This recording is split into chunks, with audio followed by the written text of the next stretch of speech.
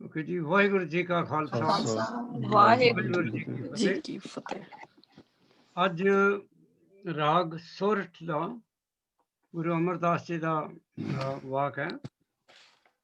Heading ਹੈ ਉਹਦਾ ਸੋਰਠ ਮਹੱਲਾ ਤੀਜਾ, ਘਰ ਪਹਿਲਾ ਤੇ ਤੁਕੀ। ਗੁਰਦੀਪ ਜੀ ਇਹਦਾ ਮਤਲਬ ਦੱਸੋਗੇ ਸਾਰੀ ਕਲਾਸ ਨੂੰ? ਜੀ ਰਾਗ ਹੈ ਜੀ, ਰਾਗ ਸੋਰਠ। ਹਾਂਜੀ। ਮਹੱਲਾ ਤੀਜਾ ਹੁੰਦਾ ਵੀ ਗੁਰੂ ਅਮਰਦਾਸ ਜੀ ਦਾ ਸ਼ਬਦ ਆ। ਘਰ ਪਹਿਲਾ ਵੀ ਜਿਹੜੀ ਤਾਲ ਆ ਉਹ ਪਹਿਲੇ ਘਰ ਦੀ ਆ, ਦੱਸਦੀ rhythm which is being used for the shabad. And tituki, there's tin tuk in every pada. ਬਿਲਕੁਲ ਠੀਕ ਹੈ ਜੋ ਤੁਸੀਂ ਕਿਹਾ ਕਿ ਜੇ ਦੇਖੀਏ ਇਹ ਅਸ਼ਟਪਦੀ ਵੈਸੇ ਆਉਂਦੀ, ਪਰ ਅਸ਼ਟਪਦੀ ਦਾ ਨਾਂ ਨਹੀਂ ਆਉਂਦਾ ਤੇ ਸ਼ੁਰੂ ਵਿੱਚ। ਇਹ ਵੀ ਠੀਕ ਹੈ, ਤੁਸੀਂ ਪੜ੍ਹਿਆ ਤੇ ਤੁਸੀਂ ਬਹੁਤ ਅੱਛਾ ਕਲਾਸ ਨੂੰ ਦੱਸ ਦਿੱਤਾ ਕਿ ਜੇ ਤੁਸੀਂ ਜਿਨੇ ਇਹ ਵਾਕ ਅੱਜ ਪੜ੍ਹਿਆ ਔਰ ਦੇਖਿਆ, ਇਹਦੇ ਵਿੱਚ 8 ਪਦੇ ਨੇ ਔਰ 8 ਪਦੇ ਨੂੰ ਸਾਡੀ ਕਲਾਸੀਫਿਕੇਸ਼ਨ ਆ ਵੀ ਇਹ ਅਸ਼ਟਪਦੀ ਹੈ। ਜਿੱਥੋਂ ਸ਼ੁਰੂ ਹੋਏ ਹੋਣਗੇ ਸਾਰੇ ਅਸ਼ਟਪਦੀਆਂ ਉੱਥੇ ਜ਼ਰੂਰ ਹੈਡਿੰਗ ਹੋਏਗਾ ਅਸ਼ਟਪਦੀ। ਇੱਕ ਅਸ਼ਟਪਦੀ ਤੇ ਕੁਐਸਚਨ ਹੈ, ਜੇ ਤੁਹਾਨੂੰ ਕਿਸੇ ਨੂੰ ਆਉਂਦਾ ਤੇ ਆਈ ਵਿਲ ਐਪਰੀਸ਼ੀਏਟ।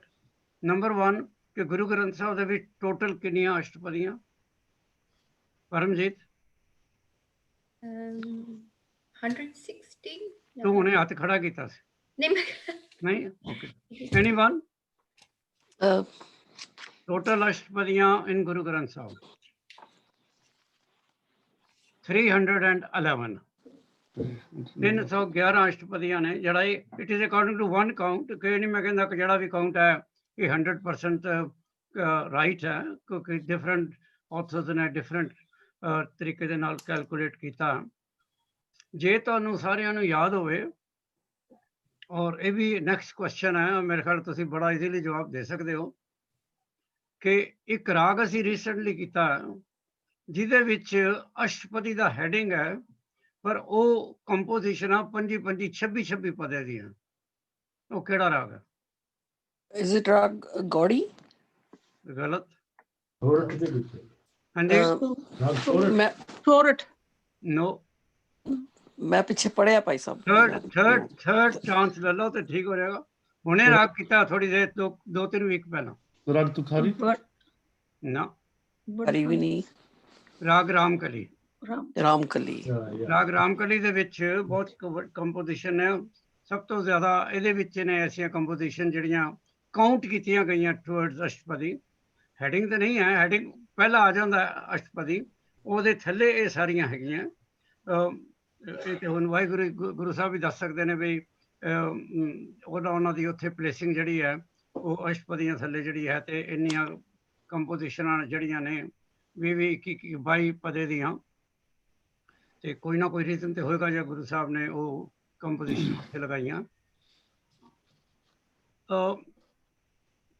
ਨਵਤੇਜ ਉਹ ਕਹਿੰਦੇ ਨੇ, ਗੁਰਦੀਪ ਨੇ ਕਿਹਾ ਵੀ ਰਾਗ ਸੋਰਠ ਰਾਗ ਹੈ, ਤੇ ਟੋਟਲ ਰਾਗ ਰਾਗਨੀਆਂ ਰਾਗਾਂ ਦੇ ਪੁੱਤਰ ਇਹ ਕਿੰਨੇ ਰਾਗ ਚੈਪਟਰ ਨੇ ਗੁਰੂ ਗ੍ਰੰਥ ਸਾਹਿਬ ਵਿੱਚ? ਤੇਰਾ ਅਨਮਿਊਟ ਕਰ, ਪਹਿਲਾਂ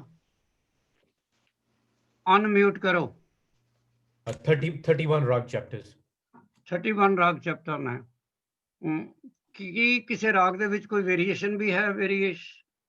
ਹਾਂਜੀ ਹੈਗੇ, ਜਿੱਦਾਂ ਰਾਗ ਗੌੜੀ ਹੋਇਆ, ਗੌੜੀ ਦੇ ਵਿੱਚ ਵੇਰੀਏਸ਼ਨ ਹੈਗੀਆਂ ਨੇ। ਆਸਾ ਦੇ ਵਿੱਚ, ਰਾਗ ਆਸਾ ਚ ਵੇਰੀਏਸ਼ਨ ਹੈਗੀਆਂ ਨੇ। ਰਫਲੀ ਟੋਟਲ ਕਾਊਂਟ ਕੀਤੀਆਂ ਤੁਸੀਂ, ਕਿੰਨੀਆਂ ਕੋ ਵੇਰੀਏਸ਼ਨ ਆਣੇ ਥਰੂ ਆਊਟ ਗੁਰੂ ਗ੍ਰੰਥ ਸਾਹਿਬ? 6 ਵੇਰੀਏਸ਼ਨ ਨੇ। ਗੁਰਦੀਪ 25 ਵੇਰੀਏਸ਼ਨਸ। 25 ਵੇਰੀਏਸ਼ਨ ਨੇ ਤੇ 6 ਡਿਫਰੈਂਟ ਰਾਗਸ ਨੇ ਹੋਰ ਫੁੱਲ ਰਾਗ ਜਿਹੜੇ ਰਾਗਾਂ ਦੇ ਵਿੱਚ ਹੀ ਆਏ ਨੇ। ਜਿਸ ਤਰ੍ਹਾਂ ਰਾਗ ਆਸਾ ਵਰੀ ਹੈ, ਰਾਗ ਆਸਾ ਦੇ ਵਿੱਚ ਉਹਨਾਂ ਨੇ ਇਨਕਲੂਡ ਕੀਤਾ ਉਹਨੂੰ। ਇਸ ਤਰ੍ਹਾਂ ਦੇ ਤੁਸੀਂ 6 ਹੈਡਿੰਗ ਕੱਢ ਸਕਦੇ ਹੋ ਰਾਗਾਂ ਦੇ। ਡਿਫਰੈਂਟ ਆਥਰਸ ਨੇ ਡਿਫਰੈਂਟ ਢੰਗ ਨਾਲ ਵੀ ਇਹਨੂੰ ਕੱਢਿਆ, ਪਰ ਜੋ ਅਸੀਂ ਕੈਲਕੂਲੇਟ ਕੀਤਾ ਕਿ 31 ਰਾਗ ਚੈਪਟਰ ਨੇ, 6 ਹੋਰ ਰਾਗ ਨੇ ਵਿਦਿਨ ਥੀਸ ਰਾਗ ਚੈਪਟਰਸ, ਔਰ ਟੋਟਲ 25 ਵੇਰੀਏਸ਼ਨਸ ਨੇ। ਸੋ ਇਹ ਤੁਸੀਂ ਟੋਟਲ ਕਿੰਨਾ ਫਿਰ ਬਣਾ ਦਿੰਦੇ ਹੋ? 62 ਇਨ ਟੋਟਲ। ਰਾਗ ਔਰ ਘਰ ਇਹਦੇ ਵਿੱਚ ਕੀ ਫਰਕ ਹੈ? ਵਜ਼ੀਰ ਜੀ ਇਹ ਰਾਗ ਘਰ ਵਿੱਚ ਰਾਗ ਨੂੰ ਗਾਉਣ ਦਾ ਤਰੀਕਾ ਕਿ ਕਿਹੜੇ ਘਰ 'ਚ ਤੁਸੀਂ ਗਾਉਣਾ। ਹਾਂਜੀ ਹਾਂਜੀ ਰਾਗ ਇਜ਼ ਬ੍ਰੌਡ ਅੰਬ੍ਰੇਲਾ, ਉਹਦੇ ਵਿੱਚ ਇੱਕ ਘਰ ਕਿੰਨੇ ਨੇ ਰਾਗ ਦੇ ਵਿੱਚ, ਕਿਹੜੇ ਘਰ 'ਚ ਗਾਉਣਾ ਹੈ। ਥੋੜਾ ਜਿਹਾ ਬਿਲਕੁਲ ਤੁਹਾਡਾ ਜਵਾਬ ਠੀਕ ਹੈ। ਬੱਚਿਆਂ ਨੂੰ ਹੋਰ ਆਸਾਨ ਕਰਨ ਵਾਸਤੇ ਜੇ ਅਸੀਂ ਕਹੀਏ ਕਿ ਰਾਗ ਕਿਹੜਾ ਹੈ, ਇਹ ਇੱਕ ਕਿਸਮ ਦਾ ਟਿਊਨ ਹੈ, ਮੈਲੋਡੀਅਸ ਟਿਊਨ ਜਿਹੜੀ ਰਾਗ ਉੱਤੇ ਬੇਸ ਹੁੰਦੀ ਹੈ। ਔਰ ਹਿੰਦੁਸਤਾਨ ਦੇ ਵਿੱਚ ਜਿਹੜੀ ਰਾਗ ਦੀ ਪਰੰਪਰਾ ਹੈ ਤੇ ਬਹੁਤ ਪੁਰਾਣੀ ਹੈ। ਕਈ ਆਥਰ ਇਹ ਵੀ ਕਹਿੰਦੇ ਨੇ ਵੀ ਇਹ ਸਾਰੀ ਸੰਗੀਤ ਦਾ ਜਿਹੜਾ ਜਨਮ ਹੈ ਲਾਰਡ ਸ਼ਿਵਾ ਤੋਂ ਹੋਇਆ। ਪਰ ਵਾਟ ਐਵਰ ਇਟ ਇਜ਼, ਰਾਗ ਜਿਹੜਾ ਤੁਸੀਂ ਕੋਈ ਵੀ ਸ਼ਬਦ ਰਾਗ 'ਚ ਪੜ੍ਹਦੇ ਹੋ, ਉਹਦੇ ਵਿੱਚ ਮੈਕਸਿਮਮ ਮੈਲੋਡੀ ਮਹਿਸੂਸ ਕੀਤੀ ਜਾ ਸਕਦੀ ਹੈ ਜੇ ਉਹ ਸ਼ਬਦ ਪ੍ਰੋਪਰ ਉਸ ਰਾਗ ਵਿੱਚ ਪੜ੍ਹਿਆ ਗਿਆ ਹੈ। ਬਾਕੀ ਜਿਸ ਤਰ੍ਹਾਂ ਉਹਨਾਂ ਨੇ ਜਿਸ ਤਰ੍ਹਾਂ ਵਜ਼ੀਰ ਜੀ ਨੇ ਕਿਹਾ ਕਿ ਘਰ ਦਾ ਮਤਲਬ ਹੈ ਕਿ ਉਸ ਘਰ ਵਿੱਚ ਉਹਨੂੰ ਗਾਉਣਾ, ਉਹ ਤਾਲ ਹੈ ਜਿਹੜਾ ਅਸੀਂ ਨਾਰਮਲੀ ਇਹਦੀ ਟ੍ਰਾਂਸਲੇਸ਼ਨ ਕਰਦੇ ਹਾਂ। ਭਾਵੇਂ ਘਰ ਦੇ ਹੋਰ ਵੀ ਕਈ ਮਤਲਬ ਨੇ ਜਿਹੜੇ ਕਿ ਰਿਸਰਚ ਸਕਾਲਰਸ ਨੇ ਇਹਦੇ ਤੇ ਪੂਰੇ ਆਰਟੀਕਲ ਲਿਖੇ ਹੋਏ ਨੇ ਕਿ ਘਰ ਦਾ ਐਕਚੁਅਲੀ ਮਤਲਬ ਕੀ ਹੈ। ਅੱਜ ਗੁਰੂ ਅਮਰਦਾਸ ਜੀ ਤੇ ਗੱਲ ਹੋ ਰਹੀ ਹੈ। ਗੁਰੂ ਅਮਰਦਾਸ ਜੀ ਦਾ ਅਸੀਂ ਗੁਰੂ ਅਮਰਦਾਸ ਜੀ ਤੋਂ ਸ਼ੁਰੂ ਕਰਾਂਗੇ ਤੇ ਇਹ ਸਾਡੀ ਜਿਹੜਾ ਕੁਐਸਚਨ ਆਨਸਰ ਜਿਹੜਾ ਇਹ ਅਸੀਂ ਬੀਬੀ ਪਰਮਜੀਤ ਤੋਂ ਸ਼ੁਰੂ ਕਰਦੇ ਹਾਂ। ਸਾਡੀ ਕਲਾਸ ਦੀ ਸਭ ਤੋਂ ਲਾਇਕ ਕੁੜੀ ਹੈ, ਯੰਗ ਕੁੜੀ ਹੈ। ਮੁਸਕਰਾ ਦੇ ਜਰਾ ਪਰਮਜੀਤ ਤੇ ਫਿਰ ਅੱਗੇ ਚਲੀਏ। ਗੁਰੂ ਅਮਰਦਾਸ ਜੀ ਕਿਹੜੀ ਉਮਰ ਦੇ ਵਿੱਚ ਗੁਰੂ ਬਣੇ ਨੇ 73, ਤੇ ਕਿੰਨੇ ਸਾਲ ਗੁਰੂ ਰਹੇ ਨੇ 22, 22 ਜਿਹੜਾ ਨੰਬਰ ਹੈ ਇਹ ਕਿਸੇ ਹੋਰ ਪਰਸਪੈਕਟਿਵ ਵਿੱਚ ਕਿਸੇ ਹੋਰ ਗੁਰੂ ਨਾਲ ਵੀ ਆਉਂਦਾ। yes, ਗੁਰੂ ਰਾਮਦਾਸ ਜੀ ਨੇ ਸੇਵਾ ਕੀਤੀ ਸੀ ਗੁਰੂ ਅਮਰਦਾਸ ਜੀ ਦੀ 22 ਸਾਲ। ਐਕਸੀਲੈਂਟ ਆਨਸਰ ਹੈ, ਐਕਸੀਲੈਂਟ ਆਨਸਰ ਹੈ। ਇਸ ਤਰ੍ਹਾਂ ਜਦੋਂ ਤੁਸੀਂ ਕ੍ਰਾਸ ਐਗਜ਼ਾਮਨ ਕਰਦੇ ਹੋ ਨਾ ਆਊਟ ਆਫ ਕੰਟੈਕਸਟ, ਫਿਰ ਤੁਹਾਨੂੰ ਪਤਾ ਲੱਗਦਾ ਵੀ ਚੀਜ਼ ਰੱਟੀ ਨਹੀਂ ਹੈ ਤੇ you can easily relate one number to another number. ਕਿ ਗੁਰੂ ਅਮਰਦਾਸ ਜੀ ਜਿਸ ਤਰ੍ਹਾਂ ਉਹਨੇ ਕਿਹਾ 63 ਈਅਰ ਦੀ ਏਜ ਗੁਰੂ ਬਣੇ ਔਰ 73 ਚ ਗੁਰੂ ਬਣੇ ਤੇ 95 ਤੱਕ ਗੁਰੂ ਰਹੇ। ਇਸ ਤਰ੍ਹਾਂ ਉਹਨਾਂ ਨੇ 22 ਸਾਲ ਉਹਨਾਂ ਦੀ ਗੁਰੂਸ਼ਿਪ ਹੈ। ਤੇ ਫਿਰ ਪਰਮਜੀਤ ਨੇ ਕਿਹਾ ਕਿ 22 ਨੰਬਰ ਇੱਕ ਹੋਰ ਵੀ ਇੰਪੋਰਟੈਂਟ ਹੈ ਕਿ ਗੁਰੂ ਰਾਮਦਾਸ ਜੀ ਨੇ ਗੁਰੂ ਅਮਰਦਾਸ ਜੀ ਦੀ ਸੇਵਾ 22 ਸਾਲ ਕੀਤੀ ਹੈ। ਗੁਰੂ ਅਮਰਦਾਸ ਜੀ ਦੀ ਜਨਮ ਸਥਾਨ ਕਿਹੜਾ, ਬਰਥ ਪਲੇਸ? ਬਾਸੇਕਰ ਠੀਕ ਹੈ, ਬਾਸਰ ਕੇ। ਤੇ ਬਾਸੇਕਰ ਕਿਹੜੀ ਜਗ੍ਹਾ ਜੋਤੀ ਜੋਤ ਸਮਾਏ ਨੇ? ਗੋਇੰਦਵਾਲ। ਗੋਇੰਦਵਾਲ ਦੇ ਨਾਲ ਹੋਰ ਕਿਹੜੇ ਗੁਰੂ ਸਾਹਿਬ ਜੁੜੇ ਨੇ? ਦਵਿੰਦਰ ਜੀ ਦੱਸ ਸਕਦੇ ਹੋ? ਗੁਰੂ ਰਾਮਦਾਸ ਜੀ, ਉਹਨਾਂ ਦੀ ਜੋਤੀ ਜੋਤ ਸਮਾਏ ਵੈਰੀ ਗੁੱਡ, ਗੁਰੂ ਰਾਮਦਾਸ ਜੀ ਜੋਤੀ ਜੋਤ ਸਮਾਏ ਨੇ ਗੋਇੰਦਵਾਲ। ਹੋਰ? ਤੇ ਗੁਰੂ ਅਰਜਨ ਦੇਵ ਜੀ ਗੋਇੰਦਵਾਲ ਜਨਮ ਲਿਆ ਉਹਨਾਂ ਨੇ। ਐਕਸੀਲੈਂਟ। ਗੋਇੰਦਵਾਲ ਦੀ ਸਥਾਪਨਾ ਕਿਹੜੇ ਗੁਰੂ ਨੇ ਕੀਤੀ ਵਿੰਦਰ ਜੀ? ਵਿੰਦਰ ਸ਼ਾਇਦ ਆਵਾਜ਼ ਪਹੁੰਚਦੀ ਹੈ ਵਿੰਦਰ ਜੀ ਤੁਹਾਨੂੰ? ਹਾਂਜੀ ਪਹੁੰਚਦੀ ਹੈ ਪਰ ਪਾਸ ਸੀ। ਅੱਛਾ ਠੀਕ। ਨਵਤੇਜ? ਹਾਂਜੀ ਗੁਰੂ ਅਮਰਦਾਸ ਜੀ ਨੇ ਗੁਰੂ ਅਮਰਦਾਸ ਜੀ ਨੇ ਗੋਇੰਦਵਾਲ ਵਸਾਇਆ। ਗੋਇੰਦਵਾਲ ਵਿੱਚ ਗੁਰੂ ਅਰਜਨ ਦੇਵ ਜੀ ਦਾ ਬਰਥ ਹੋਇਆ ਔਰ ਗੋਇੰਦਵਾਲ ਗੁਰੂ ਰਾਮਦਾਸ ਜੀ ਜੋਤੀ ਜੋਤ ਸਮਾਏ ਨੇ। ਔਰ ਗੁਰੂ ਜਿਸ ਤਰ੍ਹਾਂ ਹੁਣੇ ਕਿਹਾ ਪਰਮਜੀਤ ਨੇ, ਗੁਰੂ ਅਮਰਦਾਸ ਜੀ ਵੀ ਇੱਥੇ ਹੀ ਜੋਤੀ ਜੋਤ ਸਮਾਏ ਨੇ। ਗੁਰੂ ਅਮਰਦਾਸ ਜੀ ਦੀ ਗੁਰੂ ਅੰਗਦ ਕੋਲ ਜਦੋਂ ਵੀ ਆਏ ਨੇ ਗੁਰੂ ਅਮਰਦਾਸ ਜੀ, ਤੇ ਇਹਨਾਂ ਨੇ ਕਿੰਨੇ ਸਾਲ ਸੇਵਾ ਕੀਤੀ ਹੈ?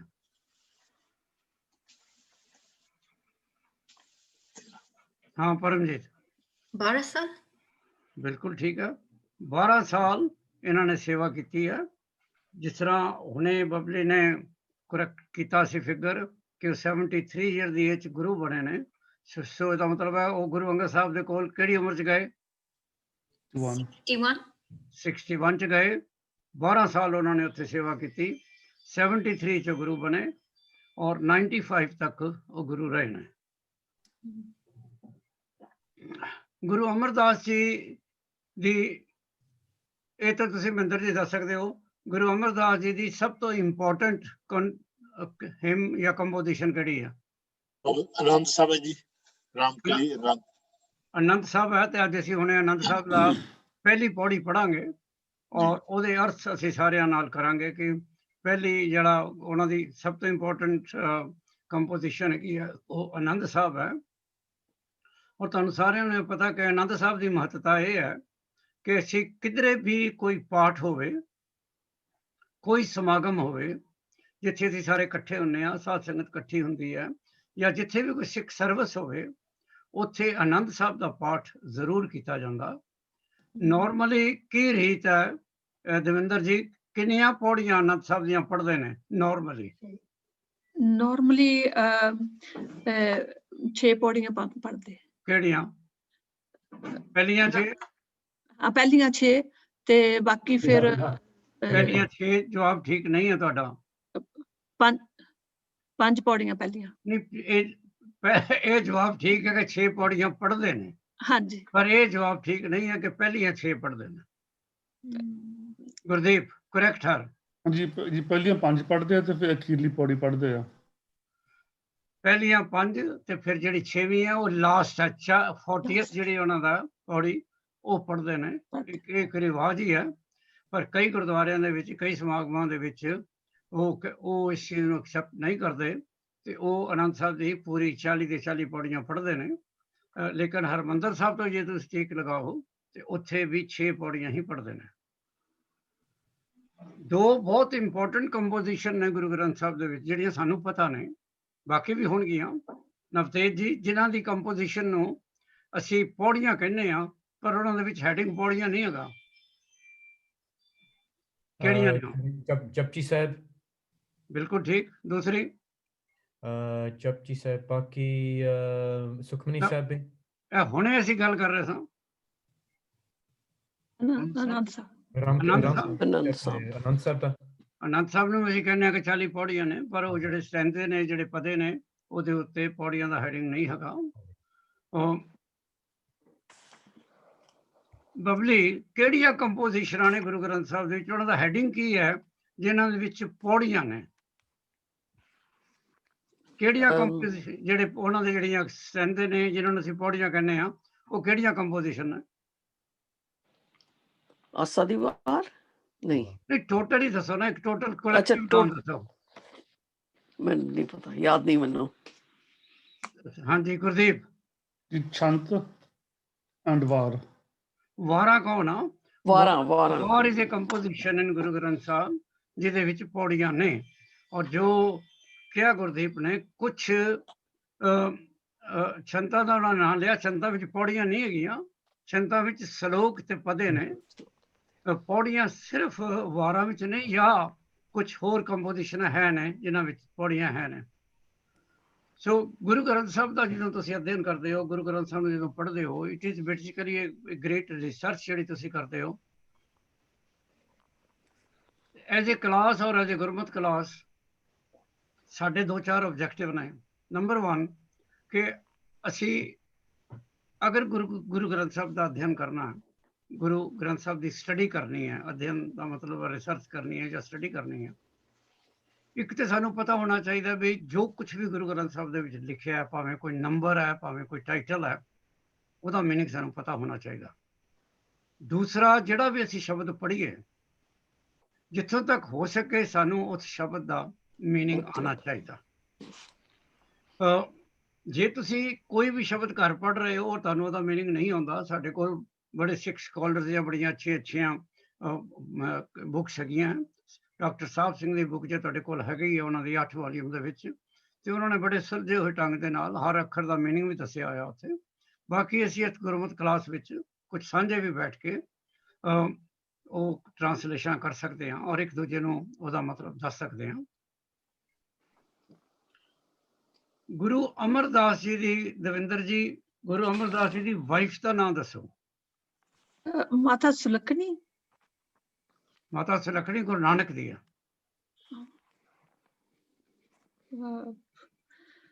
ਵਜ਼ੀਰ ਜੀ। ਮਨਸਾ ਦੇਵੀ ਜੀ। ਮਨਸਾ ਦੇਵੀ। ਮਨਸਾ ਦੇਵੀ ਗੁਰੂ ਅਮਰਦਾਸ ਜੀ ਦੀ ਵਾਈਫ ਹੈ। ਗੁਰਦੀਪ ਗੁਰੂ ਅੰਗਦ ਦੀ wife. Mother Kiwi ji. Navtej Guru Ramdas ji ਦੀ ਵਾਈਫ। ਬੀਬੀ ਭਾਨੀ। ਮਹਿੰਦਰ ਜੀ ਗੁਰੂ ਅਰਜਨ ਦੀ ਵਾਈਫ। ਗੰਗਾ ਜੀ। ਬਿਲਕੁਲ ਠੀਕ ਹੈ। ਗੁਰੂ ਹਰਗੋਬਿੰਦ ਸਾਹਿਬ ਦੀ ਵਾਈਫ ਦਾ ਨਾਮ ਦੱਸੋ ਜਿਹਦੇ ਬੱਚੇ ਗੁਰੂ ਤੇਗ ਬਹਾਦਰ ਨੇ। ਬਬਲੀ। ਨਾਨਕੀ ਨਾਨਕੀ। ਬੀਬੀ ਔਰ ਨਾਨਕੀ ਗੁਰੂ ਤੇਗ ਬਹਾਦਰ ਜੀ ਦੀ ਵਾਈਫ ਦਾ ਨਾਮ ਦੱਸੋ ਪਰਮਜੀਤ। ਗੁਜਰੀ ਸੌਰੀ ਗੁਜਰੀ।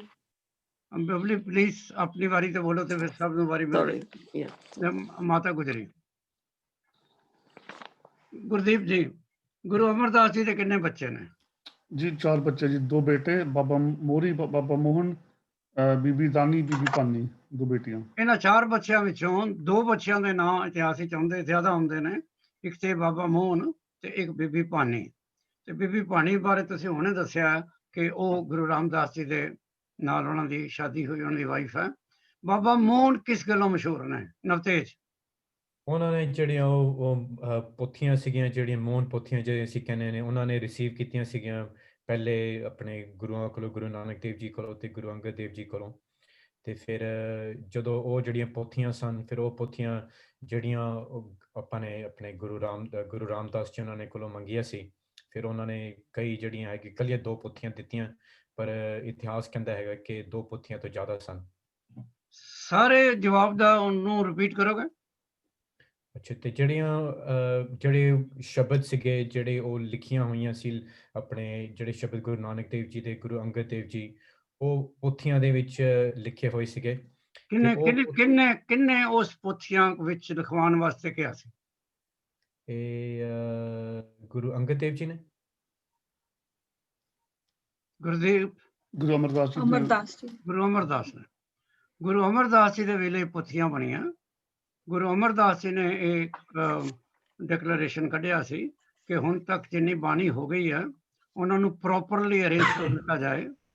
ਪਹਿਲਾਂ ਵੀ ਕਿਸੇ ਨਾ ਕਿਸੇ ਪੋਥੀ ਜਾਂ ਕਾਗਜ਼ 'ਚੋਂ ਲਿਖੀਆਂ ਹੋਣਗੀਆਂ, ਪਰ ਉਹਨਾਂ ਨੂੰ ਹੁਣ ਇਕੱਠਾ ਕਰ ਲਿੱਤਾ ਜਾਏ। ਔਰ ਉਹਨਾਂ ਨੂੰ ਬਣਾਉਣ ਵਾਸਤੇ ਕਿਹਦੀ ਡਿਊਟੀ ਲੱਗੀ ਸੀ ਪਰਮਜੀਤ? ਹੂ ਵਾਸ ਟੂ ਰਾਈਟ? ਉਹਦਾ ਗ੍ਰੇਟ ਗ੍ਰੈਂਡਸਨ ਸੀਗਾ। ਨਾਂ ਦੱਸੋ। ਸੈਸਰ। ਠੀਕ ਹੈ, ਠੀਕ ਹੈ, go on. Censor Ram. Censor Ram the duty ਲੱਗੀ ਸੀ।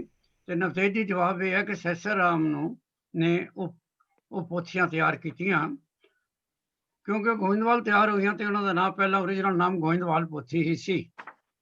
ਲੇਕਿਨ ਚੂੰਕਿ ਬਾਅਦ ਦੇ ਵਿੱਚ ਉਹ ਮੋਹਨ ਦੇ ਕੋਲ ਰਹਿ ਗਈਆਂ ਤੇ ਫਿਰ ਉਹਨਾਂ ਨੂੰ ਸਕਾਲਰਸ ਨੇ ਮੋਹਨ ਪੋਥੀਆਂ ਵੀ ਕਿਹਾ, ਪਰ ਉਹਨਾਂ ਦਾ ਓਰੀਜਨਲ ਨਾਮ ਗੋਇੰਦਵਾਲ ਪੋਥੀ ਹੀ ਹੈ।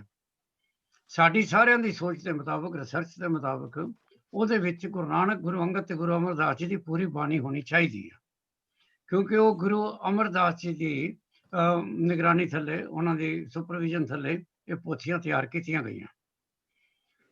ਦੂਸਰਾ ਤੁਸੀਂ ਇਹ ਕਿਹਾ ਹੈ ਕਿ ਉਹ ਪੋਥੀਆਂ ਗੁਰੂ ਰਾਮਦਾਸ ਜੀ ਦੇ ਕੋਲ ਗਈਆਂ, ਉਹਨਾਂ ਦੇ ਕੋਲ ਉਹ ਨਹੀਂ ਗਈਆਂ।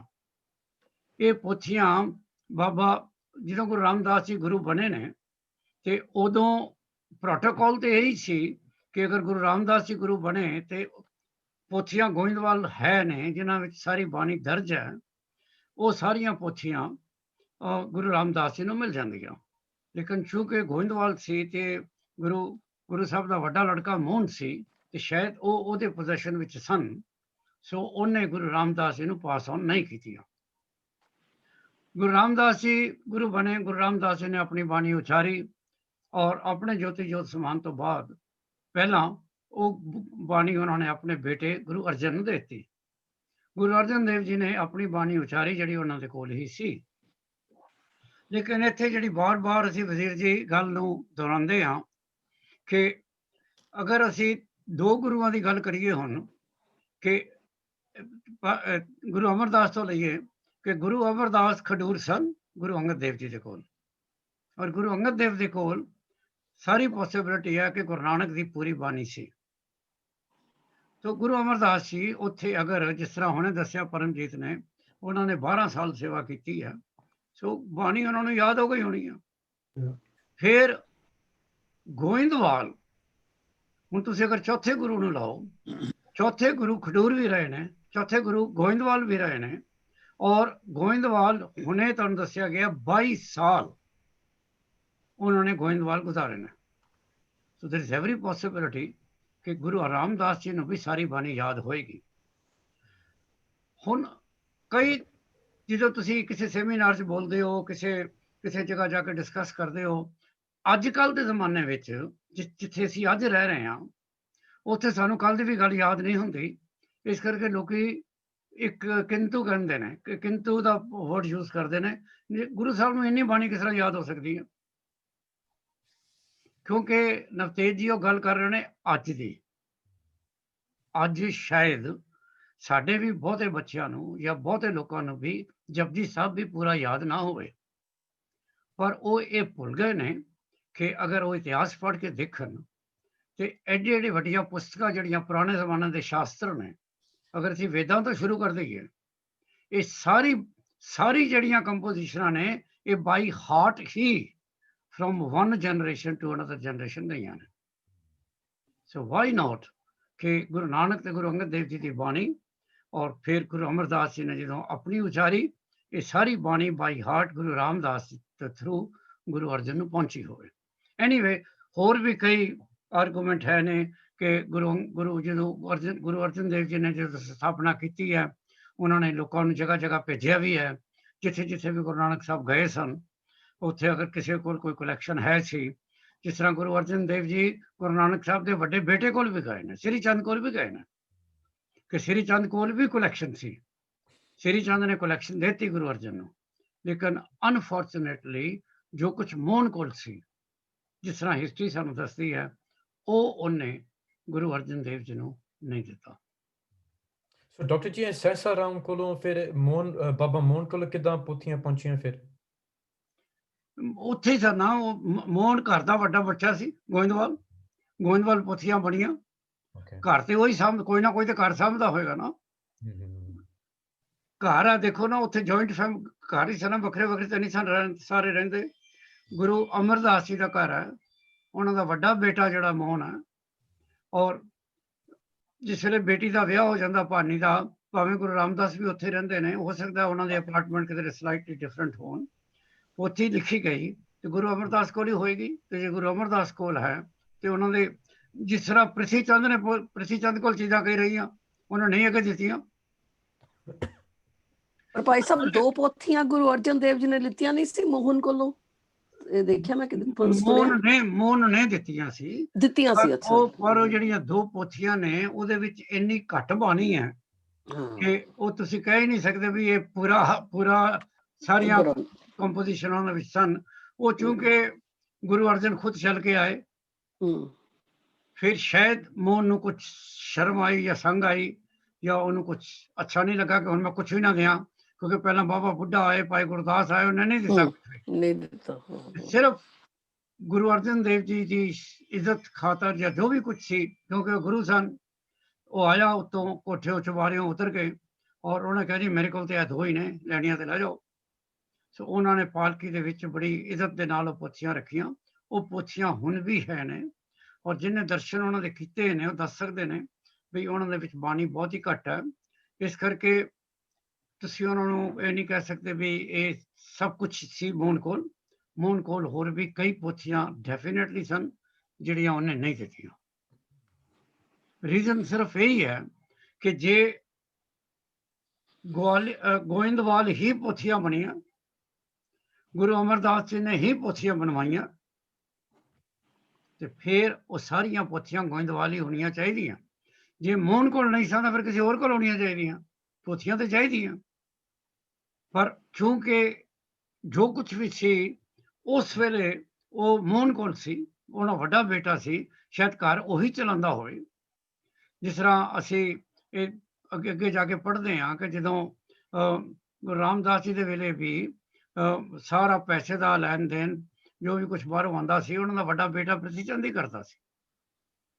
ਸੋ ਇਹ ਹੁਣ ਹਰ ਚੀਜ਼ ਤੇ ਸਾਡੇ ਕੋਲ ਉਹਦਾ ਜਵਾਬ ਨਹੀਂ ਹੈਗਾ, but this is how it is. ਕਿ ਚਲੋ ਅਸੀਂ ਹੁਣ ਪਹਿਲਾਂ ਤੇ ਅੱਜ ਦਾ ਜਿਹੜਾ ਵਾਕ ਹੈ, ਕਿਉਂਕਿ ਕਾਫੀ ਅਸ਼ਟਪਦੀ ਹੈ, ਸੋ ਨਵਤੇਜ ਨੇ ਖਾਹਿਸ਼ ਜ਼ਾਹਿਰ ਕੀਤੀ ਸੀ ਕਿ ਉਹ ਵਾਕ ਜਿਹੜਾ ਹੈ ਉਹਦੀ ਟ੍ਰਾਂਸਲੇਸ਼ਨ ਕਰਿਆ ਕਰੇਗਾ। ਤੇ ਅਗਰ ਤੁਸੀਂ 4 ਪਦਿਆਂ ਦਾ ਤੁਸੀਂ ਕਰਦੇ ਹੋ ਨਵਤੇਜ ਜੀ, ਹਾਂਜੀ ਅੱਜ ਕਰਨਾ ਕਿ ਵਜ਼ੀਰ ਜੀ ਨੂੰ ਕਹੀਏ ਕਿ ਜਨਰਲੀ ਕਰੀਏ? ਡਾਕਟਰ ਜੀ ਵਜ਼ੀਰ ਨੂੰ ਕਹਿ ਦਿਓ ਅੱਜ ਉਹ ਕਰ ਲੈਂਦੇ ਨੇ, ਤੇ ਉਹ ਤਾਂ ਮੈਂ ਕਰ ਦੇਣਾ ਵੈਸੇ, ਪਰ ਡਾਕਟਰ ਵਜ਼ੀਰ ਜੀ ਰੈਡੀ ਹੈਗੇ ਨੇ ਤਾਂ, ਕਿਉਂਕਿ ਲਾਸਟ ਵੀਕ ਆਪਾਂ ਐਗਰੀ ਕੀਤਾ ਸੀ ਡਾਕਟਰ ਕੋਈ ਨਹੀਂ, ਵਜ਼ੀਰ। ਇਸ ਤਰ੍ਹਾਂ ਕਰਦਾ ਮੈਂ ਸ਼ੁਰੂ ਕਰਦਾ ਹਾਂਜੀ ਦੋ ਮੈਂ ਕਰਨ ਦਾ ਕੋਈ ਨੋ ਪ੍ਰੋਬਲਮ। ਤੇ ਫਿਰ ਅਸੀਂ ਵਜ਼ੀਰ ਉਹਨਾਂ ਨੂੰ ਦੇ ਦਿੰਦੇ ਆ, ਠੀਕ ਹੈ। ਕਿਉਂਕਿ ਸਾਡੇ ਵਿੱਚ ਇਹ ਤੇ ਸਾਰੇ ਤੁਹਾਨੂੰ ਪਤਾ ਵੀ Wazir is best at that, so we are proud of him. ਗੱਲ ਇਸ ਸ਼ਬਦ ਦੇ ਵਿੱਚ ਗੁਰੂ ਅਮਰਦਾਸ ਜੀ ਭਗਤਾਂ ਦੀ ਕਰ ਰਹੇ ਨੇ। ਸੋ ਅਗਰ ਅਸੀਂ ਪਹਿਲਾਂ ਇਹੀ ਸਮਝ ਲਈਏ ਕਿ ਭਗਤ ਤੁਸੀਂ ਕਹਿੰਦੇ ਕਿਹਨੂੰ ਹੋ, ਕਿ ਜੇ ਪਹਿਲੀ ਲਾਈਨ ਤੁਸੀਂ ਪੜ੍ਹੋ ਕਿ ਭਗਤਾਂ ਦੀ ਸਦਾ ਤੂੰ ਰੱਖਦਾ ਆਇਆ, ਕਿ ਇਹ ਅਕਾਲ ਪੁਰਖ ਕਿ ਜੋ ਵੀ ਸੰਸਾਰ ਹੈ ਉਹਦੇ ਵਿੱਚ ਤੂੰ ਹਮੇਸ਼ਾ ਭਗਤਾਂ ਦੀ ਰੱਖਿਆ ਕੀਤੀ ਆ, ਭਗਤਾਂ ਦੇ ਤੂੰ ਨਾਲ ਹਮੇਸ਼ਾ ਖੜਾ ਰਿਹਾ। ਹੁਣ ਇਹ ਭਗਤ ਕਿਹਨੂੰ ਕਹਿੰਦੇ ਹੋ ਤੁਸੀਂ ਦਵਿੰਦਰ? ਹਾਂਜੀ, ਭਗਤ ਉਹ ਕਿ ਜੋ ਪਰਮਾਤਮਾ ਦੇ ਨਾਲ ਬਹੁਤ ਪਿਆਰ ਕਰਦਾ ਆ, ਪਰਮਾਤਮਾ ਨੂੰ ਦੀ ਭਗਤੀ ਕਰਦਾ ਆ। ਅਸੀਂ ਸਾਰੇ ਭਗਤ ਹੈਗੇ ਆ ਕਿ ਨਹੀਂ? ਅਸੀਂ ਕੋਸ਼ਿਸ਼ ਕਰਦੇ ਹਾਂ ਬਣਨ ਦੀ। ਨਹੀਂ, ਪਰ ਕਿਸ ਤਰ੍ਹਾਂ ਪਤਾ ਲੱਗੇਗਾ ਕਿ ਅਸੀਂ ਭਗਤ ਬਣ ਗਏ ਆ? ਅਸੀਂ ਸਾਰੇ ਇਕੱਠੇ ਬੈਠ ਕੇ ਗੱਲਾਂ ਕਰਦੇ ਹਾਂ, ਪਰਮਾਤਮਾ ਦੀਆਂ ਗੱਲਾਂ ਕਰਦੇ ਹਾਂ, ਪਰਮਾਤਮਾ ਦੀ ਉਸਤਤ ਸੋ ਕਰਦੇ ਅਗਰ ਹਾਂ। ਤੁਸੀਂ ਪਰਮਾਤਮਾ ਦੀ ਗੱਲਾਂ ਕਰਦੇ ਹੋ ਤਾਂ ਤੁਸੀਂ ਭਗਤ ਹੈਗੇ ਹੋ। ਭਗਤ ਦੀ ਡੈਫੀਨੇਸ਼ਨ ਇਹੀ ਹੈ ਨਾ। ਦੇਖੋ, ਇੱਕ ਇਨਸਾਨ ਦੇ ਕਈ ਰੋਲ ਨੇ। ਤੁਸੀਂ ਇਸ ਵੇਲੇ ਅਗਰ ਇੱਥੇ ਬੈਠੇ ਹੋ ਤੇ ਗੁਰਮਤ ਕਲਾਸ ਹੈ ਤੇ ਤੁਸੀਂ ਸਟੂਡੈਂਟ ਹੋ। ਜਿਸ ਵੇਲੇ ਤੁਸੀਂ ਆਰਮੀ 'ਚ ਹੋ ਤੇ ਇੱਕ ਸੋਲਜਰ ਹੋ। ਗੁਰਦੁਆਰੇ ਬੈਠੇ ਹੋ ਤੇ ਕੌਨਗਰੀਗੇਸ਼ਨ ਦਾ ਸੰਗਤ ਦਾ ਹਿੱਸਾ ਹੋ। ਬੰਦੇ ਉਹੀ ਹੈ, ਉਹਨਾਂ ਦੇ ਨਾਂ ਡਿਫਰੈਂਟ ਹੋ ਜਾਂਦੇ ਨੇ ਕਿ ਕਿਹੜੀ ਜਗ੍ਹਾ ਉਹ ਬੈਠੇ ਨੇ। ਭਗਤ ਉਹੀ ਹੈ ਜਿਹੜਾ ਕਿ ਵਾਹਿਗੁਰੂ ਦਾ ਨਾਂ ਲੈਂਦਾ, ਭਾਵੇਂ ਇਕੱਲਾ ਲੈਂਦਾ, ਭਾਵੇਂ ਉਹ ਸੰਗਤ ਵਿੱਚ ਬੈਠ ਕੇ ਲੈਂਦਾ। ਗੁਰੂ ਸਾਹਿਬ ਦੇ ਕਹਿਣ ਦਾ ਮਤਲਬ ਇਹ ਹੈ ਕਿ ਜਿਹੜੇ ਬੰਦੇ ਰੱਬ ਦੇ ਨਾਲ ਜੁੜੇ ਹੋਏ ਨੇ, ਰੱਬ ਦਾ ਨਾਂ ਲੈਂਦੇ ਨੇ। ਮੈਂ ਨਹੀਂ ਕਹਾਂਗਾ ਰੱਬ ਤੋਂ ਡਰਦੇ ਨੇ, ਕਿਉਂਕਿ ਰੱਬ ਦੇ ਨਾਲ ਪਿਆਰ ਕਰਦੇ ਨੇ। ਰੱਬ ਕੋਲੋਂ ਡਰ ਕਾਹਦਾ? ਰੱਬ ਜਿਹਨੂੰ ਤੁਸੀਂ ਪਿਆਰ ਕਰਦੇ ਹੋ ਉਹਦੇ ਕੋਲ ਡਰਨ ਦੀ ਲੋੜ ਤੇ ਹੈ ਹੀ ਨਹੀਂ। ਸੋ ਮੇਰੇ ਖਿਆਲ ਹੈ ਇਸ ਵੇਲੇ ਜਿੰਨੇ ਤੁਸੀਂ ਬੈਠੇ ਹੋ ਸਾਰੇ ਰੱਬ ਦੇ ਭਗਤ ਨੇ, ਤੇ ਉਹ ਇਹੀ ਕਹਿ ਰਹੇ ਨੇ ਕਿ ਜਿਹੜੇ ਰੱਬ ਦੇ ਭਗਤ ਨੇ ਉਹਨੂੰ ਪਰਮਾਤਮਾ ਹਮੇਸ਼ਾ ਉਹਦੀ ਰੱਖਿਆ ਕਰਦਾ। ਦਵਿੰਦਰ ਜੀ, ਜਿਹੜਾ ਤੁਸੀਂ ਇੱਥੇ ਵਰਡ ਕਹੇ ਨਾ, ਇੱਕ ਧਿਆਨ ਦੇ ਨਾਲ ਦੇਖੋ, ਇੱਕ ਸਾਡਾ ਸਰੀਰ ਹੈ, ਸਰੀਰ ਦਾ ਤੇ ਰੱਬ ਦੇ ਨਾਲ ਕੋਈ ਤਲਕ ਹੈ ਨਹੀਂ। ਸਰੀਰ ਜਿਹੜਾ ਹੈ ਉਹ ਦੁਨਿਆਵੀ ਕੰਮਾਂ ਵਾਸਤੇ, ਹੱਥ ਪੈਰ ਅੱਖਾਂ, ਜੋ ਕੁਝ ਅਸੀਂ ਖਾਣਾ ਪੀਣਾ ਕਰਨਾ। ਸਾਡੇ ਅੰਦਰ ਇੱਕ ਰੂਹ ਹੈ ਜਿਹੜੀ ਰੱਬ ਦੇ ਨਾਲ ਜੁੜੀ ਹੋਈ ਹੈ। ਰੱਬ ਦਾ ਜਿਹੜਾ ਤੁਸੀਂ ਕਹਿੰਦੇ ਨਾ ਰੱਬ ਸਾਡੇ ਅੰਦਰ ਵਸਦਾ ਹੈ, ਉਹ ਰੂਹ ਹੀ ਹੈ ਜਿਹੜੀ ਰੱਬ ਦੀ ਜਿਹੜੇ ਸਾਡੇ ਅੰਦਰ ਹੈ। ਸੋ ਅਗਰ ਅਸੀਂ ਉਸ ਰੂਹ ਨੂੰ, ਉਸ ਸੋਲ ਨੂੰ ਗੁਰੂ ਨਾਨਕ ਦੇ ਚਰਨਾਂ ਵਿੱਚ ਰੱਖਿਆ ਹੋਇਆ ਤਾਂ ਅਸੀਂ ਭਗਤ ਹਾਂ। ਤੇ ਜੇ ਅਸੀਂ ਉਸ ਰੂਹ ਨੂੰ ਪਰਮਾਤਮਾ ਦੇ ਚਰਨਾਂ ਵਿੱਚ ਨਹੀਂ ਰੱਖਿਆ, ਗੁਰੂ ਨਾਨਕ ਦੇ ਚਰਨਾਂ ਵਿੱਚ ਨਹੀਂ ਰੱਖਿਆ, ਤਾਂ ਫਿਰ ਅਸੀਂ ਭਗਤ ਨਹੀਂ।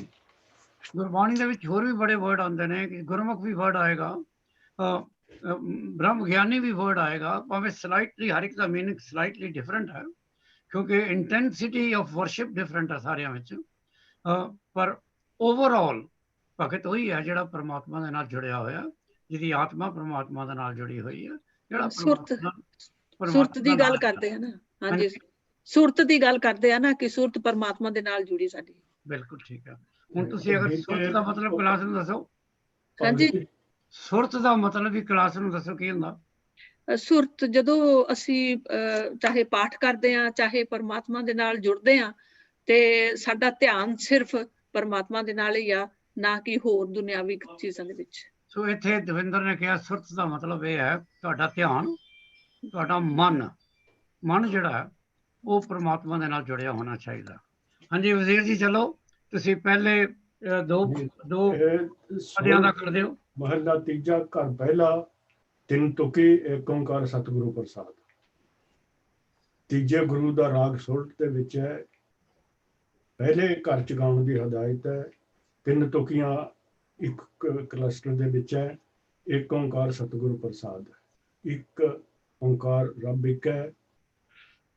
ਮੈਂ ਇਹ ਜਿਹੜਾ ਸਤਿਗੁਰੂ ਪ੍ਰਸਾਦ ਇਹਦੇ ਮਤਲਬ ਹੋਰ ਕਰਦਾ ਕਿ ਉਹੀ ਸਤਿਗੁਰੂ ਹੈ, ਉਹੀ ਓੰਕਾਰ, ਉਹੀ ਪ੍ਰਸਾਦ ਹੈ। ਭਗਤਾਂ ਦੀ ਸਦਾ ਤੂੰ ਰੱਖਦਾ ਹਰ ਜੀਓ, ਤੁਰ ਤੋਂ ਰੱਖਦਾ ਆ। ਤੂੰ ਤੁਰ ਤੋਂ ਹੀ, ਜਦੋਂ ਤੋਂ ਸ੍ਰਿਸ਼ਟੀ ਬਣੀ ਹੈ, ਤੁਰ ਤੋਂ ਤੂੰ ਭਗਤਾਂ ਦੀ ਰੱਖਦਾ ਆਏਗਾ, ਹਰ ਟਾਈਮ ਉਹਨਾਂ ਦੀ ਰੱਖਿਆ ਕਰਦਾ ਆਏਗਾ, ਉਹਨਾਂ ਨੂੰ ਸਹਾਰਾ ਦਿੰਦਾ ਆਏਗਾ।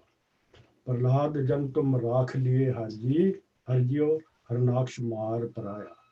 ਜਿੱਦਾਂ ਪ੍ਰਹਲਾਦ ਭਗਤ ਨੂੰ ਤੈਂ ਉਸ ਦੇ ਬਾਪ ਹਰਨਾਕਸ਼ ਦੇ ਕੋਲੋਂ ਬਚਾਇਆ ਹੈ, ਉਹਦੀ ਰੱਖਿਆ ਕੀਤੀ ਹੈ, ਉਹਨੂੰ ਤੇ ਹਰਨਾਕਸ਼ ਮਾਰਤਿਆ, ਪਰ ਪ੍ਰਹਲਾਦ ਨੂੰ ਜਿਉਂਦਾ ਰੱਖਿਆ, ਪ੍ਰਹਲਾਦ ਦੀ ਰੱਖਿਆ ਕੀਤੀ। ਗੁਰਮੁਖਾਂ ਨੂੰ ਪ੍ਰਤੀਤ ਹੈ ਹਰ ਜਿਉ ਮਨਮੁਖ ਪਰਮ ਭੁਲਾਇਆ। ਗੁਰਮੁਖਾਂ ਨੂੰ ਤੇਰੀ ਸ਼ਰਧਾ ਹੈ, ਹਰ ਜਿਉ ਮਨਮੁਖ ਭਰਮ ਭੁਲਾਇਆ। ਤੇ ਜਿਹੜੇ ਮਨਮੁਖ ਹੈ ਉਹ ਭਰਮਾਂ ਦੇ ਵਿੱਚ, ਦੁਬਿਧਾ ਦੇ ਵਿੱਚ ਫਿਰ ਭੁੱਲਦੇ ਫਿਰਦੇ ਰਹਿੰਦੇ ਨੇ। ਚਲੋ ਇੱਥੇ ਵਜ਼ੀਰ ਜੀ ਅਸੀਂ ਖੜੇ ਪੌਜ਼ ਕਰਦੇ ਹਾਂ। ਪਹਿਲਾ ਪਤਾ ਹੋਇਆ, ਇਹਦੇ ਵਿੱਚ ਕੁਝ ਹਿਸਟੋਰੀਕਲ ਫਿਗਰ ਵੀ ਆਈ ਹੈ ਤੇ ਕੁਝ ਜਨਰਲ ਲਿਟਰਰੀ ਵਰਡ ਵੀ ਆਏ ਨੇ। ਇੱਥੇ ਭਗਤ ਪ੍ਰਹਲਾਦ ਦਾ ਨਾਂ ਆਇਆ ਤੇ ਹਰਨਾਕਸ਼ ਦਾ ਨਾਂ ਆਇਆ। ਮੇਰਾ ਆਪਣਾ ਖਿਆਲ ਹੈ ਕਿ ਤੁਹਾਨੂੰ ਸਾਰਿਆਂ ਨੂੰ ਪ੍ਰਹਲਾਦ ਤੇ ਹਰਨਾਕਸ਼ ਦੀ ਸਟੋਰੀ ਬਾਰੇ ਪਤਾ ਹੋਏਗਾ। ਪਰਮਜੀਤ, ਤੈਨੂੰ ਪ੍ਰਹਲਾਦ ਤੇ ਹਰਨਾਕਸ਼ ਦੀ ਸਟੋਰੀ ਆਉਂਦੀ? ਯੈਸ ਜਾਂ ਨੋ ਬੋਲ। ਨਹੀਂ ਆਉਂਦੀ? ਬਬਲੀ? ਹਰਨਾਕਸ਼ ਜਿਹੜਾ ਰਾਖਸ਼ ਹੁੰਦਾ ਹੈ, ਉਹੀ ਇਹਦਾ ਮਤਲਬ ਤੁਹਾਨੂੰ ਵੀ ਨਹੀਂ ਆਉਂਦੀ? ਕੋਈ ਗੱਲ ਨਹੀਂ, ਨਹੀਂ ਆਉਂਦੀ ਤਾਂ ਕੋਈ ਹਰਜ ਨਹੀਂ। ਹਰਨਾਕਸ਼ ਮਹਿੰਦਰ ਜੀ, ਤੁਹਾਨੂੰ ਆਉਂਦੀ ਆ? ਹਾਂਜੀ, ਪਰ ਤੁਸੀਂ ਸੁਣਾਓ ਡਾਕਟਰ, ਤੁਸੀਂ ਦੱਸੋ ਜਰਾ ਉੱਚੀ ਬੋਲੋ। ਹਾਂਜੀ, ਤੁਸੀਂ ਐਕਸਪਲੇਨ ਕਰੋ ਜੀ ਪੂਰਾ। ਪ੍ਰਹਲਾਦ ਤੇ ਹਰਨਾਕਸ਼ ਦੀ, ਹਰਨਾਕਸ਼ ਕੌਣ ਸੀ? ਇੱਕ ਰਾਜਾ ਸੀ ਜੀ। ਆਕਸ਼ ਪ੍ਰਹਲਾਦ ਦਾ ਪਿਓ ਸੀ। ਫਾਦਰ ਸੀਗਾ। ਪ੍ਰਹਲਾਦ ਦਾ ਫਾਦਰ ਸੀ। ਉਹ ਨਹੀਂ ਸੀ ਜਿਹੜਾ ਤੂੰ ਕਹਿ ਰਹੀ ਹੈ ਰਾਕਸ਼, ਰਾਖਸ਼ ਨਹੀਂ ਸੀ।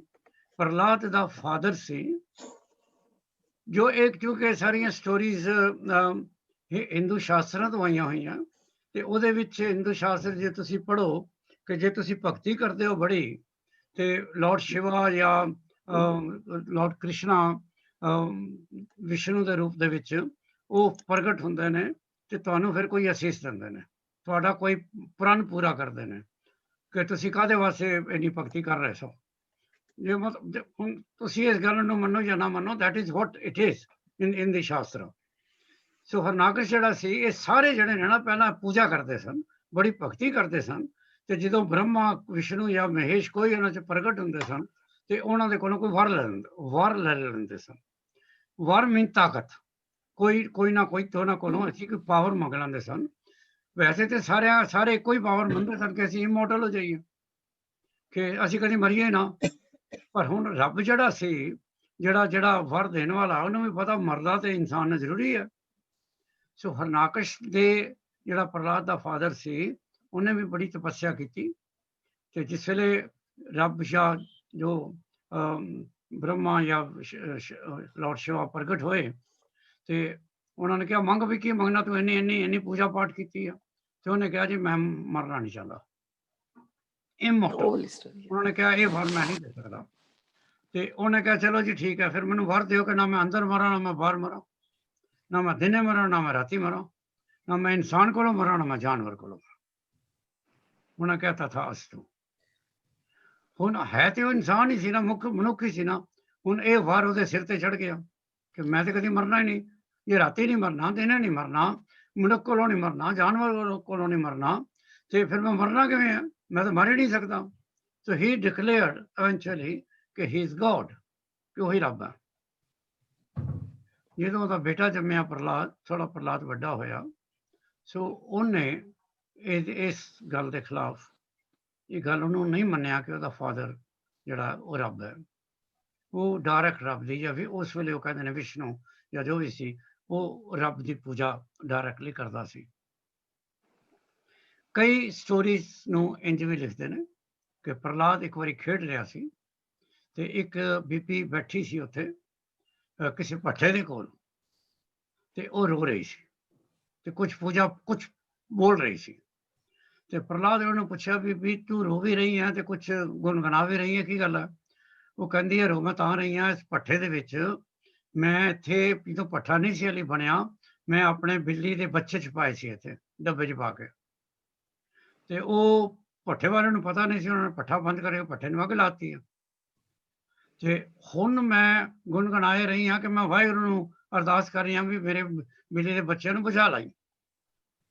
ਉਹ ਕਹਿੰਦਾ, ਉਹ ਛੋਟਾ ਬੱਚਾ ਸੀ ਉਦੋਂ ਪ੍ਰਹਲਾਦ, ਉਹ ਕਹਿੰਦਾ ਤੂੰ ਮਤਲਬ ਮੇਰੇ ਪਿਓ ਨੂੰ ਅਰਦਾਸ ਕਰ ਰਹੀ ਹੈ? ਉਹ ਤਾਂ ਇਹੀ ਸਮਝਦਾ ਸੀ ਨਾ ਮੇਰਾ ਪਿਓ ਗੁਰੂ ਹੈ, ਮੇਰਾ ਪਿਓ ਵਾਹਿਗੁਰੂ ਹੈ, ਜੋ ਉਹਨੂੰ ਤਾਲੀਮ ਮਿਲੀ ਸੀ। ਤੇ ਉਹਨੇ ਬੀਬੀ ਨੇ ਉਹਨੂੰ ਦੱਸਿਆ ਤੇਰਾ ਫਾਦਰ ਵਾਹਿਗੁਰੂ ਨਹੀਂ ਹੈ, ਉਹਨੇ ਵਾਹਿਗੁਰੂ ਕੋਲੋਂ ਤਾਕਤ ਲਈ ਹੈ, ਵਾਹਿਗੁਰੂ ਉੱਪਰ ਰਹਿੰਦਾ, ਉੱਪਰ ਕਿਧਰੇ, ਤੇ ਮੈਂ ਉਹਨੂੰ ਕਹਿ ਰਹੀ ਹਾਂ। ਉਹ ਕਹਿੰਦਾ ਫਿਰ ਤੇਰੀ ਵਾਹਿਗੁਰੂ ਤੇਰੀ ਅਰਦਾਸ ਸੁਣ ਲਏਗਾ? ਉਹ ਕਹਿੰਦੀ ਮੈਂ ਦਿਲੋਂ ਮੇਰੀ ਅਰਦਾਸ ਲਿਖ ਲੇਗੀ ਤੇ ਮੈਨੂੰ ਯਕੀਨ ਹੈ ਕਿ ਮੇਰਾ ਵਾਹਿਗੁਰੂ ਸੁਣੇਗਾ। ਔਰ ਕਹਿੰਦੇ ਨੇ ਇੰਝ ਹੀ ਹੋਇਆ। ਪ੍ਰਹਲਾਦ ਵੀ ਉੱਥੇ ਬੈਠਾ ਜਿਸ ਵੇਲੇ ਪੱਠਾ ਖੁੱਲਣਾ ਸੀ, ਪੱਠਾ ਖੁੱਲਿਆ ਔਰ ਬਿੱਲੀ ਦੇ ਬੱਚੇ ਮਿਆਉ ਮਿਆਉ ਮਿਆਉ ਕਰਦੇ ਜਿਉਂਦੇ ਜਾਗਦੇ ਬਾਹਰ ਆ ਗਏ। ਉਸ ਦਿਨ ਤੋਂ ਪ੍ਰਹਲਾਦ ਨੂੰ ਯਕੀਨ ਹੋ ਗਿਆ ਕਿ there is a power beyond his father, up above in the skies, ਜਿਹੜੀ ਕਿ ਵਾਹਿਗੁਰੂ ਹੈ। ਉਸ ਤੋਂ ਬਾਅਦ ਉਹਨੇ ਫਿਰ ਰੱਬ ਦਾ ਪ੍ਰਚਾਰ ਕੀਤਾ। ਨੈਚੁਰਲੀ ਟੂ ਕੱਟ ਦੀ ਸਟੋਰੀ ਸ਼ਾਰਟ, ਉਹਦਾ ਫਾਦਰ ਦੇ ਨਾਲ ਆਰਗੂਮੈਂਟ ਹੋ ਗਿਆ, ਕਲੈਸ਼ ਹੋ ਗਏ, ਦੋ ਵਿਊਜ਼। ਉਹ ਕਹਿੰਦਾ ਸੀ ਰੱਬ ਮੈਂ ਆ, ਸਾਰੇ ਪਿੰਡ ਨੂੰ ਸ਼ਹਿਰ ਨੂੰ ਉਹਨੇ ਇਹੀ ਖਬਰ ਫੈਲਾਈ ਸੀ। ਤੇ ਹੁਣ Prahlad the point of view ਹੋਰ ਸੀ ਕਿ ਰੱਬ ਤੇ ਉਹ ਹੈ, ਮੇਰਾ ਫਾਦਰ ਰੱਬ ਦਾ ਭਗਤ ਹੋ ਸਕਦਾ ਪਰ ਰੱਬ ਨਹੀਂ ਹੋ ਸਕਦਾ। ਸੋ ਅਗਰ ਕਿਸੇ ਦਾ ਬੇਟਾ ਹੀ ਉਹਦੇ ਖਿਲਾਫ ਹੋ ਜਾਏ ਤੇ ਉਹ ਪ੍ਰਚਾਰ ਉਹਦੇ ਉਲਟ ਕਰੇ ਤੇ there is every possibility ਕਿ ਉਹਦੀ ਜਿਹੜੀ ਪਪੂਲੈਰਿਟੀ ਹੈ ਰਾਕੇਸ਼ ਦੀ ਉਹ ਘਟ ਜਾਏਗੀ ਜਾਂ ਖਤਮ ਹੋ ਜਾਏਗੀ। ਸੋ ਉਹਨੇ ਵਜ਼ੀਰਾਂ ਨਾਲ ਸਲਾਹ ਕੀਤੀ ਕਿ ਹੁਣ ਕੀ ਕਰੀਏ। ਉਹ ਕਹਿੰਦੇ ਜੀ ਦੇਖੋ ਭਾਵੇਂ ਤੁਹਾਡਾ ਬੇਟਾ ਹੈ ਪਰ ਫਿਰ ਇਹਨੂੰ ਤੇ ਐਲੀਮੀਨੇਟ ਕਰਨਾ ਚਾਹੀਦਾ, ਇਹਨੂੰ ਮਾਰ ਦੇਣਾ ਚਾਹੀਦਾ। ਸੋ ਫਿਰ ਉਹਨਾਂ ਨੇ ਇਤਿਹਾਸ ਚਾਹੁੰਦਾ ਕਿੰਨੇ ਹੀ ਤਰੀਕੇ ਅਜ਼ਮਾਏ ਉਹਨੂੰ ਮਾਰਨ ਦੇ। ਲਾਸਟ ਜਿਹੜਾ ਗੁਰਬਾਣੀ 'ਚ ਵੀ ਆਉਂਦਾ, ਉਹਨੂੰ ਇੱਕ ਥੰਬ ਦੇ ਨਾਲ ਬੰਨਿਆ ਔਰ ਥੰਬ ਦੇ ਵਿੱਚ ਉਸ ਵੇਲੇ ਇਲੈਕਟ੍ਰਿਕ ਤਾਂ ਨਹੀਂ ਸੀ ਹੁੰਦੀ, ਥੰਬ ਨੂੰ ਗਰਮ ਕਰਤਾ ਜਾਂ ਜੋ ਵੀ ਕੁਝ ਕਰਤਾ, ਉਸ ਥੰਬ ਨੂੰ ਪਾੜ ਕੇ ਫਿਰ ਵਾਹਿਗੁਰੂ ਪ੍ਰਗਟ ਹੋਇਆ ਔਰ ਉਹਨੇ ਪ੍ਰਹਲਾਦ ਨੂੰ ਬਚਾਇਆ। ਸੋ ਪ੍ਰਹਲਾਦ ਦੀ ਭਗਤੀ ਤੇ ਜਿਹੜਾ ਕੌਣ ਸੀ ਜੀ ਦੂਜਾ ਜਿਹੜਾ ਸਿਤਾਰਾ ਬਣ ਗਿਆ ਨਰਸਿੰਘ, ਦੋ ਦਾ ਨਾਮ ਗੁਰਬਾਣੀ ਚ ਆਉਂਦਾ, ਧਰੁਵ ਤੇ ਪ੍ਰਹਲਾਦ, ਇਹਨਾਂ ਦੀ ਭਗਤੀ। ਸੋ ਉਹ ਇਸ ਵੇਲੇ ਉਹਦੇ ਫਾਦਰ ਦੇ ਬੇਟੇ ਦਾ ਨਾਂ ਹੀ ਹੈ ਜਿਹੜਾ ਇਹਨਾਂ ਨੇ ਪੜ੍ਹਿਆ। ਦੂਜਾ ਜਿਹੜਾ ਵਰਡ ਜਿਹੜਾ ਆਇਆ, ਜਿਹੜਾ ਤੁਹਾਨੂੰ ਸਮਝਣ ਦੀ ਲੋੜ ਹੈ, ਇੱਕ ਵਰਡ ਹੈ ਗੁਰਮੁਖ, ਇੱਕ ਵਰਡ ਹੈ ਮਨਮੁਖ। ਜਿਸ ਤਰ੍ਹਾਂ ਅਸੀਂ ਦਵਿੰਦਰ ਜੀ ਹੁਣੇ ਗੱਲ ਕੀਤੀ ਸੀ ਭਗਤ ਦੀ, ਤੇ ਉਸ ਵੇਲੇ ਵੀ ਮੈਂ ਗੁਰਮੁਖ ਤੇ ਮਨਮੁਖ ਦਾ ਨਾਂ ਲਿਆ ਸੀ। ਲਿਟਰਲ ਮੀਨਿੰਗ ਤੇ ਇਹ ਹੈ ਗੁਰਮੁਖ ਜਿਹਦਾ ਮੂੰਹ ਗੁਰੂ ਵੱਲ ਹੋਵੇ ਤੇ ਮਨਮੁਖ ਜਿਹਦੀ ਪਿੱਠ ਗੁਰੂ ਵੱਲ ਹੋਵੇ। ਸੋ ਐਕਚੁਅਲੀ ਜੇ ਤੁਸੀਂ ਇਹਦਾ ਲਿਟਰਲ ਹੁਣ ਮੀਨਿੰਗ ਲਾਓਗੇ ਤੇ ਗੁਰਮੁਖ ਹੋਈ ਹੈ ਜਿਹੜਾ ਵਾਹਿਗੁਰੂ ਵਿੱਚ ਯਕੀਨ ਕਰਦਾ ਹੋਵੇ, ਭਗਤ ਹੀ ਹੋਇਆ। ਤੇ ਮਨਮੁਖ ਉਹ ਹੈ ਜਿਹੜਾ ਵਾਹਿਗੁਰੂ ਵਿੱਚ ਯਕੀਨ ਨਹੀਂ ਕਰਦਾ।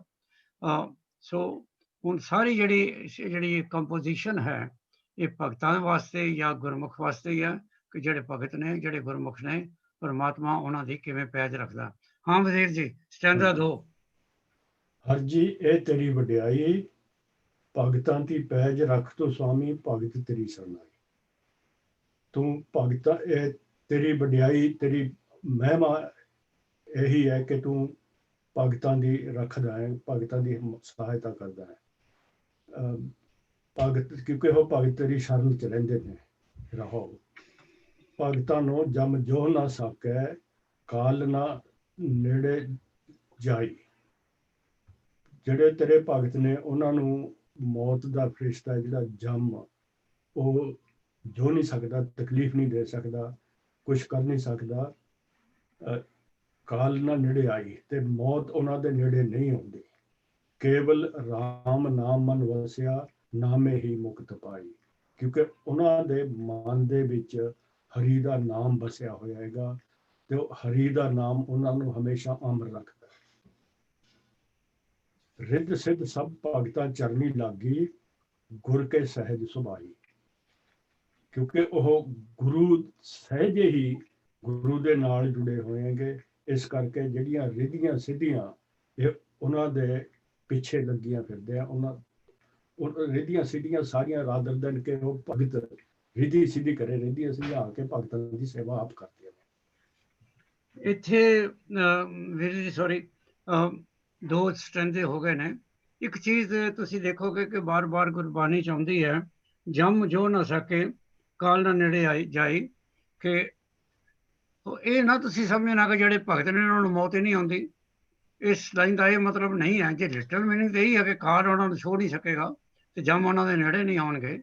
ਜੰਮ ਉਹੀ ਨੇ ਜਦੋਂ ਤੁਸੀਂ ਸਵਾਦ ਛੱਡਦੇ ਹੋ ਤੇ ਤੁਹਾਡੀ ਰੂਹ ਨੂੰ ਜਿਹੜੇ ਰਸਤਾ ਦਿਖਾਉਣ ਆਉਂਦੇ ਨੇ ਇੱਥੇ।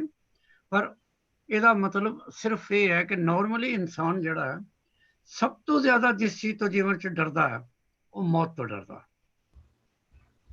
ਸਭ ਤੋਂ ਜ਼ਿਆਦਾ। ਔਰ ਕੋਈ ਮੰਨੇ ਜਾਂ ਨਾ ਮੰਨੇ, ਜਦੋਂ ਮੌਤ ਬਿਲਕੁਲ ਕੋਲ ਖੜੀ ਹੁੰਦੀ ਹੈ ਨਾ, ਉਦੋਂ ਇਨਸਾਨ ਆਮ ਤੌਰ ਤੇ, ਠੀਕ ਹੈ, ਬਿਮਾਰ ਬੰਦੇ ਦੀ ਮੈਂ ਗੱਲ ਨਹੀਂ ਕਰ ਰਿਹਾ, ਜਿਹੜਾ ਚੰਗਾ ਭਲਾ ਬੰਦਾ, ਜਿਸ ਵੇਲੇ ਉਹਦੇ ਕੋਲ ਮੌਤ ਆਉਂਦੀ ਹੈ ਨਾ, ਉਹ ਚੀਕਾਂ ਮਾਰ ਕੇ ਕਹਿੰਦਾ ਪਲੀਜ਼ ਕਿਸੇ ਤਰ੍ਹਾਂ ਮੈਨੂੰ ਬਚਾ ਲਓ। ਸੋ ਮੌਤ ਦਾ ਜਿਹੜਾ ਡਰ ਹੈ, ਜਿਹੜਾ ਗੁਰਮੁਖ ਹੈ, ਕਿਉਂਕਿ ਉਹ ਤੇ ਕਹਿੰਦਾ ਮੈਂ ਤੇ ਆਪਣੇ ਵਾਹਿਗੁਰੂ ਦੇ ਘਰ ਜਾ ਰਿਹਾ, ਉਹ ਤੇ ਮੌਤ ਦੀ ਸ਼ਲਾਘਾ ਕਰਦਾ ਕਿ ਮੌਤ ਕੀ ਹੈ, ਮੌਤ ਇੱਕ ਰਸਤਾ ਹੈ ਜਿਹੜਾ ਮੈਨੂੰ ਅਕਾਲ ਪੁਰਖ ਕੋਲ ਲਿਜਾ ਰਿਹਾ। He will welcome that. ਜਦੋਂ ਤੁਸੀਂ ਪੜ੍ਹਦੇ ਹੋ, ਜਦੋਂ ਸੱਧ ਪੜ੍ਹਦੇ ਹੋ ਤੇ ਉਹਦੇ ਵਿੱਚ ਟ੍ਰਾਂਸਲੇਸ਼ਨ ਕਲੀਅਰ ਗੁਰੂ ਅਮਰਦਾਸ ਜੀ ਨੇ ਜੋ ਵਰਡ ਕਹੇ ਨੇ ਤੇ ਸੁੰਦਰ ਨੇ ਲਿਖੇ ਨੇ ਕਿ ਮੈਂ ਤੇ ਅਕਾਲ ਪੁਰਖ ਦੇ ਕੋਲ ਜਾ ਰਿਹਾ, I am so happy. Bhagat Kabir ਦੇ ਇੱਕ ਦੋ ਸ਼ਬਦ ਹੈਗੇ ਨੇ ਗੁਰੂ ਗ੍ਰੰਥ ਸਾਹਿਬ ਦੇ ਵਿੱਚ ਕਿ ਜਿਹੜੀ ਮੌਤ ਹੈ ਇਹਨੂੰ ਇਹ ਤੇ ਵੈਲਕਮ ਹੋਣੀ ਚਾਹੀਦੀ ਹੈ, ਕਿਉਂਕਿ ਮੌਤ ਹੀ ਇੱਕ ਰਸਤਾ ਹੈ ਜਿਹੜਾ ਤੁਹਾਨੂੰ ਅਕਾਲ ਪੁਰਖ ਦੇ ਨਾਲ ਮਿਲਾਉਂਦਾ। ਪਰ ਸਿੱਖਿਆ ਇੱਕ ਹੋਰ ਚੀਜ਼ ਹੈ, ਸਿੱਖਿਆ ਨੂੰ ਜੀਵਨ 'ਚ ਅਪਲਾਈ ਕਰਨਾ ਇੱਕ ਹੋਰ ਚੀਜ਼ ਹੈ। ਅਸੀਂ ਬਹੁਤ ਚੀਜ਼ਾਂ ਪੜ੍ਹਦੇ ਹਾਂ, ਪਰ ਜਦੋਂ ਅਸੀਂ ਉਹ ਚੀਜ਼ਾਂ ਨੂੰ ਆਪਣੇ ਜੀਵਨ 'ਚ ਅਪਲਾਈ ਕਰਨਾ ਹੁੰਦਾ, ਉਹਦਾ ਮੀਨਿੰਗ ਬਦਲ ਜਾਂਦਾ। ਅਸੀਂ ਸਾਰੇ ਜਿਸ ਚੀਜ਼ ਤੋਂ ਸਭ ਤੋਂ ਜ਼ਿਆਦਾ ਡਰਦੇ ਹਾਂ ਉਹ ਮੌਤ ਹੈ। ਔਰ ਇਹ ਗੁਰਬਾਣੀ ਇਹੀ ਕਹਿੰਦੀ ਹੈ ਕਿ ਜੇ ਤੁਹਾਡੇ ਅੰਦਰ ਰੱਬ ਵਸਦਾ ਤੇ ਤੁਸੀਂ ਮੌਤ ਤੋਂ ਨਹੀਂ ਡਰੋਗੇ, ਨਾ ਜਮਾ ਤੋਂ ਡਰੋਗੇ, ਨਾ ਐਕਚੁਅਲ ਮੌਤ ਤੋਂ ਡਰੋਗੇ। ਹਾਂਜੀ, ਪੈਰਾ 3 ਵਜ਼ੀਰ ਜੀ। ਮਨਮੁਖਾ ਨੂੰ ਪ੍ਰਤੀਤ ਨ ਆਈ ਅੰਤਰ ਲੋਭ ਸੁਆਓ। ਜਿਹੜੇ ਮਨਮੁਖ ਹੈ ਉਹਨਾਂ ਨੂੰ ਤੇਰੇ ਵਿੱਚ ਫੇਥ ਨਹੀਂ ਹੈ, ਤੇਰੇ 'ਚ ਵਿਸ਼ਵਾਸ ਨਹੀਂ ਹੈ, ਕਿਉਂਕਿ ਉਹਨਾਂ ਦੇ ਅੰਦਰ ਲੋਭ ਸੁਭਾਵਿਕ ਹੀ ਲੋਭ ਵਸਿਆ ਹੋਇਆ ਹੈ। ਗੁਰਮੁਖ ਹਿਰਦੇ ਸ਼ਬਦ ਨਾ ਭੇਦਿਓ, ਹਰ ਨਾਮ ਨਾ ਲਾਗਾ ਭਾਓ। ਤੇ ਗੁਰਮੁਖ ਹਿਰਦੇ ਸ਼ਬਦ ਨਾ ਭੇਦਿਓ, ਉਹ ਜਿਨ੍ਹਾਂ ਦੇ ਹਿਰਦੇ ਵਿੱਚ ਸ਼ਬਦ ਨਹੀਂ ਵਸੇ ਹੋਏ ਉਹ ਗੁਰਮੁਖ ਨਹੀਂ ਹੈ। ਹਰ ਨਾਮ ਨਾਲ ਲੱਗਾ ਭਾਉ, ਕਿਉਂਕਿ ਉਹਨਾਂ ਦੇ ਹਰੀ ਦਾ ਨਾਮ ਦਾ ਭਾਉ ਰੰਗ ਉਹਨਾਂ ਨੂੰ ਨਹੀਂ ਚੜਿਆ ਹੋਇਆ। ਕੂਟ ਕਪਟ ਪਾਜ ਲਹਿ ਜਾਸੇ, ਮਨਮੁਖ ਫੀਕਾ ਅਲਾਵਾ।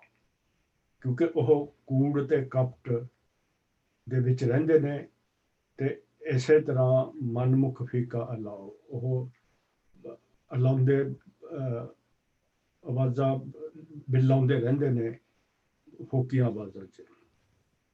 ਭਗਤਾਂ ਵਿੱਚ ਆਪ ਵਸਦਾ ਪ੍ਰਭ ਜੀ, ਭਗਤੀ ਹੂੰ ਤੂੰ ਜਾਤਾ।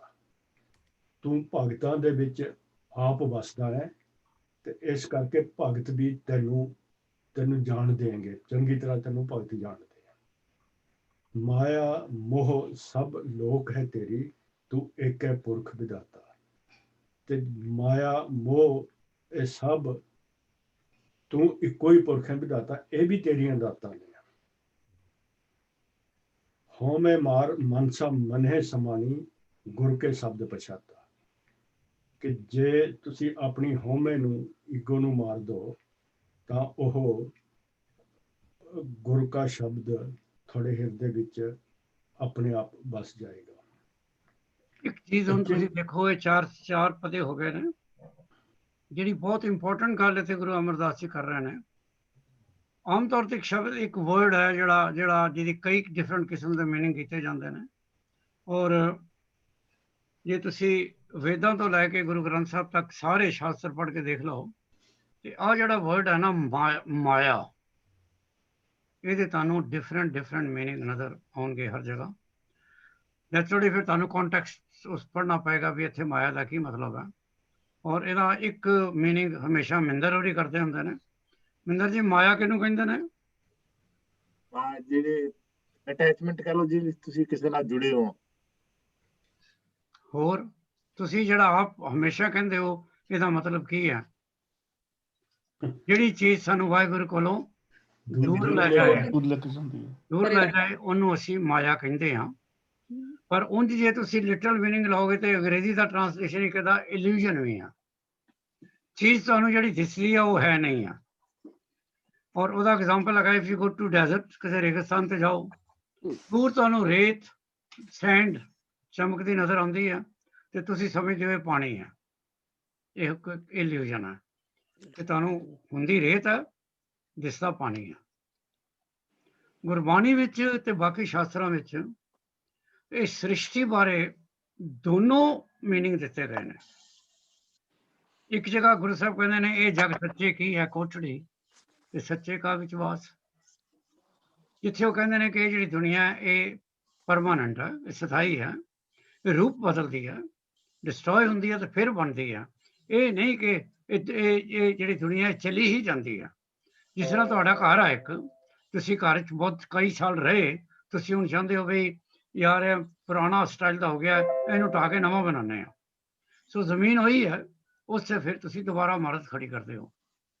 ਸੋ ਉਸ ਡੈਫੀਨੇਸ਼ਨ ਦੇ ਮੁਤਾਬਕ ਕਿ ਘਰ ਹਮੇਸ਼ਾ ਹੀ ਰਹਿੰਦਾ, ਪੁਰਾਣਾ ਗਿਆ ਤੇ ਨਵਾਂ ਆ ਗਿਆ।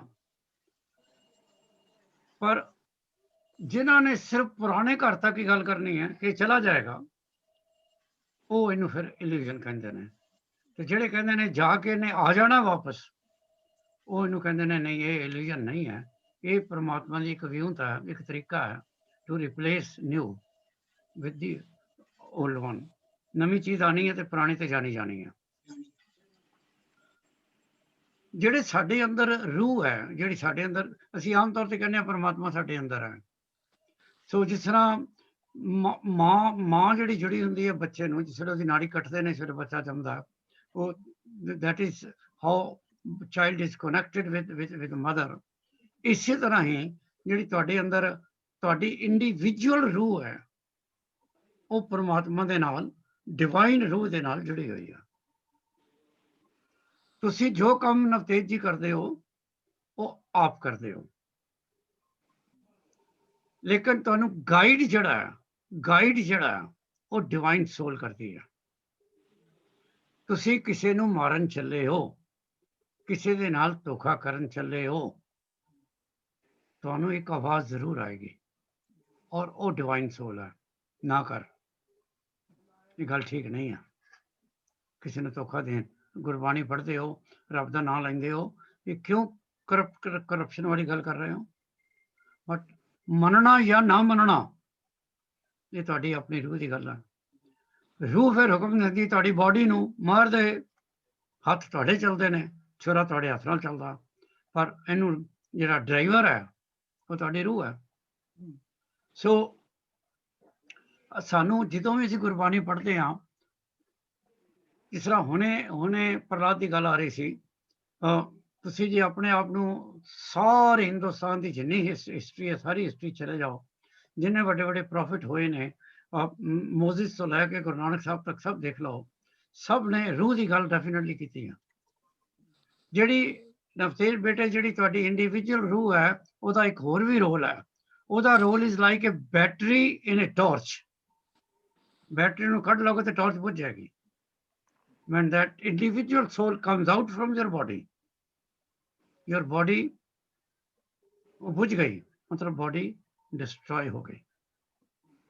ਇਹ ਸਾਰੇ ਸ਼ਬਦ ਵਿੱਚ ਗੁਰੂ ਅਮਰਦਾਸ ਜੀ ਬਹੁਤ ਹੀ ਨਫੀਸ ਤੇ ਸਰਲ ਤਰੀਕੇ ਦੇ ਨਾਲ ਤੁਹਾਨੂੰ ਭਗਤ, ਜਿਹੜਾ ਭਗਤ ਹੈ ਤੇ ਜਿਹੜਾ ਭਗਤ ਨਹੀਂ ਹੈ, ਜਿਹੜਾ ਗੁਰਮੁਖ ਹੈ ਤੇ ਜਿਹੜਾ ਮਨਮੁਖ ਹੈ, ਉਹਨੂੰ ਮਿਲਾ ਕੇ ਤੁਹਾਨੂੰ ਐਗਜ਼ਾਮਪਲ ਦੇ ਕੇ ਦੱਸ ਰਹੇ ਨੇ ਕਿ ਅਲਟੀਮੇਟਲੀ ਜੇ ਤੁਸੀਂ ਵਾਹਿਗੁਰੂ ਦੀ ਸ਼ਰਨ ਵਿੱਚ ਜਾਣਾ ਹੈ, ਜੇ ਵਾਹਿਗੁਰੂ ਦੀ ਬਲੈਸਿੰਗਸ ਲੈਣੀ ਹੈ, ਤੇ ਫਿਰ ਤੇ ਤੁਹਾਨੂੰ ਭਗਤ ਬਣਨਾ ਹੀ ਪਏਗਾ। ਪਰ ਪਰਮਜੀਤ ਦੀ ਭਗਤ ਬਣਨ ਵਾਸਤੇ ਫਿਰ ਜੇ ਤੁਸੀਂ ਗੁਰੂ ਨਾਨਕ ਦੇ ਚਰਨ ਫੜੋਗੇ ਨਾ, ਤੇ ਕੋਈ ਮੁਸ਼ਕਿਲ ਹੀ ਨਹੀਂ ਹੈ ਭਗਤੀ। ਗੁਰੂ ਨਾਨਕ ਨੇ ਕਿਹਾ ਸਿਰਫ ਉਸ ਅਕਾਲ ਪੁਰਖ ਦੇ ਗੀਤ ਗਾ ਲਓ, ਇਹੀ ਭਗਤੀ ਹੈ ਤੁਹਾਡੀ। ਕੋਈ ਸਮਾਧੀਆਂ ਲਾਉਣ ਦੀ ਲੋੜ ਨਹੀਂ, ਕੋਈ ਜੰਗਲਾਂ 'ਚ ਜਾਣ ਦੀ ਲੋੜ ਨਹੀਂ, ਕੋਈ ਪਹਾੜਾਂ ਵਿੱਚ ਚੜ੍ਹਨ ਦੀ ਲੋੜ ਨਹੀਂ, ਕੋਈ ਸੰਨਿਆਸ ਲੈਣ ਦੀ ਲੋੜ ਨਹੀਂ, ਕੋਈ ਵਨਪ੍ਰਸਤ ਹੋਣ ਦੀ ਲੋੜ ਨਹੀਂ। ਲਿਵ ਇਨ ਯਰ ਓਨ ਫੈਮਿਲੀ, ਬਟ ਆਪਣਾ ਸੀਸ ਝੁਕਾ ਦਿਓ ਗੁਰੂ ਨਾਨਕ ਦੇ ਚਰਨਾਂ ਤੇ। ਇਹ ਤੁਹਾਡੀ ਭਗਤੀ ਹੈ। ਗੁਰੂ ਨਾਨਕ ਦੇ ਗੀਤ ਗਾ ਦਿਓ, ਪਰਮਾਤਮਾ ਦੇ ਗੀਤ ਗਾ ਦਿਓ ਜਿਹੜੇ ਗੁਰੂ ਸਾਹਿਬਾਨ ਲਿਖ ਕੇ ਛੱਡ ਗਏ ਨੇ। ਕੋਈ ਉਹਦੇ ਵਿੱਚੋਂ ਗੀਤ ਸੁਣ ਲਓ, ਕੋਈ ਉਹਦੇ ਵਿੱਚ ਸ਼ਬਦ ਚੁਣ ਲਓ, ਤੁਸੀਂ ਪਰਮਾਤਮਾ ਤੱਕ ਪਹੁੰਚ ਗਏ। ਇਹ ਬਹੁਤ ਵੱਡੀ ਗੱਲ ਹੈ ਜਿਹੜੀ ਸਿੱਖੀਜ਼ਮ ਵਿੱਚ ਹੈ। ਵੈਨ ਸਿੱਖੀਜ਼ਮ ਨੂੰ ਤੁਸੀਂ ਡਿਫਰੈਂਸ਼ੀਏਟ ਕਰਦੇ ਹੋ, ਡਿਸਟਿੰਗੁਇਸ਼ ਕਰਦੇ ਹੋ ਫਰੋਮ ਦੀ ਅਦਰ ਰਿਲੀਜਨਸ, ਬਬਲ ਤੇ ਤੁਹਾਡਾ ਰਿਲੀਜਨ ਸਰਲ ਕਿੱਥੇ ਹੁੰਦਾ? ਤੁਸੀਂ ਕਿਸੇ ਵੀ ਹੋਰ ਰਿਲੀਜਨ ਮਿਲਾ ਕੇ ਦੇਖ ਲਓ, ਤੁਸੀਂ ਫਾਸਟ ਲਓ, ਵਰਤ ਰੱਖਣੇ ਨੇ। ਮੈਂ ਨਾਂ ਨਹੀਂ ਲਵਾਂਗਾ ਰਿਲੀਜਨ ਦੇ, I am not criticising the religion. Guru Nanak ਦੇ ਭਗਤਾਂ ਵਾਸਤੇ ਜ਼ਰੂਰੀ ਨਹੀਂ ਹੈ ਰੱਬ ਨੂੰ ਮਿਲਣ ਵਾਸਤੇ ਤੁਸੀਂ ਸੋਮਵਾਰ ਦਾ, ਮੰਗਲਵਾਰ ਦਾ, ਬੁੱਧਵਾਰ ਦਾ, ਵੀਰਵਾਰ ਦਾ ਇਹ ਵਰਤ ਰੱਖੋ ਤੇ ਫਲਾਣਾ ਵਰਤ ਰੱਖੋ। ਕੁਛ ਨਹੀਂ ਚਾਹੀਦਾ। ਰਾਦਰ ਤੁਸੀਂ ਆਪਣੀ ਸਿਹਤ ਦਾ ਖਿਆਲ ਰੱਖੋ, ਗੁਰੂ ਨਾਨਕ ਦੇ ਚਰਨ ਪਕੜ ਕੇ ਰੱਖੋ। ਕੋਈ ਕਿਸੇ ਕਿਸਮ ਦੀ ਰਿਚੁਅਲ ਦੀ ਲੋੜ ਨਹੀਂ ਹੈ। And you will be one with God. That is the greatness of Sikh religion. ਜਦੋਂ ਗੁਰੂ ਨਾਨਕ ਸਾਹਿਬ ਵਾਹਿਗੁਰੂ ਤੋਂ ਹੁਕਮ ਲੈ ਕੇ ਸੰਸਾਰ ਵਿੱਚ ਆਏ ਤਾਂ ਗੁਰੂ ਨਾਨਕ ਸਾਹਿਬ ਨੇ ਵਾਹਿਗੁਰੂ ਨੂੰ ਇਹ ਕਿਹਾ ਕਿ ਮੇਰੇ ਜਿਹੜੇ ਫਾਲੋਅਰ ਹੋਣਗੇ, ਮੈਨੂੰ ਬਾਕੀ ਕਿਸੇ ਚੀਜ਼ ਨਾਲ ਕੋਈ ਤਾਲੁਕ ਨਹੀਂ, ਮੇਰੇ ਜਿਹੜੇ ਫਾਲੋਅਰ ਹੋਣਗੇ ਉਹ ਇਹਨਾਂ ਚੀਜ਼ਾਂ ਵਿੱਚ ਬਿਲੀਵ ਨਹੀਂ ਕਰਨਗੇ। ਵਾਹਿਗੁਰੂ ਨੇ ਕਿਹਾ था ਉਸ ਤੋਂ।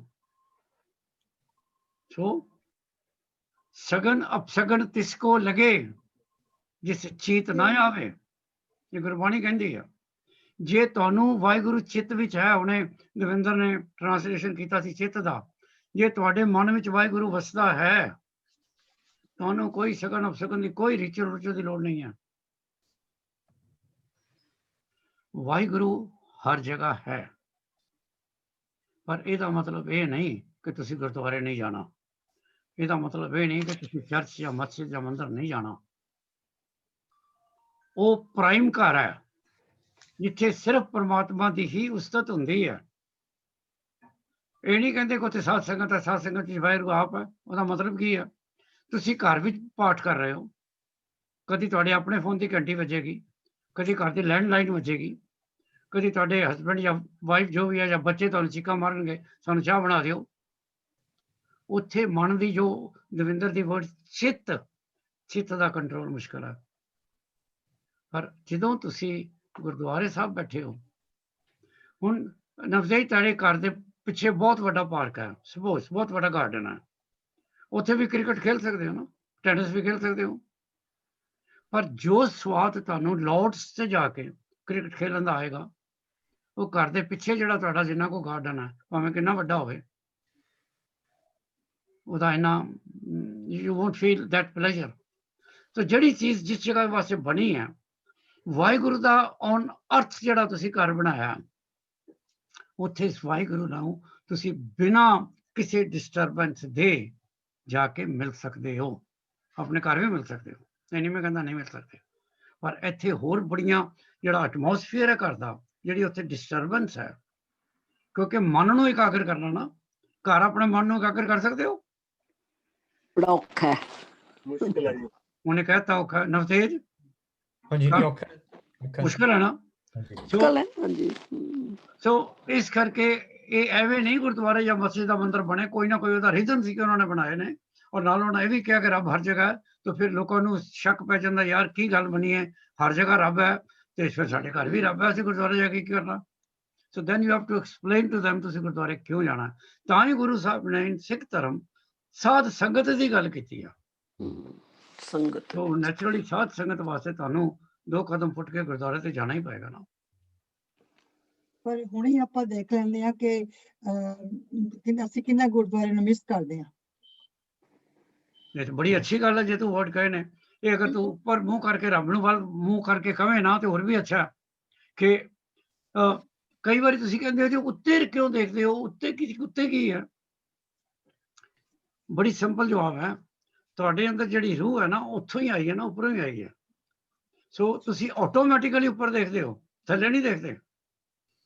ਸੋ ਪਰਮਾਤਮਾ ਨੂੰ ਜਦੋਂ ਤੁਸੀਂ ਗੱਲ ਕਰਦੇ ਹੋ, ਪਰਮਾਤਮਾ ਨੂੰ ਜਦੋਂ ਤੁਸੀਂ ਸੰਬੋਧਨ ਕਰਦੇ ਹੋ, ਐਡਰੈਸ ਕਰਦੇ ਹੋ, ਤਾਂ ਕੋਈ ਹਰਜ ਨਹੀਂ ਜੇ ਤੁਸੀਂ ਆਕਾਸ਼ ਵੱਲ ਦੇਖ ਕੇ ਹੱਥ ਜੋੜ ਕੇ ਹੇ ਸੱਚੇ ਪਾਤਸ਼ਾਹ, ਤੂੰ ਜੋ ਜਸਵੀਰ ਗੱਲ ਕਹੀ ਹੈ ਉਹ ਹੁਣ ਦਿਨ ਦੂਰ ਨਹੀਂ ਹੈ ਜਦ ਕਿ ਜਿਹੜੀਆਂ ਵੈਕਸੀਨਸ ਆਈਆਂ ਉਹਦੇ ਨਾਲ ਸ਼ਾਇਦ ਕਰੋਨਾ ਨੂੰ ਤੇ ਕਾਬੂ ਪਾ ਲਿੱਤਾ ਜਾਏ ਤੇ ਜਿੰਨੇ ਵੀ ਲੋਕਡਾਊਨ ਵਗੈਰਾ ਲੱਗੇ ਨੇ ਉਹ ਹਟ ਜਾਣ ਔਰ ਅਸੀਂ ਸਾਰੇ ਦੁਬਾਰਾ ਉਸੇ ਤਰ੍ਹਾਂ ਸੰਗਤ ਦੇ ਰੂਪ ਵਿੱਚ ਗੁਰਦੁਆਰੇ ਜਾ ਕੇ ਅਕਾਲ ਪੁਰਖ ਦਾ ਕੀਰਤਨ ਸੁਣ ਸਕੀਏ।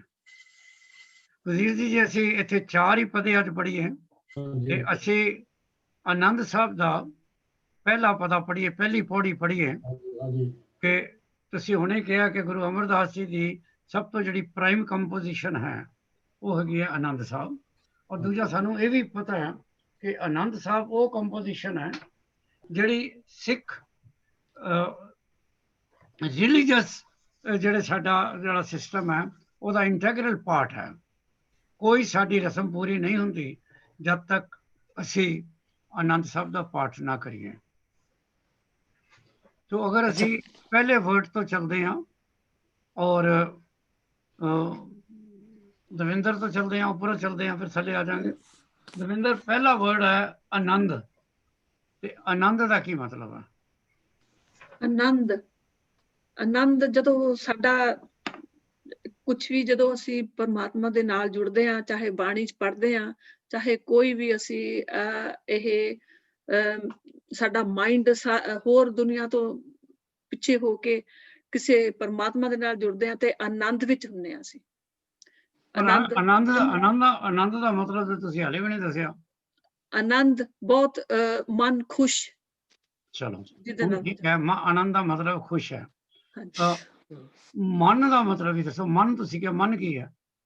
ਮਨ ਸਾਡੀ ਜਿਹੜੀ ਆ ਸਾਡੇ ਅੰਦਰ ਦੀ ਸੋਚ, ਮਨ ਸਾਡਾ ਜਿਹੜਾ ਹਰ ਇੱਕ ਗੱਲ ਨੂੰ ਰਿਕਾਰਡ ਕਰਦਾ ਹੈ। ਤੇ ਬ੍ਰੇਨ ਕੀ ਹੈ? ਹਾਂਜੀ, ਬ੍ਰੇਨ ਕੀ ਹੈ? ਬ੍ਰੇਨ ਤਾਂ ਸਾਡੇ ਚਲਾਉਂਦਾ ਆ ਸਾਡੇ ਜੋ ਕੁਛ ਵੀ ਅਸੀਂ ਸਾਡੀ ਬਾਡੀ ਨੂੰ, ਜੋ ਕੁਛ ਦੇਖਦੇ ਆ, ਸੁਣਦੇ ਆ, ਜੋ ਕੁਛ ਵੀ ਕਰਦੇ ਆ, ਅਸੀਂ ਚਲਾਉਂਦਾ।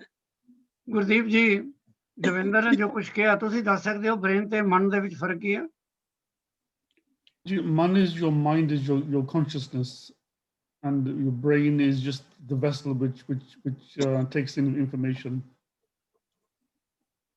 ਨਹੀਂ, ਬ੍ਰੇਨ ਦੇ ਨਾਲ ਵੀ ਤੁਸੀਂ ਸੋਚਦੇ ਹੋ, ਬ੍ਰੇਨ ਦੇ ਨਾਲ ਵੀ ਤੁਸੀਂ ਚੀਜ਼ਾਂ ਰਿਕਾਰਡ ਕਰਦੇ ਹੋ, ਬ੍ਰੇਨ ਦੇ ਨਾਲ ਵੀ ਤੁਹਾਡੇ ਕੋਲ ਲਾਇਬ੍ਰੇਰੀ ਹੈ, ਤੇ ਫਿਰ ਬ੍ਰੇਨ ਤੇ ਮਨ ਦੇ ਵਿੱਚ ਕੀ ਫਰਕ ਹੋਇਆ? ਇੱਕ ਮਿੰਟ ਮੈਂ ਕਹਾਂ, ਜੋ ਤੁਹਾਨੂੰ ਬ੍ਰੇਨ ਕੁਝ ਕਹਿੰਦਾ ਹੈ, ਤੇਰੀ ਵਾਰੀ ਆਏਗੀ ਬੱਬੀ, ਇੱਕ ਮਿੰਟ। मन is just your consciousness, your mind, your mindset.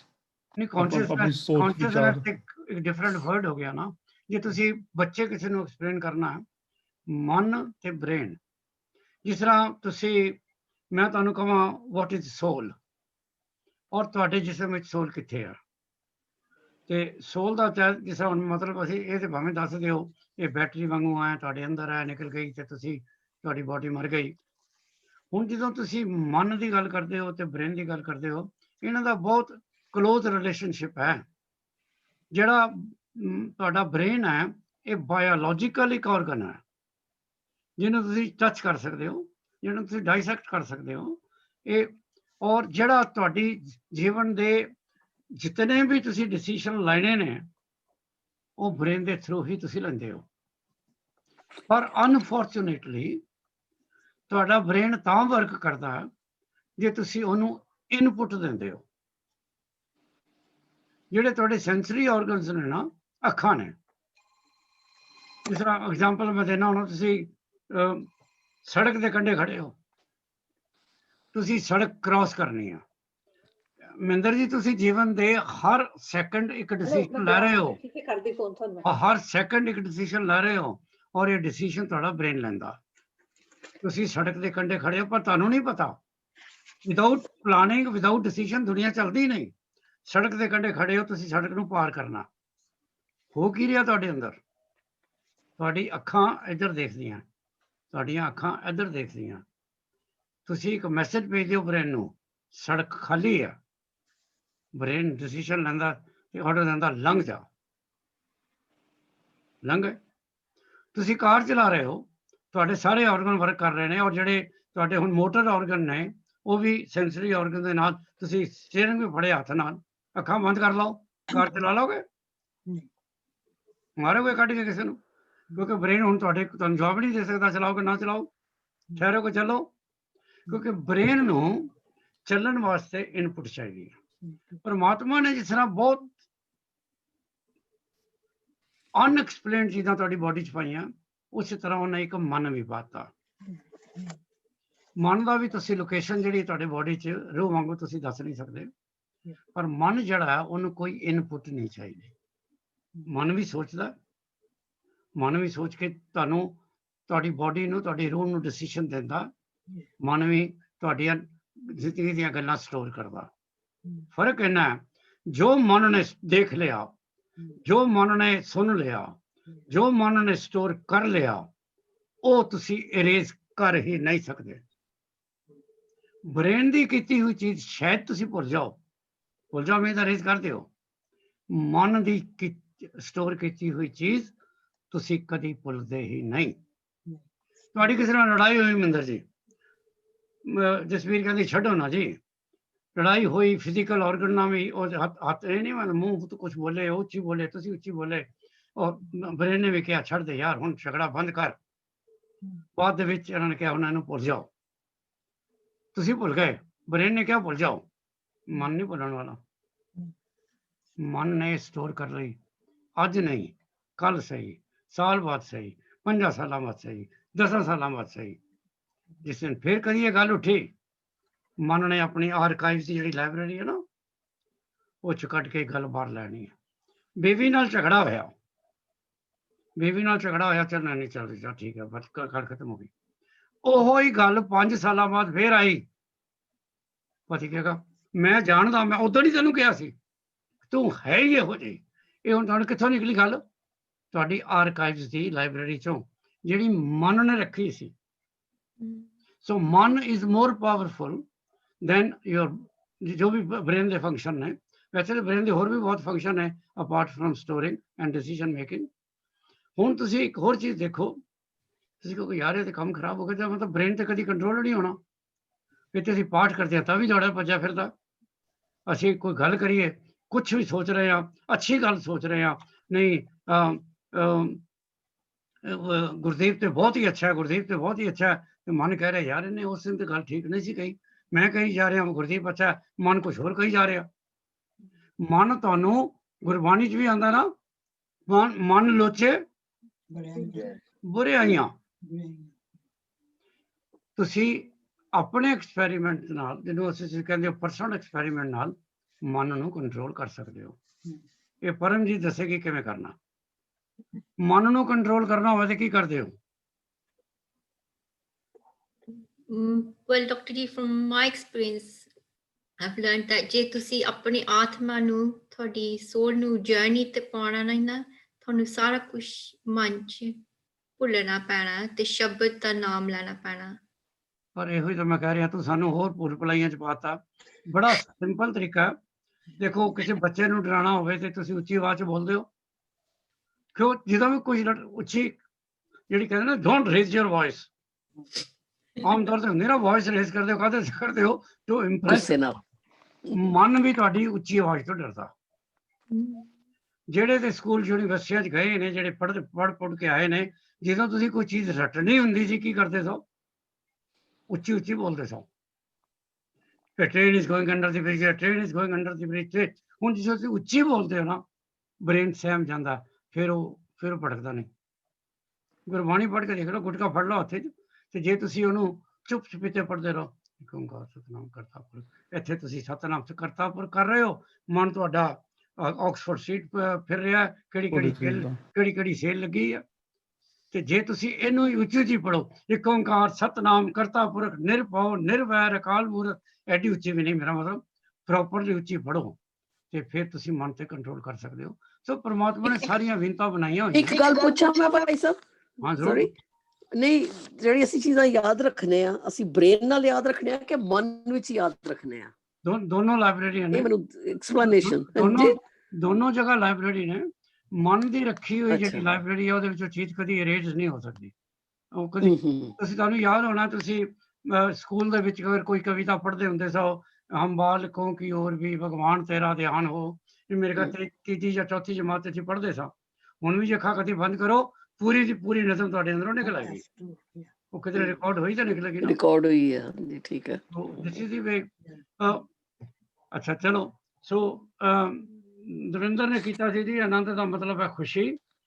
Puri line ਮੈਂ ਪੜ੍ਹਦਾ ਤੇ ਇਹ ਹੁਣ ਗੁਰਦੀਪ ਮੈਂ ਕਰਾਂਗੀ। ਚਲੋ ਚੱਲ ਤੂੰ ਤੇਰੇ ਤੋਂ ਸ਼ੁਰੂ ਕਰਦੇ ਆ ਤੇ ਫਿਰ ਚਲੋ। ਇਸ ਲਾਈਨ ਤੇ ਜਾਏਗੀ, ਫਿਰ ਪਰਮਜੀਤ, ਫਿਰ Darpana and then will go up. Anand ਮੈਂ ਪੜਾਂ। ਆਨੰਦ ਪਿਆ। ਅੱਛਾ ਤੁਸੀਂ ਪੜ੍ਹ ਰਹੇ ਹੋ। ਆਨੰਦ ਪਿਆ ਮੇਰੀ ਮਾਏ, ਹਾਂ ਸਤਿਗੁਰੂ ਮੈਂ ਪਾਇਆ। ਬਸ ਇੱਥੇ ਬੋਲ, ਇਹਦਾ ਮਤਲਬ ਬੋਲ। ਅੱਛਾ ਇਹਦਾ ਕੀ ਆਨੰਦ? ਹੇ ਭਾਈ ਮੈਨੂੰ ਆਨੰਦ ਪ੍ਰਾਪਤ ਹੋਇਆ ਹੈ ਕਿਉਂਕਿ ਮੈਂ ਸਤਿਗੁਰੂ ਨੂੰ ਪਾ ਲਿੱਤਾ ਹੈ। ਸਤਿਗੁਰੂ ਨੂੰ ਪਾ ਲਿੱਤਾ ਹੈ। ਭਾਈ ਕਿੱਥੋਂ ਆ ਗਿਆ? ਹਾਂਜੀ ਅੱਛਾ ਨਹੀਂ ਆਨੰਦ, ਮੈਨੂੰ ਆਨੰਦ ਪ੍ਰਾਪਤ ਹੋਇਆ ਹੈ। ਨਹੀਂ ਠੀਕ ਹੈ ਕਿ ਮੈਨੂੰ ਵਾਹਿਗੁਰੂ ਦੇ ਨਾਲ ਮੈਨੂੰ ਵਾਹਿਗੁਰੂ ਹੋਏ ਨੇ ਤੇ ਮੇਰੇ ਮਨ ਨੂੰ ਬਹੁਤ ਖੁਸ਼ੀ ਹੋਈ ਹੈ। ਬਹੁਤ ਖੁਸ਼ੀ ਹੋਈ, ਮੈਂ ਉਹਨੂੰ ਪ੍ਰਾਪਤ ਕਰ ਲਿੱਤਾ ਹੈ। ਮੈਕਸਿਮਮ ਪਾ ਲਿੱਤਾ ਹੈ। ਮੈਕਸਿਮਮ ਮੈਨੂੰ ਖੁਸ਼ੀ ਹੋਈ ਹੈ ਕਿ ਮੈਂ ਸਤਿਗੁਰੂ ਨੂੰ ਪਾ ਲਿਆ। ਹੁਣ ਜਿਹੜਾ ਇਹ ਵੀ ਵਰਡ ਹੈ ਨਾ, ਮੈਨੂੰ ਮੈਂ ਸਤਿਗੁਰੂ ਨੂੰ ਪਾ ਲਿਆ, ਇਹ ਇੰਨਾ ਕੋਈ ਆਸਾਨ ਨਹੀਂ ਹੈ ਐਕਸਪਲੇਨ ਕਰਨਾ। ਸਤਿਗੁਰੂ ਦੇ ਦਰਸ਼ਨ ਹੋ ਗਏ ਨੇ ਕਿ ਅਕਾਲ ਪੁਰਖ ਉੱਪਰੋਂ ਥੱਲੇ ਆਇਆ ਤੁਹਾਨੂੰ ਮਿਲਣ, ਤੁਸੀਂ ਉਹਨੂੰ ਮਿਲ ਲਿਆ ਜਾਂ ਤੁਸੀਂ ਉਹਨੂੰ ਕਿਸੇ ਕਾਫੀ ਹਾਊਸ ਵਿੱਚ ਜਾ ਕੇ ਪਰਮਾਤਮਾ ਨੂੰ ਮਿਲੇ ਹੋ, ਇਕੱਠੀ ਚਾਹ ਪੀਤੀ ਆ ਕਿ ਪਰਮਾਤਮਾ ਨੂੰ ਜਾਂ ਗੁਰੂ ਅਮਰਦਾਸ ਕੋਈ ਖੁਸ਼ੀ ਪ੍ਰਾਪਤ ਹੋਈ ਹੈ। ਨਹੀਂ ਪਰ ਕਿਹਨੂੰ ਪਾਇਆ ਉਹਨਾਂ ਨੇ? ਉਹਨਾਂ ਦਾ ਆਪਣਾ ਗ੍ਰੈਂਡ ਸਨ ਹੋਇਆ ਸੀ ਨਾ ਉਹਨਾਂ ਦਾ, ਗੁਰੂ ਅਮਰਦਾਸ ਜੀ ਦਾ, ਉਹਦੇ ਨਾਮ ਤੇ ਰੱਖਿਆ ਨਾ ਇਹਨਾਂ ਨੇ ਆਨੰਦ। ਨਹੀਂ ਉਹਨੇ ਆਪਣੇ ਆਪ ਆਪਣੇ ਗ੍ਰੈਂਡ ਸਨ ਨੂੰ ਥੋੜੀ ਕਹਿਣ ਤੂੰ ਮਿਲਿਆ ਤਾਂ ਮੈਨੂੰ ਖੁਸ਼ੀ ਹੋ ਗਈ ਹੈ। ਇਹ ਥੋੜਾ ਅਸੀਂ ਸੰਗਤ ਨੂੰ ਦੱਸਾਂਗੇ ਕਿ ਉਹ ਆਪਣੇ ਗ੍ਰੈਂਡ ਸਨ ਨੂੰ ਮਿਲ ਕੇ ਕਹਿ ਰਹੇ ਨੇ ਕਿ ਮੈਨੂੰ ਖੁਸ਼ੀ ਹੋਈ ਹੈ। ਸਤਿਗੁਰੂ ਮੈਂ ਪਾਇਆ। ਆਪਣੇ ਪਹਿਲੇ ਗੁਰੂ ਨੂੰ ਵੀ ਕਹਿ ਸਕਦੇ। ਉਹਨਾਂ ਦਾ grand son is not Satguru, Satguru is Waheguru. Waheguru. ਦੋ ਗੱਲਾਂ ਉਹਨਾਂ ਦੀਆਂ ਇੱਥੇ ਕਹੀਆਂ ਕਿ ਇਹ ਕਿੱਥੇ ਲਿਖਿਆ ਗਿਆ, ਕਦੋਂ ਲਿਖਿਆ ਗਿਆ, ਉਹਦੇ ਨਾਲ ਗੁਰਬਾਣੀ ਦਾ ਕੋਈ ਤਾਲੁਕ ਨਹੀਂ ਹੈ। ਤਾਂ ਤੁਸੀਂ ਕਿਉਂਕਿ ਉਹ ਹਰ ਚੀਜ਼ ਲਿਖੀ ਜਿਹੜੀ ਹੈ ਹਿਸਟਰੀ ਉਹ ਸੱਚੀ ਨਹੀਂ ਹੈ।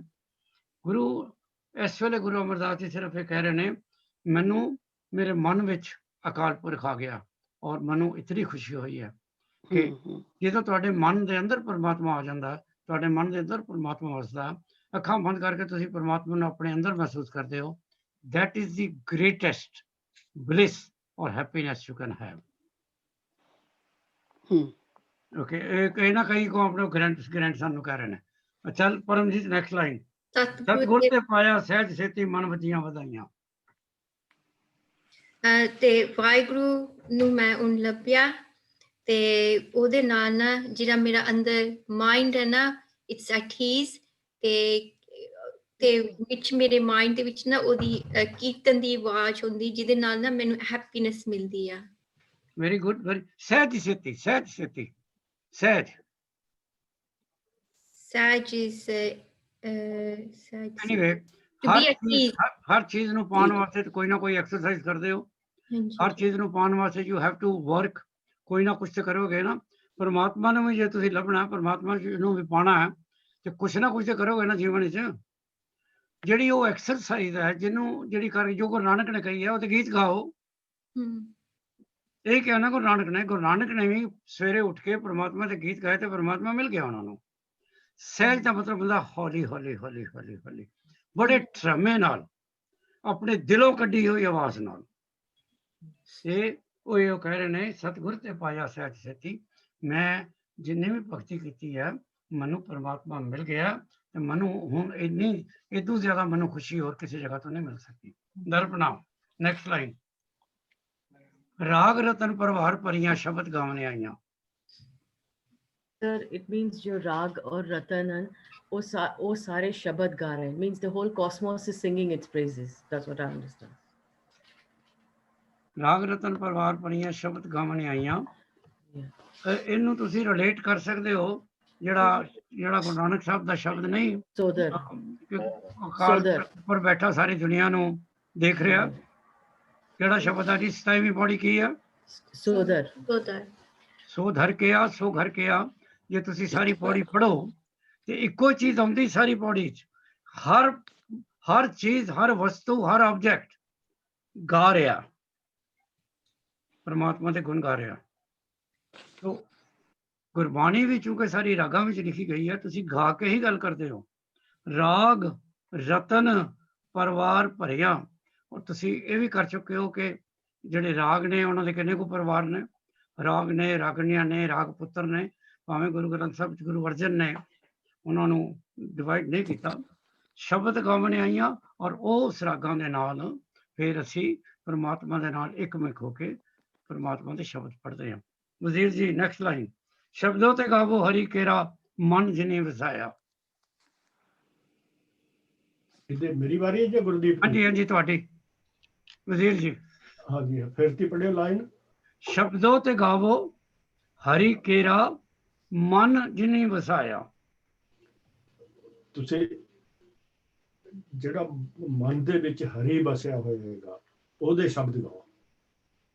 ਸ਼ਬਦੋਂ ਤੇ ਗਾਵੋ ਹਰੀ, ਉਸ ਪਰਮਾਤਮਾ ਦੇ ਜਿਹੜਾ ਤੁਹਾਡੇ ਮਨ 'ਚ ਵਸਿਆ ਹੋਇਆ, ਜਿਹਨੂੰ ਤੁਸੀਂ ਮਨ ਵਿੱਚ ਵਸਾਇਆ ਹੋਇਆ। ਹਾਂਜੀ ਮਨਦੀਪ। ਸ਼ਬਦੋਂ ਤੇ ਗਾਵੋ ਹਰੀ ਕੇਰਾ ਮਨ ਜਿਨੇ ਵਸਾਇਆ। ਕਹੇ ਨਾਨਕ ਆਨੰਦ ਆਨੰਦ ਹੋਆ ਸਤਿਗੁਰੂ ਮੈਂ ਪਾਇਆ। ਕਹੇ ਸਤਿਗੁਰੂ ਮੈਂ ਪਾਇਆ। ਕਹੇ ਨਾਨਕ ਕੇ ਆਨੰਦ ਹੋਆ ਸਤਿਗੁਰੂ ਮੈਂ ਪਾਇਆ। ਹਾਂਜੀ ਨਾਨਕ ਦੇਵ ਜੀ ਕਹਿੰਦੇ ਵੀ ਮੈਨੂੰ ਬਹੁਤ ਖੁਸ਼ੀ, ਮੈਂ ਆਨੰਦ ਹੋਇਆ ਮੇਰੇ ਮਨ ਵਿੱਚ, ਮੈਂ ਸਤਿਗੁਰੂ ਨੂੰ ਪਾ ਲਿਆ, ਮੈਂ ਜਿਹੜੇ ਟਰੂ ਗੁਰੂ ਆ ਉਹਨੂੰ ਪਾ ਲਿਆ ਮੈਂ। ਅੱਛਾ, ਜਦੋਂ ਇਹ ਅਸੀਂ ਵਰਡ ਪੜ੍ਹੇ ਨਾ, ਸ਼ਬਦੋਂ ਤੇ ਗਾਵੋ ਹਰੀ ਕੇਰਾ ਮਨ ਜਿਨੇ ਵਸਾਇਆ, ਤੇ ਪਹਿਲੀ ਲਾਈਨ ਅਸੀਂ ਪੜ੍ਹੀ ਸੀ ਰਾਗ ਰਤਨ ਪਰਿਵਾਰ ਭਰੀਆਂ ਸ਼ਬਦ ਗਾਵਣ ਆਈਆਂ। ਕੁਛ ਮੈਂ ਤੁਹਾਨੂੰ ਫॉर योर ਨੌਲੇਜ ਇਹ ਚੀਜ਼ਾਂ ਦੇਣੀਆਂ ਚਾਹੁੰਦਾ ਕਿ ਜਿਹੜੀ ਕੀਰਤਨ ਦੀ ਟ੍ਰੈਡੀਸ਼ਨ ਹੈ, ਹਰਿਮੰਦਰ ਸਾਹਿਬ ਦੀ ਗੱਲ ਮੈਂ ਕਰਦਾ, ਇਹ ਬਹੁਤ ਪੁਰਾਣੀ ਹੈ। ਜਦ ਦਾ ਹਰਿਮੰਦਰ ਸਾਹਿਬ ਬਣਿਆ ਔਰ ਗੁਰੂ ਅਰਜਨ ਦੇਵ ਜੀ ਨੇ ਉੱਥੇ ਗ੍ਰੰਥ ਸਾਹਿਬ ਦਾ ਪ੍ਰਕਾਸ਼ ਕੀਤਾ। ਗ੍ਰੰਥ ਸਾਹਿਬ ਮੈਂ ਕਿਹਾ, ਗੁਰੂ ਗ੍ਰੰਥ ਸਾਹਿਬ ਨਹੀਂ ਕਿਹਾ। ਕਈ ਇਹਨੂੰ ਆਦਿ ਗ੍ਰੰਥ ਕਹਿੰਦੇ ਨੇ, ਪਰ ਮੈਂ ਵਰਡ ਯੂਜ਼ ਗ੍ਰੰਥ ਸਾਹਿਬ ਕਰਦਾ। ਉਹਨਾਂ ਨੇ ਪ੍ਰਕਾਸ਼ ਕੀਤਾ। ਉਹ ਆਪ ਵੀ ਸਰੰਦਾ ਵਜਾਉਂਦੇ ਸਨ। ਔਰ ਤੁਹਾਨੂੰ ਪਤਾ ਹੈ ਗੁਰੂ ਨਾਨਕ ਸਾਹਿਬ ਦੇ ਨਾਲ ਜਿਸ ਵੇਲੇ ਵਾਲੀ ਹੁਣ ਅਸੀਂ ਅਗਰ ਗੁਰੂ ਨਾਨਕ ਸਾਹਿਬ ਦੇ ਕੋਲ ਚਲੇ ਜਾਈਏ ਤੇ ਸਭ ਤੋਂ ਪਹਿਲਾਂ ਕੀਰਤਨੀਆ ਕੌਣ ਸੀ? ਮਰਦਾਨਾ ਜੀ। ਅੱਜ ਉਹਦੇ ਬਾਰੇ ਮੈਂ ਤੁਹਾਨੂੰ ਦੱਸ ਦਿੰਦਾ ਕਿ ਤੁਹਾਨੂੰ ਥੋੜੀ ਜਿਹੀ ਨੌਲੇਜ ਵਿੱਚ ਤੁਹਾਡੇ ਇਜ਼ਾਫਾ ਹੋ ਜਾਏਗਾ ਕਿ ਗੁਰੂ ਨਾਨਕ ਸਾਹਿਬ ਦੇ ਵਕਤ ਭਾਈ ਮਰਦਾਨਾ ਸੀ। ਮਰਦਾਨੇ ਤੋਂ ਬਾਅਦ ਮਰਦਾਨੇ ਦੇ 2 ਲੜਕੇ ਸਨ, 2 ਬੱਚੇ ਸਨ। ਇੱਕ ਦਾ ਨਾਂ ਹੈ ਰਹਿਜ਼ਾਦਾ ਤੇ ਇੱਕ ਦਾ ਨਾਂ ਹੈ ਸ਼ਾਹਜ਼ਾਦਾ। ਮਰਦਾਨੇ ਦੀ ਡੈਥ ਜਿਹੜੀ ਹੈ, ਕਈ ਕਹਿੰਦੇ ਨੇ ਕਰਤਾਰਪੁਰ ਹੋਈ ਹੈ ਤੇ ਕਈ ਕਹਿੰਦੇ ਨੇ on way back from Baghdad, ਰਸਤੇ 'ਚ ਕਿਧਰੇ ਹੋਈ ਹੈ।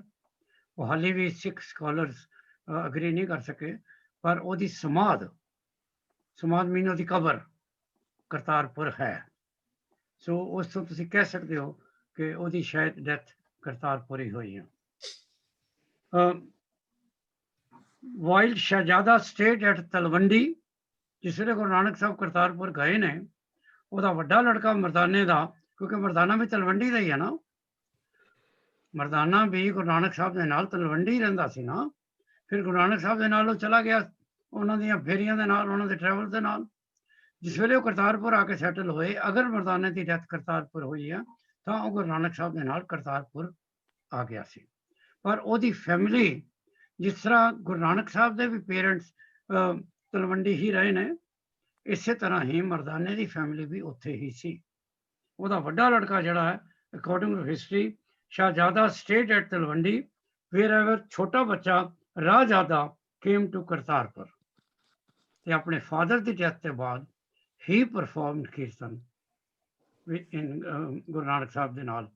ਉਹਦਾ ਨਾਮ ਆਰ ਤੋਂ ਹੈ, ਉਹ ਯਾਦ ਰੱਖਣਾ। ਰਾਹਜ਼ਾਦਾ did kirtan in the darbar of Guru Nanak, and then he also went to Khadur Sahib in the darbar of Guru Angad.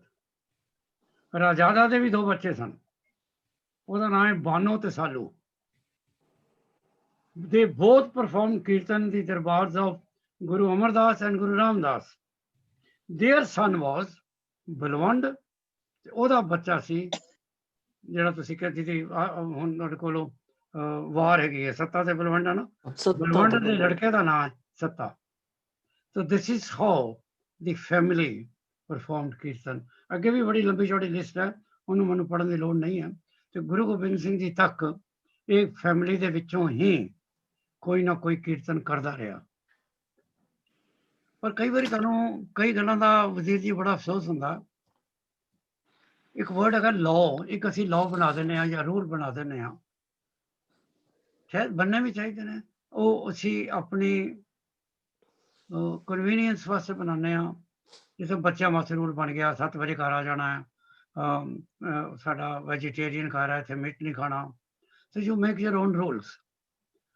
ਪਰ ਕਈ ਵਾਰੀ ਮਹਿੰਦਰ ਜੀ ਰੂਲ ਜਿਹੜੀ ਹੈ ਨਾ, ਰੂਲ ਜਿਹੜੇ ਨੇ ਨਾ, ਉਹ ਜਿਸ ਵੇਲੇ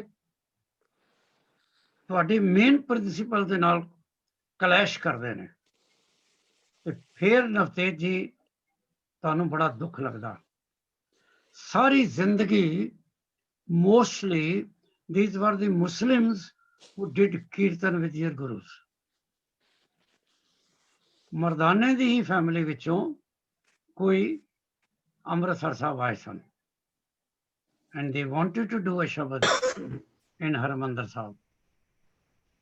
ਬਟ ਹੁਣ ਤੁਸੀਂ ਇੱਕ ਰੂਲ ਬਣਾ ਲਿਆ, you have made a law ਕਿ ਅੰਮ੍ਰਿਤਧਾਰੀ ਸਿੱਖ ਤੋਂ ਇਲਾਵਾ ਉੱਥੇ ਕੋਈ ਕੀਰਤਨ ਨਹੀਂ ਕਰ ਸਕਦਾ। So they were not allowed। ਇਹ ਸੁਣ ਕੇ ਪੜ੍ਹ ਕੇ ਦੁੱਖ ਹੋਇਆ, ਕਿਉਂਕਿ ਮੈਂ ਵੀ ਲਾਅ ਸਟੂਡੈਂਟ ਰਿਹਾ ਤੇ ਮੈਨੂੰ ਇਹ ਪਤਾ ਕਿ ਹਰ ਲਾਅ ਦਾ ਜਿਹੜਾ ਪ੍ਰੋਵੀਜ਼ਨ ਹੈ ਉਹਦੀ ਇੱਕ ਨਾ ਇੱਕ ਥੱਲੇ ਐਕਸੈਪਸ਼ਨ ਹੁੰਦੀ ਹੈ ਕਿ ਐਕਸੈਪਟ ਇਹਨਾਂ ਕੇਸਿਸ ਵਿੱਚ ਇਹ ਰੂਲ ਉੱਪਰਲਾ ਲਾਗੂ ਨਹੀਂ ਹੋਏਗਾ। ਕਿਧਰੇ ਨਾ ਕਿਧਰੇ ਤੁਹਾਨੂੰ ਇਹ ਪ੍ਰੋਵੀਜ਼ਨ ਬਣਾਉਣਾ ਪੈਂਦਾ।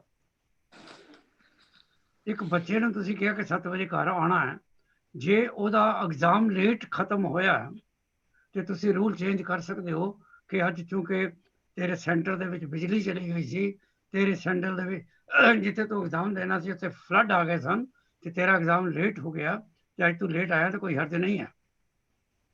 ਪਰ anyway this is my personal opinion, you can have a different opinion ਕਿ ਮਰਦਾਨੇ ਦੇ ਡਿਸੈਂਡੈਂਟ ਨੂੰ ਕੀਰਤਨ ਕਰਨ ਦੇਣਾ ਚਾਹੀਦਾ ਸੀ ਕਿ ਨਹੀਂ ਸੀ ਚਾਹੀਦਾ। ਹਾਂ ਗੁਰਦੇਵ, ਇਹ ਭਾਈ ਲਾਲ ਜੀ ਸੀਗੇ? ਮੇਰਾ ਖਿਆਲ ਹੈ ਸ਼ਾਇਦ ਕਿ ਇਹ ਆਏ ਸੀ ਕੀਰਤਨ ਕਰਨ, ਬਰਮਿੰਘਮ ਆਏ ਸੀਗੇ ਗੁਰਦੁਆਰਾ ਆਪਣੇ ਸੋਹ ਰੋਡ ਤੇ ਕੀਰਤਨ ਕਰਨ ਵਾਸਤੇ। And the kirtan is superb. ਮੈਂ ਹਰਮੰਦਰ ਸਾਹਿਬ ਦੀ ਗੱਲ ਕਰਦਾ ਮੈਂ, ਜਿਹੜੀ ਤੁਹਾਡੀ ਮੇਨ ਸੀਟ ਹੈ ਅਕਾਲ ਪੁਰਖ ਦੀ। ਔਰ ਚਲੋ ਐਨੀਵੇ ਤੁਹਾਡਾ ਵਿਊ ਡਿਫਰੈਂਟ ਹੋਏਗਾ, ਵਜ਼ੀਰ ਜੀ ਦਾ ਡਿਫਰੈਂਟ ਹੋਏਗਾ, ਨਵਤੇਜ ਦਾ ਡਿਫਰੈਂਟ ਹੋਏਗਾ। ਨਵਤੇਜ ਤੇਰੇ ਕੀ ਖਿਆਲ ਚ ਉਹਨਾਂ ਨੂੰ ਇਜਾਜ਼ਤ ਮਿਲਣੀ ਚਾਹੀਦੀ ਸੀ? ਚਾਹੀਦਾ ਸੀ, ਜ਼ਰੂਰੀ ਮਿਲਣੀ ਚਾਹੀਦੀ ਸੀ। ਮਿਲਣੀ ਚਾਹੀਦੀ ਹੈ। Even allowed, they should be invited ਕਿ ਤੁਸੀਂ ਇੱਥੇ ਹੋ ਕੀਰਤਨ ਕਰੋ। ਤੁਸੀਂ ਉਹਨਾਂ ਨੂੰ ਬਾਣੀ ਤੋਂ ਪਰੇ ਕਰ ਰਹੇ ਹੋ, ਉਹਦਾ ਮਤਲਬ ਹੈ ਨਾ, ਜੇ ਨਹੀਂ ਕਰ ਸਕਦੇ ਵੇ ਕੀਰਤਨ। ਨਹੀਂ, ਪੜ੍ਹਨੀ ਤਾਂ ਉਹਨਾਂ ਗੁਰੂ ਨਾਨਕ ਦੀ ਬਾਣੀ ਸੀ, ਲੇਕਿਨ ਕਿਉਂਕਿ ਉਹ ਸਿੱਖ ਸਹਿਜਧਾਰੀ ਸਿੱਖ ਨਹੀਂ ਤੇ ਇਹਨਾਂ ਨੇ ਰੂਲ ਬਣਾ ਦਿੱਤਾ ਇੱਕ, ਤੇ ਉਹਨਾਂ ਦੇ ਵਿੱਚ ਤੁਸੀਂ ਸਾਰੇ ਜਿਹੜੇ ਜਿਨ੍ਹਾਂ ਨੇ ਅੰਮ੍ਰਿਤ ਨਹੀਂ ਛਕਿਆ ਉਹ ਵੀ ਐਕਸਕਲੂਡਡ ਹੋ, ਤੁਸੀਂ ਵੀ ਨਹੀਂ ਕਰ ਸਕਦੇ। ਚਲੋ ਖੈਰ ਅਸੀਂ ਤਾਂ ਉਂਝ ਨਹੀਂ ਕਰਨਾ, ਪਰ ਉਹ ਤੇ ਹੁਣ ਕਿਉਂਕਿ ਮਰਦਾਨੇ ਦੀ ਸੰਤਾਨ ਸਨ, ਉਹਦੇ ਵਾਸਤੇ ਚੇਂਜ ਹੋਣਾ ਚਾਹੀਦਾ ਸੀ। ਹਾਂਜੀ, ਇਹ ਅਜੀਬ ਚੀਜ਼ ਹੀ ਹੈ ਕਿ ਕਦੀ ਵਾਰੀ ਤੁਹਾਡੇ ਰੂਲ ਬਣ ਜਾਂਦੇ ਨੇ, ਫਿਰ ਉਹ ਰੂਲ ਦੇ ਨਾਲ ਤੁਸੀਂ ਫਸ ਜਾਂਦੇ ਹੋ ਕਿ ਤੁਸੀਂ ਕੀ ਕਰੋ। ਐਨੀਵੇ ਪੂਰਾ ਅਗਰ ਤੁਸੀਂ ਪੜ੍ਹੋਗੇ ਨਾ, ਇਵਨ ਉਹਦਾ ਨਾਮ ਅਬਦੁੱਲਾ ਸੀ ਜਿਹੜਾ ਗੁਰੂ ਹਰਗੋਬਿੰਦ ਸਾਹਿਬ ਦੇ ਵੇਲੇ ਕੀਰਤਨ ਕਰਦਾ ਸੀ, ਉਹ ਵੀ ਮੁਸਲਿਮ ਸੀ। ਇਹ ਤੇ ਬਹੁਤ ਲੇਟ ਹੈ ਜਦੋਂ ਸਿੱਖਾਂ ਦੇ ਨਾਂ ਆਉਣੇ ਸ਼ੁਰੂ ਹੋਏ ਨੇ ਕਿ ਉਹ ਹਰਮੰਦਰ ਸਾਹਿਬ ਦੇ ਵਿੱਚ ਕੀਰਤਨ ਕਰਦੇ ਸਨ। ਪਹਿਲਾਂ ਤਾਂ ਮੋਸਟਲੀ ਮੁਸਲਮਾਨ ਹੀ ਸਨ ਜਿਹੜੇ ਕੀਰਤਨ ਕਰਦੇ ਸਨ। ਹਾਂਜੀ, ਹੁਣ ਅਸੀਂ ਅਗਰ ਜਾਈਏ ਰਾਗ ਕਿਦਾਰਾ ਤੇ, ਅੱਜ ਸਾਡਾ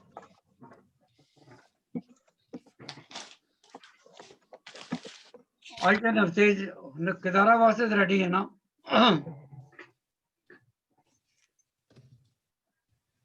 ਅਸੀਂ ਅੱਜ ਕਰ ਰਹੇ ਹਾਂ ਰਾਗ ਕਿਦਾਰਾ। ਉਹਦੇ 2 ਸ਼ਬਦ ਨੇ। ਪਹਿਲਾ ਸ਼ਬਦ ਗੁਰੂ ਰਾਮਦਾਸ ਜੀ ਦਾ ਔਰ ਦੂਜਾ ਸ਼ਬਦ ਜਿਹੜਾ ਅਸੀਂ ਚੁਣਿਆ ਉਹ ਭਗਤ ਕਬੀਰ ਦਾ। ਤੇ ਕਿਹੜਾ ਸ਼ਬਦ ਤੁਸੀਂ ਕਰਨਾ ਚਾਹੋਗੇ ਨਵਤੇਜ ਜੀ? ਮੈਂ ਪਹਿਲਾ ਕਰ ਦੇਣਾ। ਓਕੇ, ਪਹਿਲਾ ਸ਼ਬਦ ਵਿੱਚ 4 ਪਦੇ ਨੇ ਔਰ 4 ਜਿੱਥੇ ਸ਼ਬਦ ਖਤਮ ਹੁੰਦਾ ਉੱਥੇ 4/1 ਹੈ। तो हो सकता है ये पहला ही शब्द होवे गुरु रामदास जी का जड़ा नंबर दसदा। ऊपर उसी तरह ही हेडिंग है कि किदारा महला पहला किरात किदारा किदारा है गुरु रामदास जी का शब्द है। पहले घर च गाना एक ओंकार सतगुर प्रसाद। वो वाहिगुरु इको ही है जी सारिया नेमतां ने सानू साडियां बख्शियां ने। सो अगर असी बहुत हौली हौली करिए सारे समझ के करिए और अगर प्लीज असी चूंकि इहनूं गुरमत क्लास कहंदे हां इत्थे कोई मोनोलॉग नहीं है।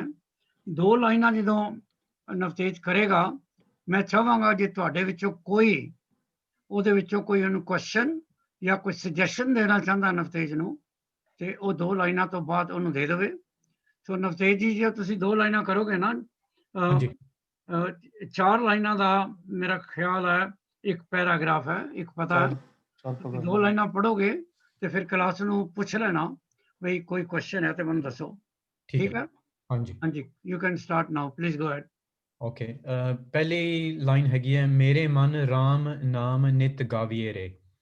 सो कहंदे इत्थे गुरु जी कहंदे ने कि कित्थे गई लाइन मेरी। हाँ जी गुरु रामदास जी कहंदे ने कि हे मेरे मन कि तू वाहिगुरु दा नाम हमेशा सदा गांदा ही रह तू वाहिगुरु दा नाम। फिर अगली लाइन विच कहंदे ने अगम अगोचर ना जाए हर लिखिया गुर पूरा लखिया गुर पूरा मिले लिखाविए रे। ਇਹ ਰਹਾਉ ਵਾਲੀ ਤੁਕ ਹੈ ਤੇ ਇੱਥੇ ਜਿਹੜੀ ਮਤਲਬ ਕਹਿੰਦੇ ਅਗਮ ਅਗੋਚਰ ਜਿਹੜਾ ਵਾਹਿਗੁਰੂ ਹੈ ਉਹ ਸਾਨੂੰ ਦਿਸਦਾ ਨਹੀਂ ਹੈ ਇਨਐਕਸੈਸਿਬਲ ਹੈ ਉਹਦੀ ਅਸੀਂ ਉਹ ਸਾਡੀ ਸਮਝ ਤੋਂ ਦੂਰ ਹੈ। ਪਰ ਜਿਹੜਾ ਅਸੀਂ ਜਿਹੜਾ ਵਾਹਿਗੁਰੂ ਦਾ ਨਾਮ ਹੈ ਜਿਹੜਾ ਸ਼ਬਦ ਹੈ ਸ਼ਬਦ ਦੇ ਰਾਹੀਂ ਇੱਥੇ ਜਿਹੜਾ ਗੁਰੂ ਦਾ ਨਾਮ ਗੁਰੂ ਦਾ ਵਰਤਾਓ ਉਹਨਾਂ ਨੇ ਯੂਜ਼ ਕੀਤਾ ਹੈ। ਮੇਰੇ ਖਿਆਲ ਉਹਨਾਂ ਨੇ ਇਹੀ ਮਤਲਬ ਕਿਹਾ ਹੈਗਾ ਕਿ ਗੁਰੂ ਦੇ ਰਾਹੀਂ ਅਸੀਂ ਉਸ ਨੂੰ ਅਸੀਂ ਉਸ ਵਾਹਿਗੁਰੂ ਜੋ ਅਗਮ ਹੈ ਅਗੋਚਰ ਹੈ ਅਸੀਂ ਉਹਨੂੰ ਪਾ ਸਕਦੇ ਹਾਂ। ਸੋ ਇੱਥੇ ਪਹਿਲੇ ਜਿਹੜੇ 2 ਵਰਡ ਨੇ ਉਹ ਉਹਨਾਂ ਦੇ ਐਡਜੈਕਟਿਵ ਨੇ ਕਿ ਵਾਹਿਗੁਰੂ ਇਜ਼ ਅਗਮ ਜਿਸ ਤਰ੍ਹਾਂ ਕਿਹਾ ਨਵਤੇਜ ਨੇ ਇਨਐਕਸੈਸਿਬਲ ਅਗੋਚਰ ਅਨਫੈਥੇਬਲ। ਜਿਹੜਾ ਲਿਖਿਆ ਨਾ ਲਖਿਆ ਮਤਲਬ ਜਿਹੜਾ ਦਿਸਦਾ ਨਹੀਂ ਹੈ ਤੇ ਉਹਨੂੰ ਮਿਲਣ ਵਾਸਤੇ ਜੋ ਉਹਨੇ ਕਿਹਾ ਇਹ ਸਾਡੇ ਕੋਲ ਜਿਹੜਾ ਇੰਸਟਰੂਮੈਂਟ ਹੈ ਉਹ ਸ਼ਬਦ ਹੈ। ਸ਼ਬਦ ਦੇ ਥਰੂ ਅਸੀਂ ਉਹਨੂੰ ਦੇਖ ਸਕਦੇ ਹਾਂ ਅਸੀਂ ਉਹਨੂੰ ਪਾ ਸਕਦੇ ਹਾਂ। ਠੀਕ ਹੈ ਬੇਟੇ ਚਲ ਗੋ ਹੈਡ। ਇਹ ਰਾਹੋ ਵਾਲੀ ਤੁਕ ਸੀਗੀ। ਫਿਰ ਕਹਿੰਦੇ ਨੇ ਅਗਮ ਜਿਹੜਾ ਹੈਗਾ ਇਹ ਹੈਗਾ ਕਿ ਗਮ ਤੋਂ ਰਹਿਤ ਨਾ ਅਗਮ ਜਿਹਦੀ ਪਹੁੰਚ ਤੋਂ ਪਰੇ ਜਿਹਦੇ ਤੇ ਪਹੁੰਚ ਨਹੀਂ ਪਹੁੰਚ ਤੋਂ ਦੂਰ ਹੈ ਸਕਦੇ ਬੇਅੰਤ। ਹਾਂਜੀ ਹਾਂਜੀ ਫਿਰ ਜਿਸ ਆਪੇ ਕਿਰਪਾ ਕਰੇ ਮੇਰਾ स्वामी तिस जन को हर लिव लाविए रे। सो कहते कि जेड़ा इंसान जिद्दां आपां हुण भगतां दी गल करदे पए सीगे कि जेड़ा इंसान जिस दे उत्ते वाहिगुरू दी मेहर हो जाए जिस दे उत्ते किरपा हो जाए ते ओह उस नूं वाहिगुरू ओह अपने नाल ओहदी लिव लग जांदी है ओह वाहिगुरू दे विच समा जांदा है। मतलब कि ते सब फिर कहने सब को भगत करे हर केरी हर पावे सो थाई पावीए रे। सो कहने कि हर एक इंसान अपने तरीके नाल वाहिगुरू दी भगती करदा है पर लेकिन ओही इंसान जो वाहिगुरू नूं पाउंदा है उस दी जिहड़ी भगती है वो एक्सैप्टेड है वो थामे लगदी है क्योंकि वो अच्छी तरह वो सच्चे दिलों वाहिगुरू दे नाल ओहदी लिव लग जांदी है जिस तरह भगती सच्चे दिलों भगती कर रहा वो इंसान। फिर कहते हर हर नाम अमोलक हर पै हर देवे ता नाम त्याविए रे। ते कहते हुण इत्थे नाम की गल कर रहे हैं कि नाम जो है नाम अमोलक है। नाम दे उत्ते कुछ कोई प्राइस नहीं ला सकते कि वो जो नाम है वो वाहिगुरू ने अपने कोले आप रखा होया वो नाम। ते जदों वाहिगुरू जदों ही जिस तरह असीं गल कर रहे हैं कि जो कोई भगत आउंदा है इंसान आउंदा है तो वाहिगुरू वो आप उसके उत्ते किरपा करके ते उस इंसान दे उत्ते वो नाम उसनू दे दिंदा है अपना नाम। फिर कहंदे जिसनू नाम दे मेरा स्वामी तिस लेखा सब छड़ाविए रे। ਛਡਾਵੀਏ ਸੋ ਕਹਿੰਦੇ ਹਾਂਜੀ, ਕਿ ਜਿਸ ਛੱਡ। ਇਨਸਾਨ ਜਿਸ ਭਗਤ ਜਿਸ ਇਨਸਾਨ ਨੂੰ ਉਹ ਨਾਮ ਖੁਦ ਆਪਣਾ ਵਾਹਿਗੁਰੂ ਆਪਣਾ ਨਾਮ ਦੇ ਦਿੰਦਾ ਹੈ, ਉਸ ਦਾ ਸਾਰਾ ਜਿੱਦਾਂ ਅਸੀਂ ਕਹਿੰਦੇ ਕਿ ਉਹ ਜਿਹੜਾ ਉਹ ਲਿਖਾ ਹੈ ਸਭ ਉਹ ਇਨਸਾਨ ਉਸ ਨੂੰ ਮਾਫ ਕਰ ਦਿੰਦਾ ਹੈ, ਉਸ ਦੇ ਉੱਤੇ ਆਪਣੀ ਵਾਹਿਗੁਰੂ ਦੀ ਬਖਸ਼ਿਸ਼ ਹੋ ਜਾਂਦੀ ਹੈ। ਸੋ ਇੱਥੇ ਮੈਂ ਹੁਣ ਰੁਕ ਜਾਣਾ ਜੀ, ਕਿਸੇ ਕੋਲ ਵੀ ਕੋਈ ਕੁਐਸਚਨ ਹੈ ਜਾਂ ਮੈਂ ਕੁਝ ਗਲਤ ਬੋਲਿਆ ਜਾਂ ਠੀਕ ਹੈ, ਗੋ ਹੈਡ। ਅੱਛਾ ਓਕੇ, ਤੇ ਫਿਰ ਹੁਣ ਜੇ ਤੀਸਰੀ ਲਾਈਨ ਹੈ ਤੇ ਕਹਿੰਦੇ ਹਰ ਨਾਮ ਅਰਾਧੋ ਸੇ ਤਨ ਰਾਧੇ ਜਨ ਰਾਧੇ ਰਾਧੇ ਸੇ ਤਨ ਜਨ ਤਨ ਕਹੀਓ ਕਹੀਏ ਤਿੰਨ ਕਹੀਏ ਮਸਤਕ ਭਾਗ ਤੂੜ ਲਿਖ ਪਾਵੀਏ ਰੇ। ਪਾਵੀਏ ਰੇ। ਸੋ ਕਹਿੰਦੇ ਕਿ ਜਿਹੜਾ ਇਨਸਾਨ ਜੋ ਬਹੁਤ ਨਿਮਰਤਾ ਦੇ ਨਾਲ ਉਸ ਵਾਹਿਗੁਰੂ ਦੀ ਭਗਤੀ ਕਰਦਾ ਹੈ, ਉਸ ਦਾ ਨਾਮ ਅਰਾਧਾ ਹੈ, ਉਹਨਾਂ ਨੂੰ ਕਹਿੰਦੇ ਨੇ ਕਿ ਇਸ ਤਰ੍ਹਾਂ ਇਨਸਾਨ ਜੋ ਹੈ ਉਹ ਧਨ ਹੈ। ਤੇ ਉਹ ਇਸ ਤਰ੍ਹਾਂ ਦਾ ਇਨਸਾਨ ਜੋ ਹੈ ਉਹ ਆਪਣੇ ਅੱਛੇ ਕਰਮਾਂ ਕਰਕੇ ਉਹਨਾਂ ਨੂੰ ਇਹ ਜੋ ਨਾਮ ਹੈ ਉਹ ਉਹਨਾਂ ਨੂੰ ਮਿਲਦਾ ਹੈ, ਜਿੱਦਾਂ ਕਹਿੰਦੇ ਉਹਨਾਂ ਦੇ ਮਸਤਕ ਦੇ ਉੱਤੇ ਇਹ ਭਾਗ ਲਿਖਿਆ ਹੋਇਆ ਹੈ। ਪਰ ਇਹ ਜੋ ਡੈਸਟੀਨੀ ਹੈ ਇਨਸਾਨ ਖੁਦ ਆਪਣੀ ਬਣਾਉਂਦਾ ਹੈ, ਕਿਉਂਕਿ ਉਹ ਉਸ ਦੇ ਉੱਤੇ ਵਾਹਿਗੁਰੂ ਦੀ ਨਾਮ ਦੀ ਕਿਰਪਾ ਹੈ। ਫਿਰ ਕਹਿੰਦੇ ਕਿ ਤਿੰਨ ਦੇਖੇ ਮੇਰਾ ਮਨ ਬਿਗਸੇ ਜਿਉਂ ਸੂਤ ਮਿਲੀ ਮਾਤ ਮਿਲ ਮਾਤ ਗੱਲ ਲਾਵੀਏ ਰੇ। ਸੋ ਕਹਿੰਦੇ ਉਸ ਦੇ ਉੱਤੇ ਜਿੱਦਾਂ ਮਾਂ ਆਪਣੇ ਬੱਚੇ ਨੂੰ ਆਪਣੇ ਗਲਵੱਕੜੀ ਵਿੱਚ ਲੈ ਲੈਂਦੀ ਹੈ, ਉਸੇ ਹੀ ਤਰ੍ਹਾਂ ਹੁਣ ਇਹ ਜਿਹੜੇ ਇਨਸਾਨਾਂ ਦੀ ਗੱਲ ਕਰ ਰਹੇ ਨੇ ਇੱਥੇ, ਕਹਿੰਦੇ ਕਿ ਜਿਹੜੇ ਇਨਸਾਨ ਜਿੱਦਾਂ ਅਸੀਂ ਕਹਿੰਦੇ ਬਹੁਤ ਭਗਤੀ ਕਰਦੇ ਨੇ, ਕਹਿੰਦੇ ਉਹਨਾਂ ਨੂੰ ਦੇਖ ਕੇ ਮੇਰਾ ਮਨ ਬਹੁਤ ਖੁਸ਼ ਹੋ ਗਿਆ ਹੈ। ਇੰਨੀ ਖੁਸ਼ੀ ਆਈ ਮੇਰੇ ਮਨ ਦੇ ਵਿੱਚ ਕਿ ਜਿਸ ਤਰ੍ਹਾਂ ਇੱਕ ਮਾਂ ਆਪਣੇ ਬੱਚੇ ਨੂੰ ਗਲਵੱਕੜੀ ਵਿੱਚ ਲੈ ਲੈਂਦੀ ਹੈ। ਗੁਰਦੀਪ ਜੀ ਲਾਸਟ ਦੋ ਜਿਹੜਾ ਰਹਿ ਗਿਆ ਪੈਰਾਗ੍ਰਾਫ ਉਹਦਾ ਕਰੋ।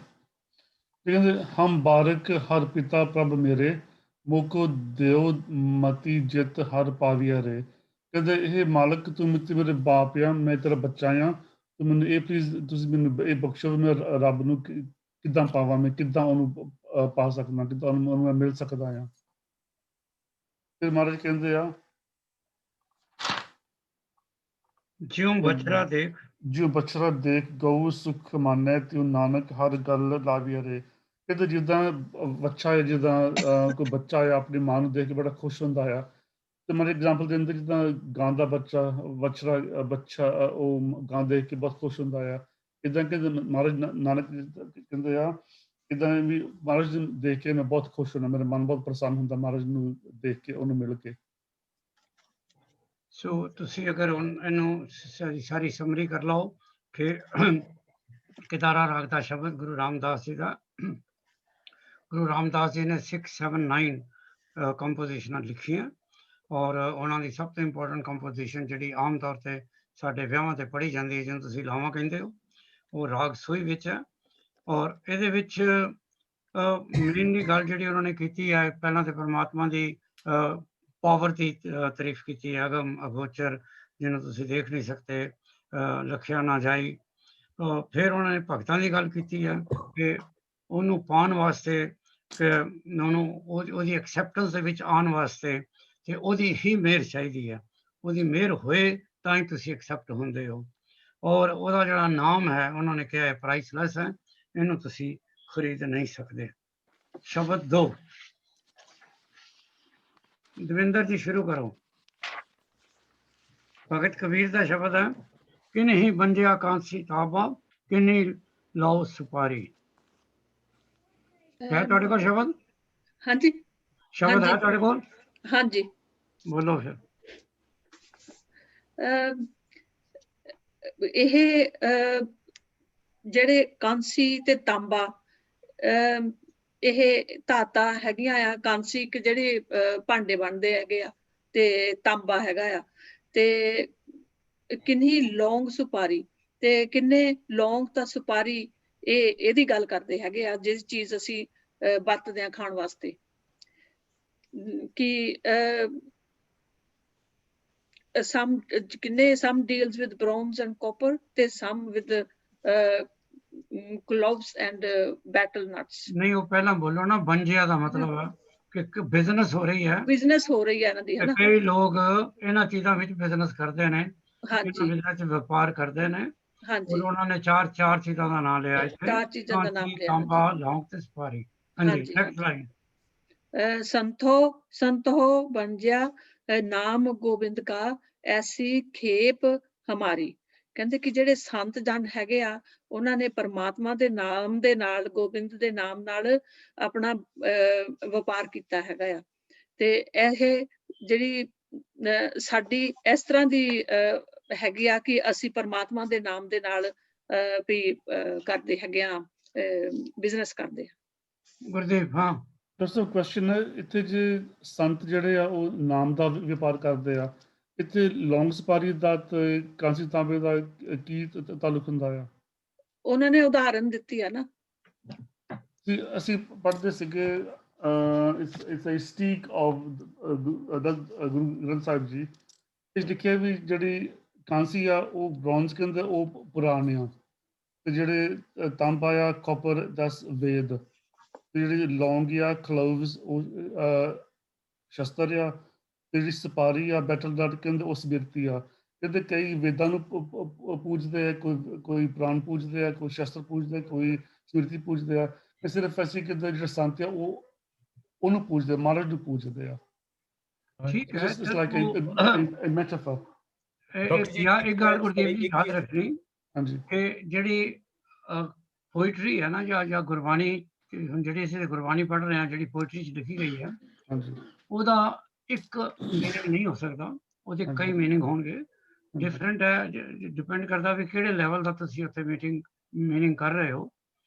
ਜੇ ਤੁਸੀਂ ਸਧਾਰਨ ਮੀਨਿੰਗ ਲਾਓ, ਤੇ ਇਸ ਵੇਲੇ ਭਗਤ ਕਬੀਰ ਕਹਿ ਰਹੇ ਨੇ ਕਿ ਦੁਨੀਆ ਵਿੱਚ ਕਈ ਕਿਸਮ ਦੇ ਵਪਾਰ ਹੁੰਦੇ ਨੇ, ਤੇ ਜਿਹੜਾ ਵਪਾਰ ਸੰਤਾਂ ਦਾ ਵਪਾਰ ਹੈ ਕਿ ਉਹ ਵਾਹਿਗੁਰੂ ਦਾ ਨਾਮ, ਜਿਹੜਾ ਨਾਮ ਗੋਬਿੰਦ ਦਾ, ਤੇ ਉਹਨਾਂ ਦੀ ਜਿਹੜੀ ਮਰਕੰਡਾਈਜ਼ ਜਿਹੜੀ ਉਹ ਵੇਚਦੇ ਨੇ, ਜਿਸ ਮਰਕੰਡਾਈਜ਼ 'ਚ ਉਹ ਵਪਾਰ ਕਰਦੇ ਨੇ, ਉਹ ਵੀ ਨਾਮ ਹੀ ਹੈ। ਅੱਛਾ, ਤੇ ਠੀਕ ਹੈ, ਜਿਹੜੀ ਪਹਿਲੀ ਲਾਈਨ ਆ ਉਹਨੂੰ ਤੁਸੀਂ ਜਿਸ ਤਰ੍ਹਾਂ ਮਰਜ਼ੀ ਲਾ ਲਓ, ਵੇਦ ਕਹਿ ਲਓ, ਕੁਛ ਕਹਿ ਲਓ, ਠੀਕ ਹੈ। ਚਲੋ ਨੈਕਸਟ। ਡਾਕਟਰ ਜੀ ਮੈਂ ਕਹਿਣਾ ਸੀ ਕਿ ਇਹਦਾ ਜਿਹੜਾ ਇਹਦਾ ਆਨਸਰ ਇੱਕ ਹੋਰ ਹੈ ਕਿ ਜਿਹੜਾ ਅਸੀਂ ਇੰਟਾਇਰ ਜੇ ਸ਼ਬਦ ਹੈ ਭਗਤ ਕਬੀਰ ਦਾ ਸ਼ਬਦ ਹੈ, ਜੇ ਅਸੀਂ ਇੰਟਾਇਰ ਸ਼ਬਦ ਨੂੰ ਦੇਖੀਏ, ਇਹਦੇ ਵਿੱਚ ਵਪਾਰ ਦਾ ਹੀ ਗੱਲ ਕੀਤੀ ਹੋਈ ਹੈਗੀ ਹੈ। ਉਹ ਜਿੱਦਾਂ ਭੈਣ ਜੀ ਨੇ ਦੱਸਿਆ ਕਿ ਉਦਾਹਰਨ ਦਿੱਤਾ ਇਹਨਾਂ ਨੇ ਕਿ ਜਿਸ ਤਰ੍ਹਾਂ ਕਈ ਲੋਕ ਜਿੱਦਾਂ ਕਲੋਵਸ ਦੇ ਵਿੱਚ, ਤਾਂਬੇ ਦੇ ਵਿੱਚ ਵਪਾਰ ਕਰਦੇ ਨੇ, ਉਸੇ ਤਰ੍ਹਾਂ ਜਿਹੜੇ ਭਗਤ ਹੈ ਉਹ ਨਾਮ ਦਾ ਵਪਾਰ ਕਰਦੇ ਨੇ। ਪਰ ਇਹ ਸਾਰਾ ਸ਼ਬਦ ਦਾ ਕੰਟੈਕਸਟ ਦੇਖਣਾ ਪਏਗਾ ਕਿ ਉਹਦਾ ਮਤਲਬ ਸਾਨੂੰ ਪਤਾ ਨਹੀਂ, ਉਹ ਚੱਲੇ। ਠੀਕ ਹੈ, ਪਰ ਜੋ ਗੁਰਦੀਪ ਨੇ ਕਿਹਾ ਨਾ, ਤੁਸੀਂ ਬਹੁਤ ਸਾਰੇ ਟ੍ਰਾਂਸਲੇਸ਼ਨ ਪੜ੍ਹੋਗੇ ਜਿਹੜੇ ਕਿ ਸੰਸਥਾਵਾਂ ਜਿਹੜੀਆਂ ਨੇ ਜਗ੍ਹਾ ਬੈਠੀਆਂ ਨੇ, ਉਹ ਸੰਸਥਾਵਾਂ ਡਿਫਰੈਂਟ ਢੰਗ ਦੇ ਨਾਲ ਇਹਨਾਂ ਦੇ ਤਾਂ ਟ੍ਰਾਂਸਲੇਸ਼ਨ ਕਰਦੀਆਂ। ਪਰ ਜੇ ਤੁਸੀਂ ਸਧਾਰਨ ਟ੍ਰਾਂਸਲੇਸ਼ਨ ਕਰਨਾ ਹੈ, ਤੇ ਉਹੀ ਹੈ, ਦੁਨੀਆ ਦੇ ਵਿੱਚ ਬੜੇ ਕਿਸਮ ਦੇ ਵਪਾਰ ਨੇ, ਪਰ ਜਿਹੜਾ ਸੰਤ ਜਿਸ ਸਟੇਟ ਦੇ ਵਿੱਚ ਇਸ ਵੇਲੇ ਮਸ਼ਗੂਲ ਨੇ ਜਾਂ ਬਿਜ਼ੀ ਨੇ, ਉਹ ਨਾਮ ਦਾ ਵਪਾਰ ਹੈ। ਵਪਾਰ ਦਾ ਮਤਲਬ ਇਹੀ ਹੈ, ਵਪਾਰ ਦਾ ਪਹਿਲਾ ਮਤਲਬ ਦੇਖ ਲਓ ਨਾ, ਕਿ ਵਪਾਰ ਦਾ ਮਤਲਬ ਕੀ ਹੈ। ਬਾਇੰਗ ਐਂਡ ਸੈਲਿੰਗ, ਤੁਸੀਂ ਚੀਜ਼ ਬਾਈ ਕਰਦੇ ਹੋ, ਤੁਸੀਂ ਚੀਜ਼ ਵੇਚਦੇ ਹੋ, ਤੁਸੀਂ ਨਾਮ ਲੈਂਦੇ ਹੋ ਤੇ ਨਾਮ ਦਿੰਦੇ ਹੋ। ਸੋ ਉਹ ਜਿਹੜਾ ਵਪਾਰ ਹੈ ਉਹ ਤੁਹਾਨੂੰ ਪਰਮਾਤਮਾ ਦੇ ਕੋਲ ਲੈ ਕੇ ਜਾਂਦਾ। ਸੋ ਠੀਕ ਹੈ ਬੇਟੇ, ਦੋਨੋਂ ਤੁਸੀਂ ਠੀਕ ਹੋ। ਸੈਕੰਡ ਲਾਈਨ ਜਿਹੜੀ, and thanks very much for contributing for a different view point. ਹਾਂਜੀ, ਹੀਰਾ, ਮੈਂ ਪੜ੍ਹਨਾ? ਤੂੰ ਪੜ੍ਹ ਲੈ, ਤੂੰ ਪੜ੍ਹਨਾ ਚਾਹਨੀ ਪੜ੍ਹ। ਕਿਹੜਾ? ਹੀਰਾ ਹੱਥ ਚੜਿਆ ਨਿਰਮੋਲਕ, ਨਹੀਂ ਕਿੱਥੇ ਪਹੁੰਚ ਛੂਟ ਗਈ? ਗਈ ਹਰ ਕੇ ਨਾਮ ਕੇ ਹਰ ਵਪਾਰ। ਕੇ ਨਾਮ ਕੇ ਵਪਾਰੀ। ਇਹਦਾ ਕਹਿੰਦੇ ਨੇ ਕਿ ਮੈਂ ਨਾਮ ਦੇ ਵਪਾਰ ਕਰ ਰਿਹਾ ਹਾਂ, ਮੈਂ ਨਾਮ ਦੇ ਪਿੱਛੇ ਵਪਾਰ ਕਰ ਰਿਹਾ ਹਾਂ। ਹੀਰਾ ਹੱਥ ਚੜਿਆ ਨਿਰਮੋਲਕ, ਛੂਟ ਗਈ ਸੰਸਾਰੀ। ਮੇਰੇ ਹੱਥ ਵਿੱਚ ਇੱਕ ਕੀ ਕਹਿੰਦੇ ਨੇ, ਹੀਰਾ ਆ ਗਿਆ ਹੈ, ਤੇ ਉਹਨੂੰ ਮੈਂ ਆਪਣਾ ਸਾਰਾ ਕੁਝ ਪਿੱਛੇ ਛੱਡ ਆਇਆ ਹਾਂ। ਮੈਨੂੰ ਕੁਝ ਮਿਲ ਗਿਆ, ਖਜ਼ਾਨਾ ਮਿਲ ਗਿਆ ਜਿਹਨੂੰ ਕਹਿੰਦੇ ਨੇ, ਪ੍ਰਾਈਸਲੈਸ। ਇਹ ਚੂੰਕਿ ਰਾਹੂ ਦੀ ਲਾਈਨ ਹੈ, so we have to be very careful ਕਿ ਅਸੀਂ, ਉਹ ਕਹਿ ਰਹੇ ਨੇ, ਜੋ ਹੁਣ ਇੱਥੇ ਗੁਰਦੀਪ ਨੇ ਜੋ ਕਿਹਾ ਉਹ ਵਰਡ ਆ ਜਾਣਗੇ ਕਿ ਅਸੀਂ ਨਾਮ ਦੇ, ਹਰ ਦੇ ਵਾਹਿਗੁਰੂ ਦੇ ਨਾਮ ਦੇ ਵਪਾਰੀ ਹਾਂ। ਹਾਂਜੀ, ਔਰ ਉਹ ਨਾਮ ਜਿਹੜਾ ਹੈ ਉਹ ਸਾਡੇ ਵਾਸਤੇ ਨਿਰਮੋਲਕ ਹੀਰਾ ਹੈ, ਹਾਂ ਪ੍ਰਾਈਸਲੈਸ ਡਾਇਮੰਡ ਹੈ, ਪ੍ਰਾਈਸਲੈਸ ਅਨਕਟ ਡਾਇਮੰਡ ਜਿਹਨੂੰ ਕਹਿੰਦੇ ਹੋ। ਤੇ ਹੁਣ ਕਹਿੰਦੇ ਆ। ਬਾਕੀ ਦੁਨੀਆ ਉਹ ਦੇ ਮੇਰੇ ਹੱਥ ਆ ਦੇ ਗਿਆ। ਨਾਲ ਸਾਨੂੰ ਕੋਈ ਖਬਰ ਨਹੀਂ ਹੈ ਵੀ ਹਾਂ ਬਾਕੀ ਦੁਨੀਆ ਦੀਆਂ ਜਿਹੜੇ ਵਪਾਰ ਨੇ ਅਸੀਂ ਉਹ ਨਹੀਂ ਕਰਦੇ, ਪਰਮਾਤਮਾ ਦੇ ਨਾਮ ਦੇ ਵਪਾਰੀ ਹਾਂ। ਮਿੰਦਰ ਮੈਂ ਚੱਲ ਅੱਗੇ ਮੈਂ ਇੱਕ ਇੱਕ ਲਾਈਨ ਕੱਢ। ਸਾਚੇ ਲਾਏ ਲਾਏ तो तो सच सच लागे लागे साचे साचे के व्यापारी साचे लाए, सच ਦੇ ਨਾਲ ਸਾਚੇ ਜੁੜਨਾ, ਲਾਗੇ ਜੁੜ ਜਾਣਾ, ਜੋ ਲੋਕ ਜੁੜ ਜਾਣਾ ਤਾਂ ਸੱਚ ਲਾਗੇ। ਤਾਂ ਕਦੋਂ ਤੁਸੀਂ ਸੱਚ ਦੇ ਨਾਲ ਜੁੜਦੇ ਹੋ, ਸਾਚੇ ਕੇ ਵਪਾਰੀ, ਤੇ ਕਦੋਂ ਤੁਸੀਂ ਸੱਚ ਦਾ ਵਪਾਰ ਕਰਦੇ ਹੋ। ਇਹ ਤਿੰਨ ਚੀਜ਼ਾਂ ਨੇ, ਤਿੰਨ ਹਿੱਸੇ ਨੇ। ਸਾਚੇ ਪਰਮਾਤਮਾ ਨੂੰ ਕਹਿ ਰਹੇ ਹੋ ਤੁਸੀਂ, ਸਾਚੇ ਲਾਏ ਪਰਮਾਤਮਾ ਨੇ ਸਾਨੂੰ ਜਦੋਂ ਸੱਚ ਦੇ ਨਾਲ ਜੋੜਿਆ, हाँ जी साचे लागे ਫਿਰ ਅਸੀਂ ਸੱਚ ਦੇ ਨਾਲ ਜੁੜ ਗਏ, साचे के व्यापारी ਫਿਰ ਅਸੀਂ ਸੱਚ ਦੇ ਵਪਾਰੀ ਬਣ ਗਏ। ਜਿਸ ਵੇਲੇ ਪਰਮਾਤਮਾ ਨੇ ਸਾਨੂੰ ਸੱਚ ਦੇ ਨਾਲ ਜੋੜਿਆ ਤਾਂ ਸਾਡੀ ਮਰਕੰਡਾਈਜ਼ ਵੀ ਸੱਚ ਹੋ ਗਈ ਨਾ। ਤੇ ਸਾਡੇ ਕੋਲ ਵੇਚਣ ਵਾਸਤੇ ਹੁਣ ਸੱਚ ਹੀ ਹੈ, ਹੋਰ ਤਾਂ ਕੁਝ ਹੈ ਨਹੀਂ, ਤੇ ਅਸੀਂ ਸੱਚ ਦੇ ਵਪਾਰੀ ਹੋ ਗਏ। Paramjit next line. ਸਾਚੀ ਬਸਤ ਕੇ ਭਾਰ ਚਲਾਏ ਪਹੁੰਚੇ ਜਾਏ ਭੰਡਾਰੀ। ਕਿ ਮੈਂ ਮੇਰੇ ਅੰਦਰ ਵਿੱਚ ਸੱਚ ਪਾਇਆ ਤੇ ਕਿ ਮੈਂ ਉਹਦੀ ਕਿ ਮੈਂ I don't know how to say it, Dr. G. Sorry, pass. ਜੋ ਅਸੀਂ ਵਪਾਰੀ ਆ ਨਾ, ਅਸੀਂ ਜੋ ਵੀ ਆਪਣਾ ਕੋਰੀਅਰ ਨਹੀਂ ਕਹਿੰਦੇ, ਕੋਰੀਅਰ ਹੈ ਜਾਂ ਤੁਹਾਡੀ ਗੱਡੀ ਹੈ ਜਾਂ ਬੈਲ ਗੱਡੀ ਹੈ ਜਾਂ ਤੁਹਾਡੇ ਕੋਲ ਕੋਈ ਕਾਰ ਹੈ, ਉਹ ਤੁਸੀਂ ਲੋਡ ਕਰ ਦਿੱਤੀ ਹੈ ਸੱਚ ਨਾਲ, ਸੱਚ ਦੇ ਨਾਮ ਨਾਲ। ਹਾਂਜੀ ਦਰਪਣਾ ਕਰਨੀ ਅਗਲੀ ਲਾਈਨ। ਆਪੇ ਰਤਨ ਜਵਾਹਰ ਮਾਨਕ ਆਪੇ ਹੈ ਪਸਾਰੀ। Sir, this is what I understand is कि मतलब रतन Jawahar Manik means the essence, जो source है, and आपे ही पसारी means जो पसारा है। तो मतलब source भी वही है और पसारा भी वही है। The expanse, the source and the expanse, the essence and the expanse. ਲਫ਼ਜ਼ੀ ਮੀਨਿੰਗ ਇਹਨਾਂ ਦੇ ਇਹ ਨੇ, ਪਸਾਰੀ ਕਹਿੰਦੇ ਨੇ ਜਿਊਲਰ ਨੂੰ, ਕਿ ਜੇ ਪਰਮਾਤਮਾ ਇੱਕ ਜਿਊਲਰ ਹੈ ਤਾਂ ਜਿਹੜਾ ਨਾਮ ਹੈ ਉਹੀ ਰਤਨ ਹੈ, ਉਹੀ ਜਵਾਹਰ ਹੈ। ਤੁਸੀਂ ਕੋਈ ਵੀ ਅਗਰ तो परमात्मा भी अगर ज्वेलर है, अगर जौहरी है, तो ਉਹ ਕਾਹਦਾ ਵਪਾਰ ਕਰਦਾ, ਕਿਹੜੇ ਡਾਇਮੰਡ ਦਾ ਵਪਾਰ ਕਰਦਾ, ਕਿਹੜੇ ਹੀਰੇ ਦਾ ਵਪਾਰ ਕਰਦਾ, ਤੇ ਉਹ ਵੀ ਨਾਮ ਹੈ। ਵਜ਼ੀਰ ਜੀ ਆਪੇ ਦੇ ਜਿਸ ਆਪ ਚਲਾਵੇ ਨਿਚਲ ਹੈ ਵਪਾਰੀ। ਮੈਨੂੰ ਕਿਹਾ ਜੀ? ਹਾਂਜੀ ਹਾਂਜੀ ਗੁਰਦੀਪ। ਹਾਂਜੀ ਵਜ਼ੀਰ ਜੀ। ਹਾਂਜੀ ਹਾਂਜੀ। ਉਹ ਆਪੇ ਦਹਿ ਦਿਸ ਆਪ ਚਲਾਵੇ ਨਿਹਚਲ ਹੈ ਵਪਾਰੀ। ਉਹ ਵਪਾਰੀ ਸਾਰੀਆਂ ਦਿਸ਼ਾ ਵਿੱਚ, ਸਾਰੇ ਪਾਸੇ ਨਿਹਚਲ ਹੈ, ਕਿਧਰੇ ਜਾਣ ਵਾਲਾ ਨਹੀਂ ਹੈ, ਹਮੇਸ਼ਾ ਸਥਿਰ ਰਹਿਣ ਵਾਲਾ ਹੈ, ਤੇ ਉਹੀ ਆਪ ਇਹ ਵਣਜ ਨੂੰ ਚਲਾ ਰਿਹਾ ਹੈ। ਜਿਸ ਤਰ੍ਹਾਂ ਨਾਮ ਦੀ ਗੱਲ ਕਰ ਰਹੇ ਨਾ, ਨਾਮ ਦੇ ਵਪਾਰ ਦੀ ਗੱਲ ਕਰ ਰਹੇ ਹੋ, ਉਹ ਕਹਿੰਦਾ ਪਰਮਾਤਮਾ ਨੇ ਚਾਰੋਂ ਪਾਸੇ ਆਪਣੇ ਨਾਮ ਦਾ ਵਪਾਰ ਖਿਲਾਰਿਆ ਹੋਇਆ। ਜਿਹੜੀਆਂ ਚਾਰ ਡਾਇਰੈਕਸ਼ਨਸ ਨੇ ਸੰਸਾਰ ਦੀਆਂ, ਉਹਨਾਂ ਦੇ ਵਿੱਚ ਨਾਮ ਦਾ ਹੀ ਵਪਾਰ ਹੈ। और परमात्मा नेचर है, जो उन्होंने कहा कि अनचेंजिंग है। So he has already given the direction कि नाम जड़ा सारे संसार विच चलेगा। Gurdeep next line. ਉਸ ਵਿੱਚ ਦੈਟ ਇਜ਼ ਕੀ ਹੁੰਦਾ ਫਿਰ? That is 10 directions. दशा सारी ऑल डायरेक्शंस। ਅੱਛਾ ਠੀਕ ਹੈ। चल गुरदीप नेक्स्ट लाइन। ਹਾਂਜੀ मन 10 ਤੇ ਜਿਸ ਮਨ डायरेक्शन। ਹਾਂਜੀ ਹਾਂਜੀ। ਮਨ ਕਰ ਬੈਲ ਸੁਰਤ ਕਰ ਪੈਂਡਾ ਗਿਆਨ ਗੋਨ ਪਰ ਡਾਰੀ। ਕਹਿੰਦੇ ਵੀ ਇੱਥੇ ਨਹੀਂ ਸੇ ਬਣ ਲਾਉਣਾ। ਮਨ ਕਰ ਬੈਲ ਇੱਕ ਹਿੱਸਾ, ਸੁਰਤ ਕਰ ਪੈਂਡਾ ਦੋ ਹਿੱਸੇ, ਗਿਆਨ ਗੋਨ ਪਰ ਡਾਰੀ। ਹਾਂਜੀ। mind is like a bull and the meditation is the road। ਜਿਹੜਾ ਪੈਂਡਾ ਆ ਉਹ ਜਿੱਦਾਂ ਉਹਦੀ ਸੁਰਤ ਲਾਉਣੀ, ਉਹਦੇ ਨਾਲ ਉਹਦੀ ਭਗਤੀ ਕਰਨੀ। ਤਾਂ ਮੈਂ ਆਪਣਾ ਜਿਹੜਾ I filled my mind with spiritual wisdom and loaded them onto the bull। ਜਿੱਦਾਂ ਕੋਈ ਕਿਤੇ ਦੂਰ ਜਾਣਾ ਆ, ਕੋਈ ਗੱਡੀ ਹੋਵੇ, ਗੱਡੀ ਮੈਂ ਲੱਦ ਲਈ ਆ, ਸੁਰਤ ਉਹਦੀ ਨਾਮ ਦੇ ਨਾਲ ਗੱਡੀ ਲੱਦ ਲਈ ਆ। ਪੁਰਾਣੇ ਜ਼ਮਾਨੇ 'ਚ ਬੈਲ ਗੱਡੀ ਹੁੰਦੀ ਸੀ ਨਾ, ਉਹੀ ਕਹਿ ਰਹੇ ਨੇ ਕਿ ਬੈਲ ਗੱਡੀ ਜਿਹੜੀ ਆ ਨਾਮ ਦੇ ਭਾਰ ਨਾਲ ਲੱਦ ਲਈ ਆ ਹੁਣ, ਤੇ ਅਸੀਂ ਚੱਲ ਪਏ ਹਾਂ। ਸੋ ਉਹ ਇੱਥੇ ਵਰਡ ਨੂੰ ਸਿਰਫ ਬੈਲ ਹੀ ਯਾਦ ਕੀਤਾ, ਬਸ ਬੈਲ ਗੱਡੀ ਹੈ ਨਾ। ਮਨ ਕਰ, ਤੁਹਾਡਾ ਮਨ ਜਿਹੜਾ ਬੈਲ ਗੱਡੀ ਵਾਂਗੂ ਹੈ, ਔਰ ਉਹਨੂੰ ਤੁਸੀਂ ਜਿਹੜੇ ਵੀ ਰਸਤੇ 'ਤੇ ਜਾਣਾ, ਪੈਂਡਾ ਮੀਨ ਰਸਤਾ, ਉਹਦੇ 'ਤੇ ਤੁਸੀਂ ਨਾਮ ਦਾ ਪੂਰਾ ਲੋਡ ਭਰ ਦਿੱਤਾ। ਕਿ ਤੁਸੀਂ ਹੁਣ ਤੁਹਾਡੇ ਕੋਲ ਹੋਰ ਕੁਝ ਵੀ ਨਹੀਂ ਹੈ। The only thing which you have in your mind is the name of Akal Purkh. ਹਾਂਜੀ ਨਵਤੇਜ ਲਾਸਟ ਲਾਈਨ। ਹਾਂਜੀ, ਸੋ ਇਹ ਜਿਹੜੀ ਲਾਸਟ ਲਾਈਨ ਹੈ ਜੇ ਆਪਾਂ ਜਿਹੜੀ ਹੁਣੀ ਆਪਾਂ ਲਾਈਨ ਟ੍ਰਾਂਸਲੇਟ ਕੀਤੀ ਉਹਦੇ ਕਹਿਤ ਨਾਲ ਕਬੀਰ। ਜੋੜੀਏ। ਕਹਿਤ ਕਬੀਰ ਕਹਿਤ ਕਬੀਰ ਸੁਨੋ ਰੇ ਸੰਤੋ ਨਿਭਹੀ ਖੇਪ ਹਮਾਰੀ।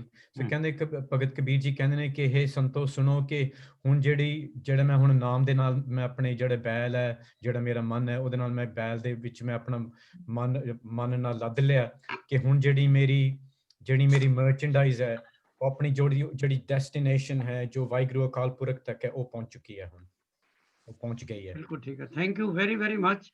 ਦੇਖੋ ਇਹ ਜ਼ਰੂਰੀ ਹੈ ਮੈਸੇਜ ਦੇਣਾ ਸਾਰਿਆਂ ਨੂੰ, ਤੁਹਾਨੂੰ ਸਾਰਿਆਂ ਨੂੰ, ਜਾਂ ਜਿਹੜੇ ਵੀ ਇਸ ਗੁਰਮਤਿ ਕਲਾਸ ਨੂੰ ਦੇਖਣਗੇ, ਕਿ ਇੱਥੇ ਕੋਈ ਵੀ ਪ੍ਰੋਫੈਸ਼ਨਲ ਨਹੀਂ ਹੈ। ਤੁਸੀਂ ਸਾਰੇ ਇਮੈਚੁਰ ਹੋ, ਸਾਰੇ ਸਟੂਡੈਂਟ ਹੋ, ਹਾਲੇ ਗਿਆਨ ਲੈ ਰਹੇ ਹੋ, ਫਿਰ ਵੀ ਬਹੁਤ ਤੁਹਾਡੀ ਐਫਰਟ ਹੈ ਕਿ ਤੁਸੀਂ ਸ਼ਬਦ ਘਰੋਂ ਪੜ੍ਹ ਕੇ ਆਉਂਦੇ ਹੋ, ਸ਼ਬਦ ਦਾ ਮੀਨਿੰਗ ਆਪਣੇ ਮਨ ਵਿੱਚ ਵਸਾ ਕੇ ਆਉਂਦੇ ਹੋ, ਔਰ ਅਕਾਲ ਪੁਰਖ ਅੱਗੇ ਅਰਦਾਸ ਕਰਕੇ ਆਉਂਦੇ ਹੋ ਕਿ ਅਸੀਂ ਜਦੋਂ ਵੀ ਇਹ ਸ਼ਬਦ ਪੜ੍ਹਾਂਗੇ, ਜਦੋਂ ਵੀ ਸ਼ਬਦ ਦਾ ਅਸੀਂ ਟ੍ਰਾਂਸਲੇਸ਼ਨ ਕਰਾਂਗੇ, ਸਾਡੇ ਕੋਲੋਂ ਭੁੱਲ ਹੋ ਜਾਏਗੀ। ਜਿਸ ਤਰ੍ਹਾਂ ਅੱਜ ਬਹੁਤ ਅੱਛੀ ਗੱਲ ਮੈਨੂੰ ਲੱਗੀ ਹੈ ਕਿ ਗੁਰਦੀਪ ਨੇ ਇੱਕ ਟ੍ਰਾਂਸਲੇਸ਼ਨ ਕੀਤਾ ਜਿਹੜਾ ਕਿਸੇ ਡਿਫਰੈਂਟ ਟੈਕਸਟ ਵਿੱਚ ਹੈਗਾ। ਸੋ ਮੈਂ ਉਸੇ ਚੀਜ਼ ਨੂੰ ਦੁਬਾਰਾ ਸਟ੍ਰੈਸ ਕਰਨਾ ਚਾਹੁੰਦਾ ਕਿ ਤੁਸੀਂ ਜਿਸ ਤਰ੍ਹਾਂ ਹੁਣ ਜਪਜੀ ਸਾਹਿਬ ਹੈ, ਜਿਹਨੂੰ ਤੁਸੀਂ ਰੋਜ਼ ਪੜ੍ਹਦੇ ਹੋ, ਇਹਦੀਆਂ ਵੀ ਕੋਈ ਜਸਬੀਰ ਜੀ ਬੇਅੰਤ ਟ੍ਰਾਂਸਲੇਸ਼ਨਾਂ ਨੇ, ਤੇ ਹਰ ਟ੍ਰਾਂਸਲੇਸ਼ਨ ਇੱਕ ਦੂਜੇ ਦੀ ਕਾਪੀ ਤੇ ਨਹੀਂ ਹੈਗੀ, ਹਰ ਟ੍ਰਾਂਸਲੇਸ਼ਨ ਡਿਫਰੈਂਟ ਹੈ। ਹਰ ਬੰਦੇ ਨੇ ਜਿਹਨੇ ਟ੍ਰਾਂਸਲੇਸ਼ਨ ਕੀਤੀ ਹੈ, ਉਹਨੇ ਆਪਣੇ ਅਨੁਭਵ ਨਾਲ, ਆਪਣੇ ਮਨ ਨਾਲ, ਆਪਣੀ ਸੱਚਾਈ ਨਾਲ ਕੀਤੀ ਹੈ। ਤੇ ਤੁਸੀਂ ਕਦੀ ਵੀ ਨਹੀਂ ਕਹਿ ਸਕੋਗੇ ਕਿ ਇੱਕ ਦੀ ਟ੍ਰਾਂਸਲੇਸ਼ਨ ਗਲਤ ਹੈ ਤੇ ਦੂਸਰੇ ਦੀ ਟ੍ਰਾਂਸਲੇਸ਼ਨ ਠੀਕ ਹੈ। ਸੋ ਮੈਂ really am very grateful to all of you ਕਿ ਤੁਸੀਂ ਜਦੋਂ ਮੈਨੂੰ ਸਵੇਰੇ ਨਵਤੇਜ ਦਾ ਆਇਆ ਕਿ ਉਹ 2 ਸ਼ਬਦ ਮੈਨੂੰ ਉਹਨਾਂ ਦੇ ਰੈਫਰੈਂਸ ਭੇਜ ਦਿਓ, and I would like to translate one of them in the class, and that means there is an effort being made. ਔਰ ਮੈਨੂੰ ਇਹ ਪਤਾ ਹੈ ਕਿ ਮਹਿੰਦਰ ਜੀ ਜਾਂ ਜਸਪੀਰ ਨੂੰ ਕਈ ਵਾਰੀ ਡਿਫਿਕਲਟੀ ਹੁੰਦੀ ਹੈ, ਪਰ ਜਿੰਨਾ ਕੁਛ ਉਹ ਕਰ ਸਕਦੇ ਨੇ ਉਹ ਆਪਣੇ ਮਨੋਂ ਕਰਦੇ ਨੇ। ਔਰ ਉਹ ਹੋਰ ਵੀ ਅੱਛਾ ਲੱਗਦਾ ਹੈ ਕਿ ਜਦੋਂ ਉਹ ਨਹੀਂ ਕਰ ਸਕਦੇ ਉਹ ਸਿੱਧਾ ਕਹਿ ਦਿੰਦੇ ਨੇ ਆਈ ਪਾਸ ਇਟ ਔਨ, ਕਿ ਮੈਂ ਇਹਨੂੰ ਸੁਣਾਂਗਾ ਔਰ ਮੈਂ ਬਾਣੀ ਨੂੰ ਗਲਤ ਟ੍ਰਾਂਸਲੇਟ ਨਹੀਂ ਕਰਾਂਗਾ। That is very great of you. ਔਰ ਜਿਨ੍ਹਾਂ ਨੂੰ ਬਹੁਤ ਗਿਆਨ ਹੈ, ਜਿਨ੍ਹਾਂ ਸਾਡੇ ਕੋਲ ਵਜ਼ੀਰ ਜੀ ਹੈ ਨੇ ਔਰ ਹੋਰ ਵੀ ਹੈ ਨੇ, Gurdeep is a very good translator, Davinder ਅੱਛਾ ਟ੍ਰਾਂਸਲੇਟ ਕਰਦੀ ਹੈ, ਪਰਮਜੀਤ ਤੇ ਤੁਹਾਨੂੰ ਪਤਾ ਬਹੁਤ ਹੀ ਲਾਇਕ ਸਾਡੀ ਕੁੜੀ ਹੈ, ਅੱਜ ਤੇ ਬਬਲੀ ਨੇ ਵੀ ਬਹੁਤ ਅੱਛੀ ਐਫਰਟ ਕੀਤੀ ਹੈ। ਐਂਡ ਅਸੀਂ ਪਾਠ ਕਰੀਦਾ ਨਾ, ਉਸ ਕਰਕੇ ਸ਼ੁੱਧ ਬਾਣੀ ਪੜੀਦਾ। I am very great. ਨਹੀਂ, ਸ਼ੁੱਧ ਤੇ ਅਸ਼ੁੱਧ ਦੀ ਇੱਥੇ ਗੱਲ ਨਹੀਂ ਹੈ ਕਿ ਸਾਰਿਆਂ ਨੇ ਹੀ ਅਸੀਂ ਸਿੱਖਿਆ, ਅਸੀਂ ਸਾਰਿਆਂ ਨੇ ਸ਼ੁਰੂ ਵਿੱਚ ਹੀ ਤੇ ਹਰ ਚੀਜ਼ ਸਾਡੇ ਵਾਸਤੇ ਸ਼ੁੱਧ ਨਹੀਂ ਸੀ। ਅਸੀਂ ਵੀ ਜਦੋਂ ਊੜਾ ਐੜਾ ਪੜ੍ਹਨਾ ਸ਼ੁਰੂ ਕੀਤਾ ਤੇ ਡਿਫਰੈਂਟ ਢੰਗ ਨਾਲ ਹੀ ਪੜ੍ਹਦੇ ਸੀ, ਫਿਰ ਜਦੋਂ ਸਾਨੂੰ ਪੰਜਾਬੀ ਆ ਗਈ ਤੇ ਫਿਰ ਅਸੀਂ ਗੁਰਬਾਣੀ ਪੜ੍ਹਨੀ ਸ਼ੁਰੂ ਕੀਤੀ। ਤੇ it is an effort which is being made, ਔਰ ਪਰਮਾਤਮਾ ਨੂੰ ਪਤਾ ਹੈ ਕਿ ਇਹ ਸਾਡੀ ਐਫਰਟ ਹੈ ਔਰ ਇਹ ਪਰਮਾਤਮਾ ਦੇ ਦਰਬਾਰ ਵਿੱਚ ਜ਼ਰੂਰ ਐਕਸੈਪਟ ਹੋਏਗੀ। ਜੋ ਤੁਸੀਂ ਕੰਟਰੀਬਿਊਸ਼ਨ ਕਰ ਰਹੇ ਹੋ, ਇਹ ਡਾਇਰੈਕਟ ਲਿੰਕ ਹੈ with Akal Purakh, it is a direct link. ਔਰ ਇਹ ਨਵਤੇਜ ਜੀ, ਮੈਂ ਹਮੇਸ਼ਾ ਕਿਹਾ ਕਲਾਸ ਵਿੱਚ, ਸ਼ਬਦ is a bridge between you and Akal Purakh. ਤੁਸੀਂ ਜਿਸ ਵੇਲੇ ਇੱਥੇ ਬਹਿ ਕੇ ਵਾਹਿਗੁਰੂ ਦੀ ਗੱਲ ਕਰਦੇ ਹੋ, ਗੁਰਬਾਣੀ ਦੀ ਗੱਲ ਕਰਦੇ ਹੋ, ਵਾਹਿਗੁਰੂ ਡਾਇਰੈਕਟਲੀ ਤੁਹਾਡੀ ਗੱਲ ਸੁਣ ਰਿਹਾ ਹੈ, ਹੀ ਇਜ਼ ਦੀ ਰਿਸੀਪੀਐਂਟ। ਉਹਨੂੰ ਕੋਈ ਫਰਕ ਨਹੀਂ ਪੈਂਦਾ ਤੁਹਾਡੇ ਕੋਲੋਂ ਲਾਵਾ ਮਾਤਰਾ ਕੁਝ ਗਲਤ ਹੋ ਜਾਣ, ਇਹ ਤੁਹਾਡੇ ਮਨ ਨੂੰ ਦੇਖਦਾ ਕਿ ਤੁਸੀਂ ਕਿਸ ਮਨ ਦੇ ਨਾਲ, ਕਿਸ ਲਗਨ ਦੇ ਨਾਲ ਸ਼ਬਦ ਦੀ ਟ੍ਰਾਂਸਲੇਸ਼ਨ ਕਰ ਰਹੇ ਹੋ ਔਰ ਕਿਸ ਲਗਨ ਦੇ ਨਾਲ ਉਹਨੂੰ ਸੁਣ ਰਹੇ ਹੋ। ਹਰ ਬੰਦਾ ਜਿਹੜਾ ਹੈ ਉਹ ਗਿਆਨੀ ਨਹੀਂ ਹੋ ਸਕਦਾ, ਹਰ ਬੰਦਾ ਜਿਹੜਾ ਹੈ ਉਹ ਟੌਪ ਟ੍ਰਾਂਸਲੇਟਰ ਨਹੀਂ ਹੋ ਸਕਦਾ, ਪਰ it is an effort which is being made and I appreciate that effort. ਦੇਖੋ ਇੱਥੇ ਵਜ਼ੀਰ ਜੀ ਬੈਠੇ ਨੇ, ਮੈਨੂੰ ਪਤਾ ਹੈ ਉਹਨਾਂ ਨੇ ਕਿੰਨੀ ਵੀ ਟ੍ਰਾਂਸਲੇਸ਼ਨਾਂ ਸੁਣੀਆਂ, ਉਹਨਾਂ ਵਿੱਚ ਉਹਨਾਂ ਨੂੰ ਪਤਾ ਕਿ ਕਈ ਚੀਜ਼ਾਂ ਦੇ ਨਾਲ ਉਹ ਮੁਤਫਿਕ ਨਹੀਂ ਹੈਗੇ, ਪਰ ਉਹਨਾਂ ਨੇ ਉਹਨਾਂ ਨੂੰ ਸੁਣਿਆ ਔਰ ਸ਼ਲਾਘਾ ਕੀਤੀ ਹੈ ਵੀ ਚਲੋ ਐਫਰਟ ਤੇ ਹੈ ਕਿ ਅੰਡਰ ਕਰੰਟ ਮੀਨਿੰਗ ਤੇ ਠੀਕ ਹੈ, ਪਰ ਠੀਕ ਹੈ ਅਗਰ ਬੱਚੇ ਕੋਸ਼ਿਸ਼ ਕਰ ਰਹੇ ਨੇ, ਇੱਕ ਵੇਲਾ ਆਏਗਾ ਜਦੋਂ ਉਹਨਾਂ ਦੀ ਹਰ ਚੀਜ਼ ਜਿਹੜੀ ਹੈ that will be perfect. ਚਲੋ ਹੁਣ ਸਾਡੇ ਕੋਲ ਥੋੜਾ ਟਾਈਮ ਹੈ, so I will quickly go through the next step. ਸਾਡੇ ਕੋਲ 15 ਮਿੰਟ ਨੇ ਸਿੱਖ ਹਿਸਟਰੀ ਤੇ। ਅੱਜ ਅਸੀਂ ਚੌਥੇ ਗਵਰਨਰ ਤੇ ਹਾਂ। ਪਹਿਲੇ 3 ਗਵਰਨਰ ਦਾ ਨਾਂ ਕੋਈ ਫਟਾਫਟ ਦੱਸ ਦੇ ਤੇ I will be very happy. ਇਹ ਤੋਂ ਕਿਹੜਾ ਸੀ? ਅਬੂ ਸਾਮਦ। ਅਬੂ ਸਾਮਦ। ਤੇ ਇਹ ਤੋਂ ਅਬੂ ਬਾਅਦ ਸਾਮਦ ਰੈਡ ਸੀ। ਨਹੀਂ ਜ਼ਕਾਰੀਆ ਖਾਨ, ਅਬੂ ਸਾਮਦ ਜ਼ਕਾਰੀਆ ਜ਼ਕਾਰੀਆ ਖਾਨ, ਜ਼ਕਰੀਆ ਜ਼ਕਰੀਆ ਖਾਨ। ਖਾਨ। ਨਹੀਂ, ਪਹਿਲਾ ਜ਼ਕਰੀਆ ਅਬੂ ਸਾਮਦ ਸੀ। ਅਬੂ ਸਾਮਦ ਤੋਂ ਬਾਅਦ ਜ਼ਕਰੀਆ ਖਾਨ ਸੀ। Second was Zakaria Khan. And who was the third one? ਯਾਹਿਆ Khan. Yahya Khan. So ਅੱਜ ਅਸੀਂ ਗੱਲ ਕਰਾਂਗੇ fourth one, ਜਿਹੜਾ ਹੈ ਮੀਰ ਮੰਨੂ।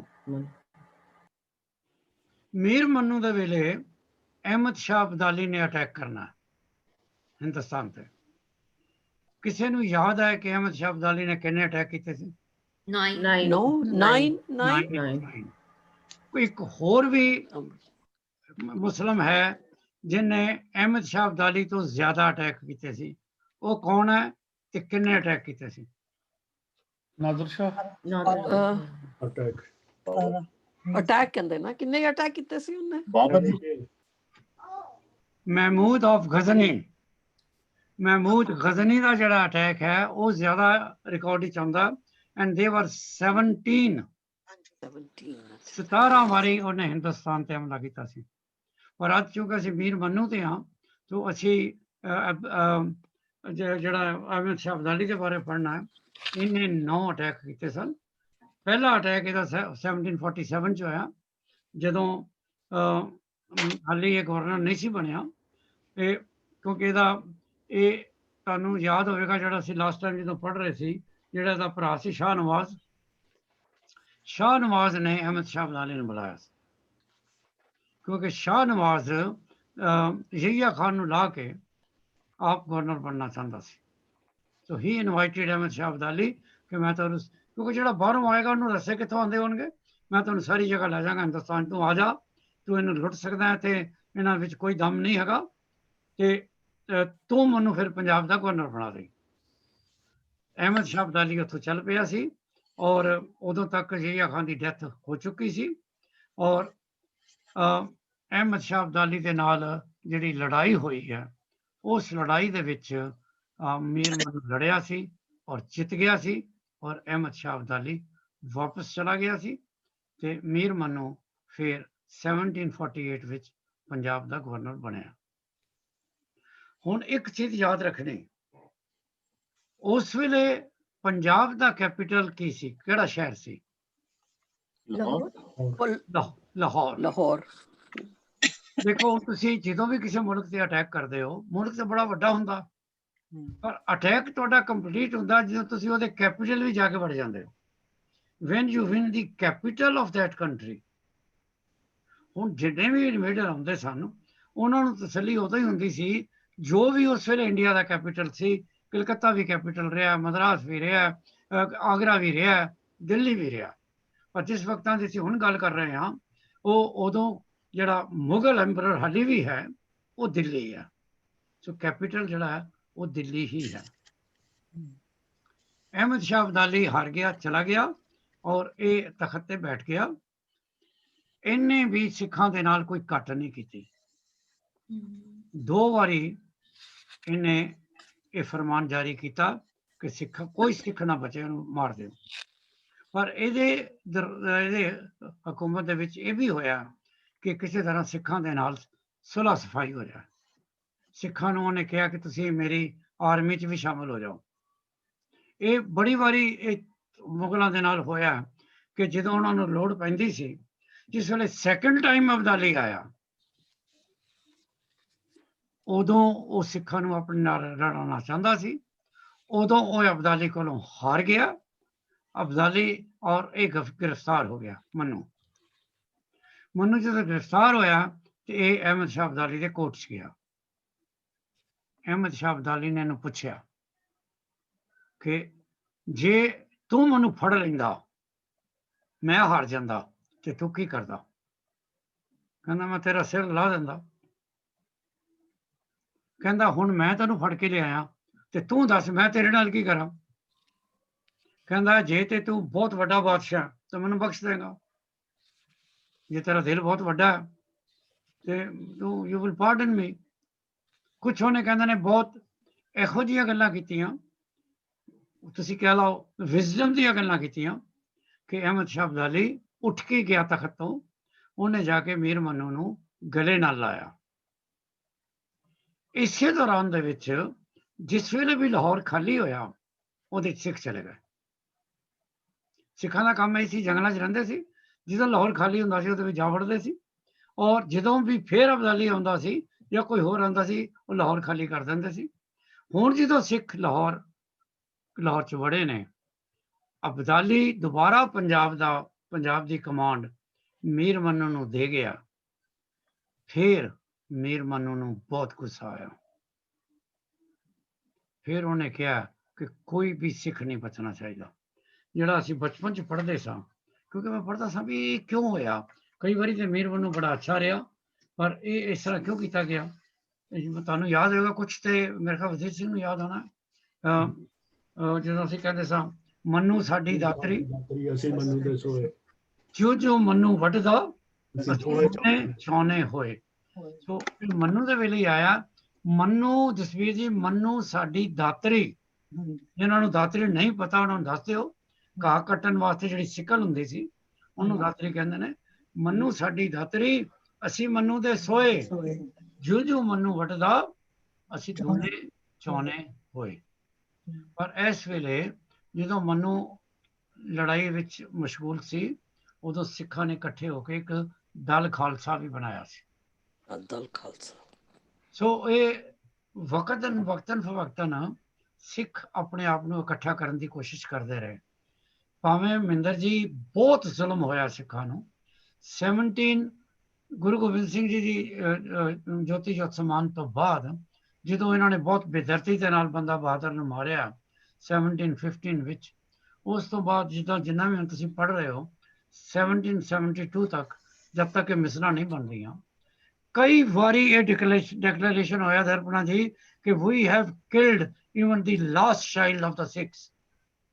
ਜਿਹੜੀ ਹੈਰਾਨੀ ਦੀ ਗੱਲ ਹੈ, ਤੁਸੀਂ ਮੁੱਠੀ ਭਰ ਹੁੰਦੇ ਸੋ ਔਰ ਮੁੱਠੀ ਭਰ ਹੀ ਮਾਰ ਦਿੰਦੇ ਸਨ, ਉਹ ਮੁੱਠੀ ਭਰ ਫਿਰ ਪੈਦਾ ਹੋ ਜਾਂਦੇ ਸੀ। ਔਰ ਅੱਜ ਵੀ ਆਵਾਂ ਸੀ, ਇੰਨੀਆਂ ਸ਼ਹਾਦਤਾਂ ਤੋਂ ਬਾਅਦ ਵੀ, ਇੰਨੀਆਂ ਕੁਰਬਾਨੀਆਂ ਤੋਂ ਬਾਅਦ ਵੀ ਸਾਡਾ ਮਨੋਬਲ, ਜਿਹਨੂੰ ਕਹਿੰਦੇ ਨਾ ਮਨੋਬਲ ਸਮਝਦੇ ਹੋ ਜਸਵੀਰ ਜੀ?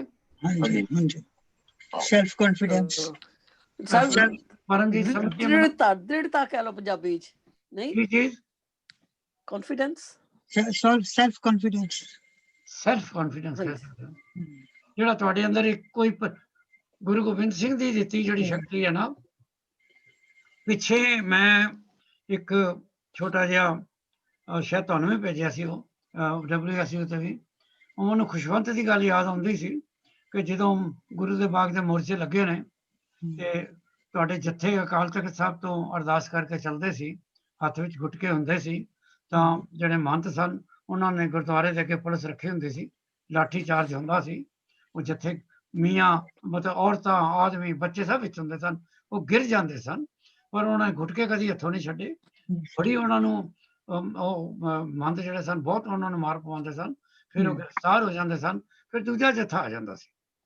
ਇਹ ਖੁਸ਼ਵੰਤ ਦੇ ਵਰਡ ਨੇ ਕਿ ਮਹਾਤਮਾ ਗਾਂਧੀ ਜਾਂ ਜਵਾਹਰ ਲਾਲ ਨਹਿਰੂ ਨੇ ਇਹ ਉਹਨਾਂ ਨੂੰ ਕੁਐਸਚਨ ਕੀਤਾ ਸੀ, ਉਹ ਤੁਹਾਡੇ ਅੰਦਰ ਕਿਹੜੀ ਸਪਿਰਿਟ ਹੈ ਜਿਹੜੀ ਇੰਨੀ ਤੁਹਾਨੂੰ ਮਾਰ ਪੈਂਦੀ ਹੈ ਔਰ ਤੁਸੀਂ ਬਿਲਕੁਲ ਨਾਨ ਵਾਇਲੈਂਟ ਹੋ, ਤੁਸੀਂ ਹਥਿਆਰ ਚੁੱਕਿਆ ਹੀ ਨਹੀਂ, ਤੁਸੀਂ ਕਿਸੇ ਨੇ ਡਾਂਗ ਜਿਹੜੀ ਤੁਹਾਨੂੰ ਆ ਰਹੀ ਹੈ ਵਜਨ ਉਹਨੂੰ ਰੋਕਿਆ ਵੀ ਨਹੀਂ, ਗੁਟਕਾ ਜ਼ਮੀਨ ਤੇ ਰੱਖਣ ਨਹੀਂ ਦਿੱਤਾ, ਔਰ ਦੂਸਰਾ ਜੱਥਾ ਆ ਗਿਆ ਮਾਰ ਖਾਨ, ਔਰ ਫਿਰ ਤੁਸੀਂ ਗੁਰਦੁਆਰੇ ਲਿਬਰੇਟ ਕਰਾਏ, ਗਵਰਨਮੈਂਟ ਚੁੱਕ ਗਈ।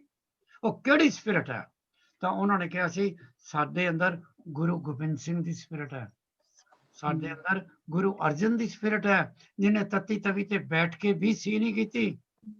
ਸਾਡੇ ਅੰਦਰ ਗੁਰੂ ਤੇਗ ਬਹਾਦਰ ਦੀ ਸਪਿਰਿਟ ਹੈ, ਜਿਹਨੇ ਖੁੱਲੇ ਆਮ ਚੈਲੰਜ ਕਰਤਾ ਸੀ ਔਰੰਗਜ਼ੇਬ ਨੂੰ ਔਰ ਆਪਣਾ ਸੀਸ ਦਿੱਤਾ ਹਿੰਦੂ ਧਰਮ ਨੂੰ ਬਚਾਉਣ ਵਾਸਤੇ। ਉਹ ਸਪਿਰਿਟ ਹੈ ਸਾਡੇ ਅੰਦਰ। ਚਾਰੇ ਗੁਰੂ ਸਾਹਿਬ ਦੇ ਬੱਚੇ ਸ਼ਹੀਦ ਹੋ ਗਏ ਤੇ ਉਹਨਾਂ ਨੇ ਕਿਹਾ ਚਾਰ ਮੂਏ तो क्या हुआ, जीवत लाख हजार। उस गुरु की स्पिरिट है।